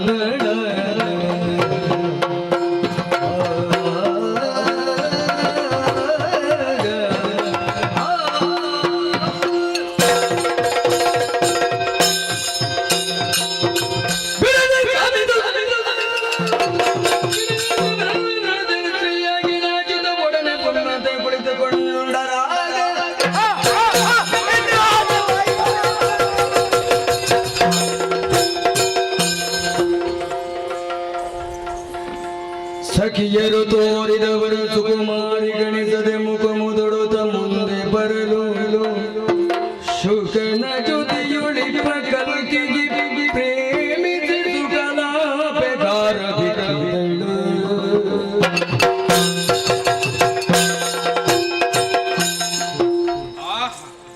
ಮಗಳೇ, ಅಪ್ಪ, ನಿನ್ನನ್ನು ಕಂಡಾಗ ಮನಸ್ಸಿಗೆ ಅತೀವಂತ ಸಂತೋಷವೇ ಇತ್ತು. ಮನ ಮೆಚ್ಚಿದವರನ್ನು ವರಿಸಿಕೋ ಎಂಬುದಾಗಿ ಸುಮಮಾಲೆಯನ್ನು ಕೊಟ್ಟವ ನಾನು. ಹೌದಪ್ಪ. ಏನು ಆಯ್ತು ಏನು ಹೋಯ್ತು ಎಂಬುದಾಗಿ ಗಮನಿಸ್ತಾ ಇದ್ದೇನೆ. ಅಳಿಯ ದೇವರು ನನಗೆ ಮಗಳನ್ನು ನಿಮಗೆ ಕೈಗೆ ಒಪ್ಪಿಸ್ತಾ ಇದ್ದೇನೆ. ತಲೆ ದೊಡ್ಡ ಹೊಣೆಗಾರಿಕೆಲ್ಲ ನಿಮಗೆ ಬಿಟ್ಟಿದ್ದೇನೆ. ಆ, ನೀವು ಚಿಂತೆ ಮಾಡಬೇಕಾದ ಅವಶ್ಯಕತೆ ಇಲ್ಲ. ಆ, ಇವಳಿಗೆ ಯಾವುದೇ ರೀತಿಯ ಕೊರತೆ ಬರದ ಹಾಗೆ ನೋಡಿಕೊಂಡು ಬರಬೇಕಾದ್ದು ನನ್ನ ಕರ್ತವ್ಯ. ಆ, ನೀವು ಧೈರ್ಯದಿಂದ ಇದ್ದುಕೊಳ್ಳಬೇಕು. ಆಯ್ತು ಇನ್ನು ಮುಂದೆ ನಡೆಯುವ ವಿಷಯ ನಿಮಗೆ ಗೊತ್ತಾಗ್ತದೆ. ಆಯ್ತು.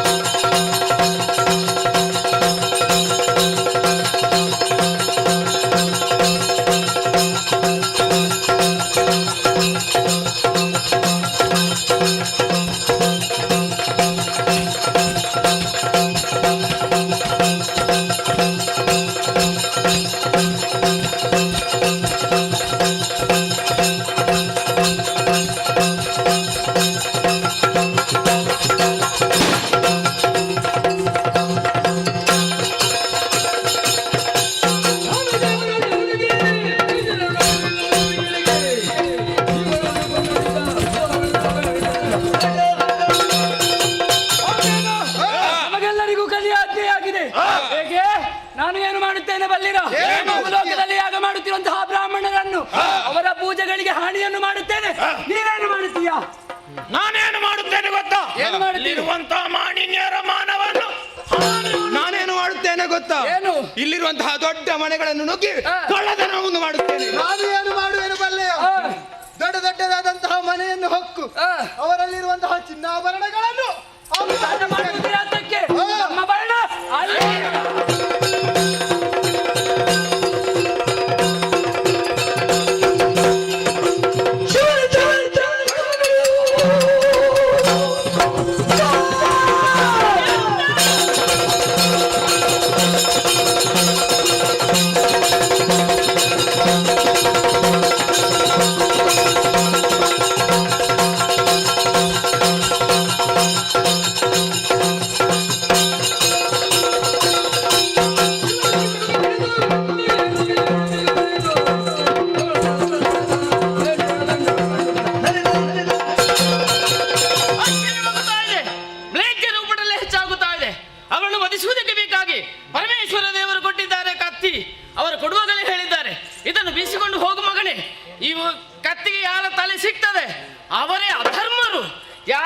ಸಿಗುವುದಿಲ್ವಾ ಅವರೇ ಪುಣ್ಯಾತ್ಮರು ಬದುಕುಳಿತಾರೆ ಅನ್ನುವ ಹಾಗೆ ತಡ ಮಾಡುವುದಲ್ಲ, ವಿರೋಧಿಸಬೇಕು.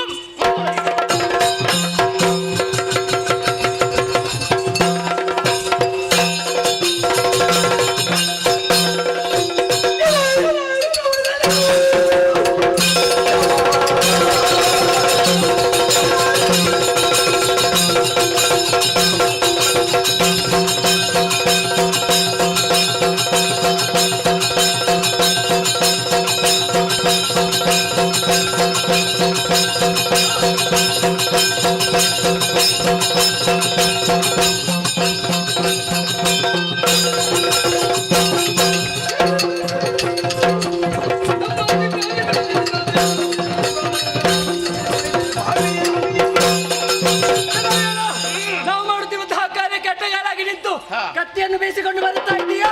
ಹಿಡಿದ ಬರಶೀದ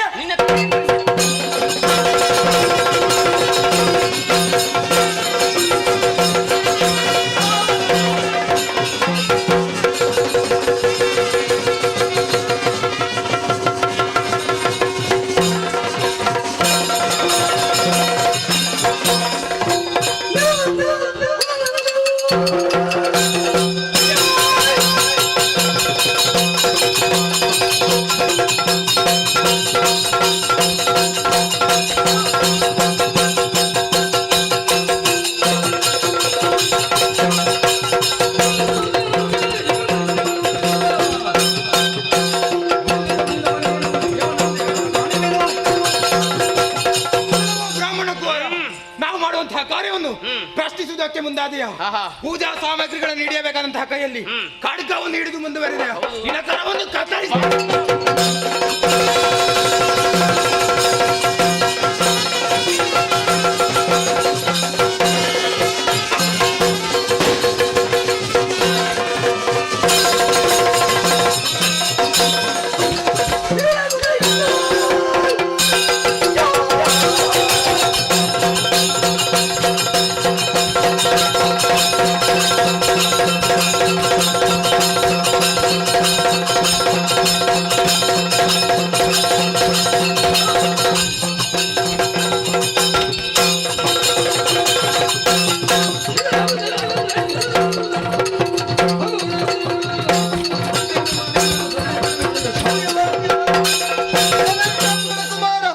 ಸ್ವಯಂವರ ಮಂಟಪಕ್ಕೆ ಬಂದೆ ಅವಳನ್ನು ವರಿಸಿದೆಯೇನೋ ನಿನ್ನ ಶಿರ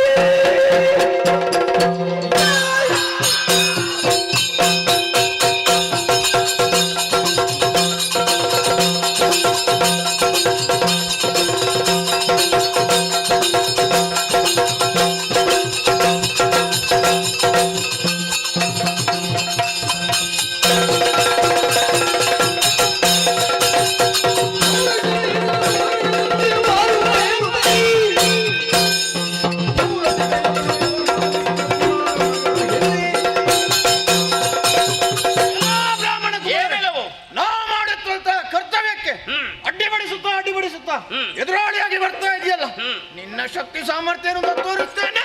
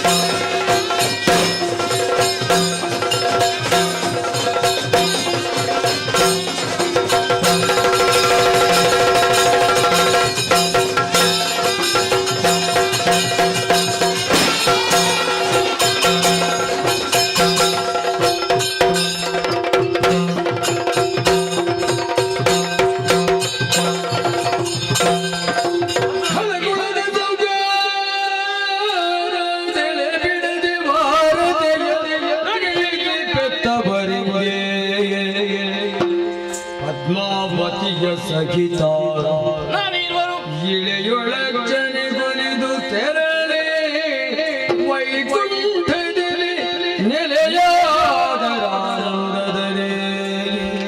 ವೈಕುಂಠದಲ್ಲಿ ನೆಲೆಯಾದರಾನಂದದಲ್ಲಿ ಪ್ರಾಣೇಶ್ವರಿ ಪದ್ಮಾವತಿ ಪ್ರಾಣೇಶ್ವರ ನೋಡಿದ್ಯಲ್ಲ ನೀನು ದುಷ್ಟರನ್ನು ಸಂಹರಿಸಿದ ದೃಶ್ಯವನ್ನು ಕಣ್ಣುತುಂಬ ನೀನು ನೋಡಿ ಕಣ್ಣಾರೆ ಕಂಡೆ. ಒಮ್ಮೆ ನನ್ನನ್ನು ನೋಡಿ ಎಲ್ಲರೂ ಕೂಡ ಭಯಗೊಂಡಿದ್ದಾರೆ. ಹೌದು, ಆದ್ರೆ ಒಂದು ವಿಚಾರ. ಯಾವುದು? ನಾವು ಯಾರು, ನಾವು ಎಲ್ಲಿಂದ ಬಂದಿದ್ದೇವೆ ಅನ್ನುವಂತ ವಿಚಾರ ಕೆಲವರಿಗೆ ಗೊತ್ತೇ ಇಲ್ಲ. ಹೌದು, ಪರಮ ಪಾವನವಾದಂತಹ ವೈಕುಂಠದಿಂದ ಶ್ರೀಹರಿಯಾದಂತಹ ನಾನೇ 10ನೇ ಅವತಾರದಲ್ಲಿ ಕಲ್ಕಿಯಾಗಿ ಬಂದಿದ್ದೇನೆ. ಹೌದು, ದುಷ್ಟರನ್ನು ಸಂಹರಿಸುವುದಕ್ಕೆ ಬೇಕಾಗಿ ಮಹಾಲಕ್ಷ್ಮಿಯಾದಂತಹ ನೀನೆ ಪದ್ಮಾವತಿಯಾಗಿ ಜನಿಸಿ ಈ ಅವತಾರದಲ್ಲಿ ಕೂಡ ಕಲ್ಕಿ ಕಲ್ಯಾಣವನ್ನು ನೋಡುವುದಕ್ಕೆ ಎಷ್ಟು ಜನರು ಆಸೆ ಪಟ್ಟಿದ್ದಾರ. ಹೌದು, ಅಂತವರ ಆಸೆಯನ್ನು ಈಡೇರಿಸಿ ಕೂಡ ಆಯ್ತು, ನೆರವೇರಿಸಿಕೊಟ್ಟಿದ್ದೆ. ಎಮ್ಮಲ್ಲಿಗೆ ನೋಡಿದ್ಯಾ, ಎಲ್ಲರೂ ಕೂಡ ಕುಣಿದು ಕುಪ್ಪಳಿಸುತ್ತಾ ಇದ್ದಾರೆ. ಹೌದು, ಯಾವುದನ್ನು ನೋಡಿ? ಯಾವುದು? ಪಂಚ ಕಲ್ಯಾಣವನ್ನು ನೋಡಿಯೇ ಕುಣಿದು ಕುಪ್ಪಳಿಸುತ್ತಾ ಇದ್ದಾರೆ. ಎಲ್ಲರಿಗೂ ಸಂತೋಷವಾಗಿದೆ ಅನ್ನುವಷ್ಟರಲ್ಲಿ ಪಂಚಕಲ್ಯಾಣ ಎನ್ನುವಂತ ಈ ಪುಣ್ಯ ಕಥೆಯನ್ನು ಯಾರು ಆಡಿಸಿದ್ದಾರೆ, ಯಾರು ಆಡಿದ್ದಾರೆ, ಯಾರು ಭಕ್ತಿಯಿಂದ ನೋಡಿದ್ದಾರೆ ಅವರೆಲ್ಲರಿಗೂ ಕೂಡ ಕಲಾಮಾತೆಯಾದಂತಹ ಶ್ರೀದೇವಿಯು ಮಹಾಗಣಪತಿ ದೇವರು ಜೀವನದಲ್ಲಿ ಆಯುಷ್ಯ ಆರೋಗ್ಯ ಸಕಲ ಸಂಪತ್ತು ಕರುಣಿಸಲಿ ಎನ್ನುತ್ತಾ ಪುಣ್ಯಕಥೆಗೆ ಮಂಗಳಗೀತೆಯನ್ನು ಹಾಡುವುದಕ್ಕೆ ಸಭ್ಯದಲ್ಲಿ ಅಪ್ಪಣೆಯನ್ನು ಕೇಳುತ್ತಾ ಇದ್ದೇವೆ. ಭದ್ರಂ ಶುಭಂ ಮಂಗಳಂ.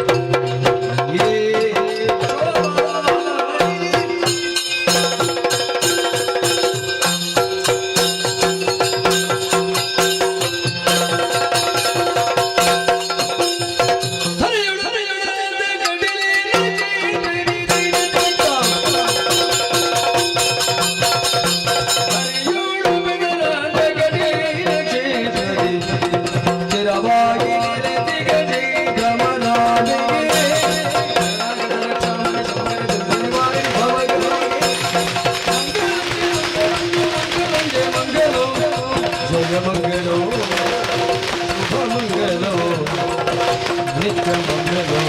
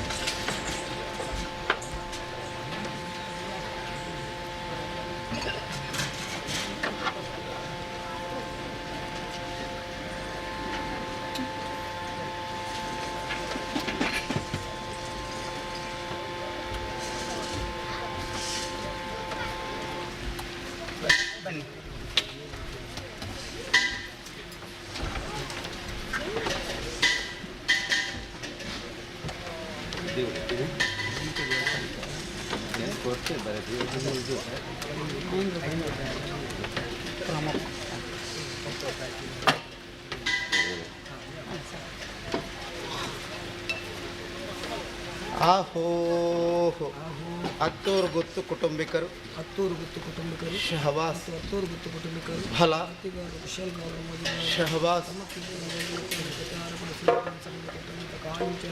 ದಕ್ಕಿತ್ತು ಬಿಡಾರಕ್ಕೆ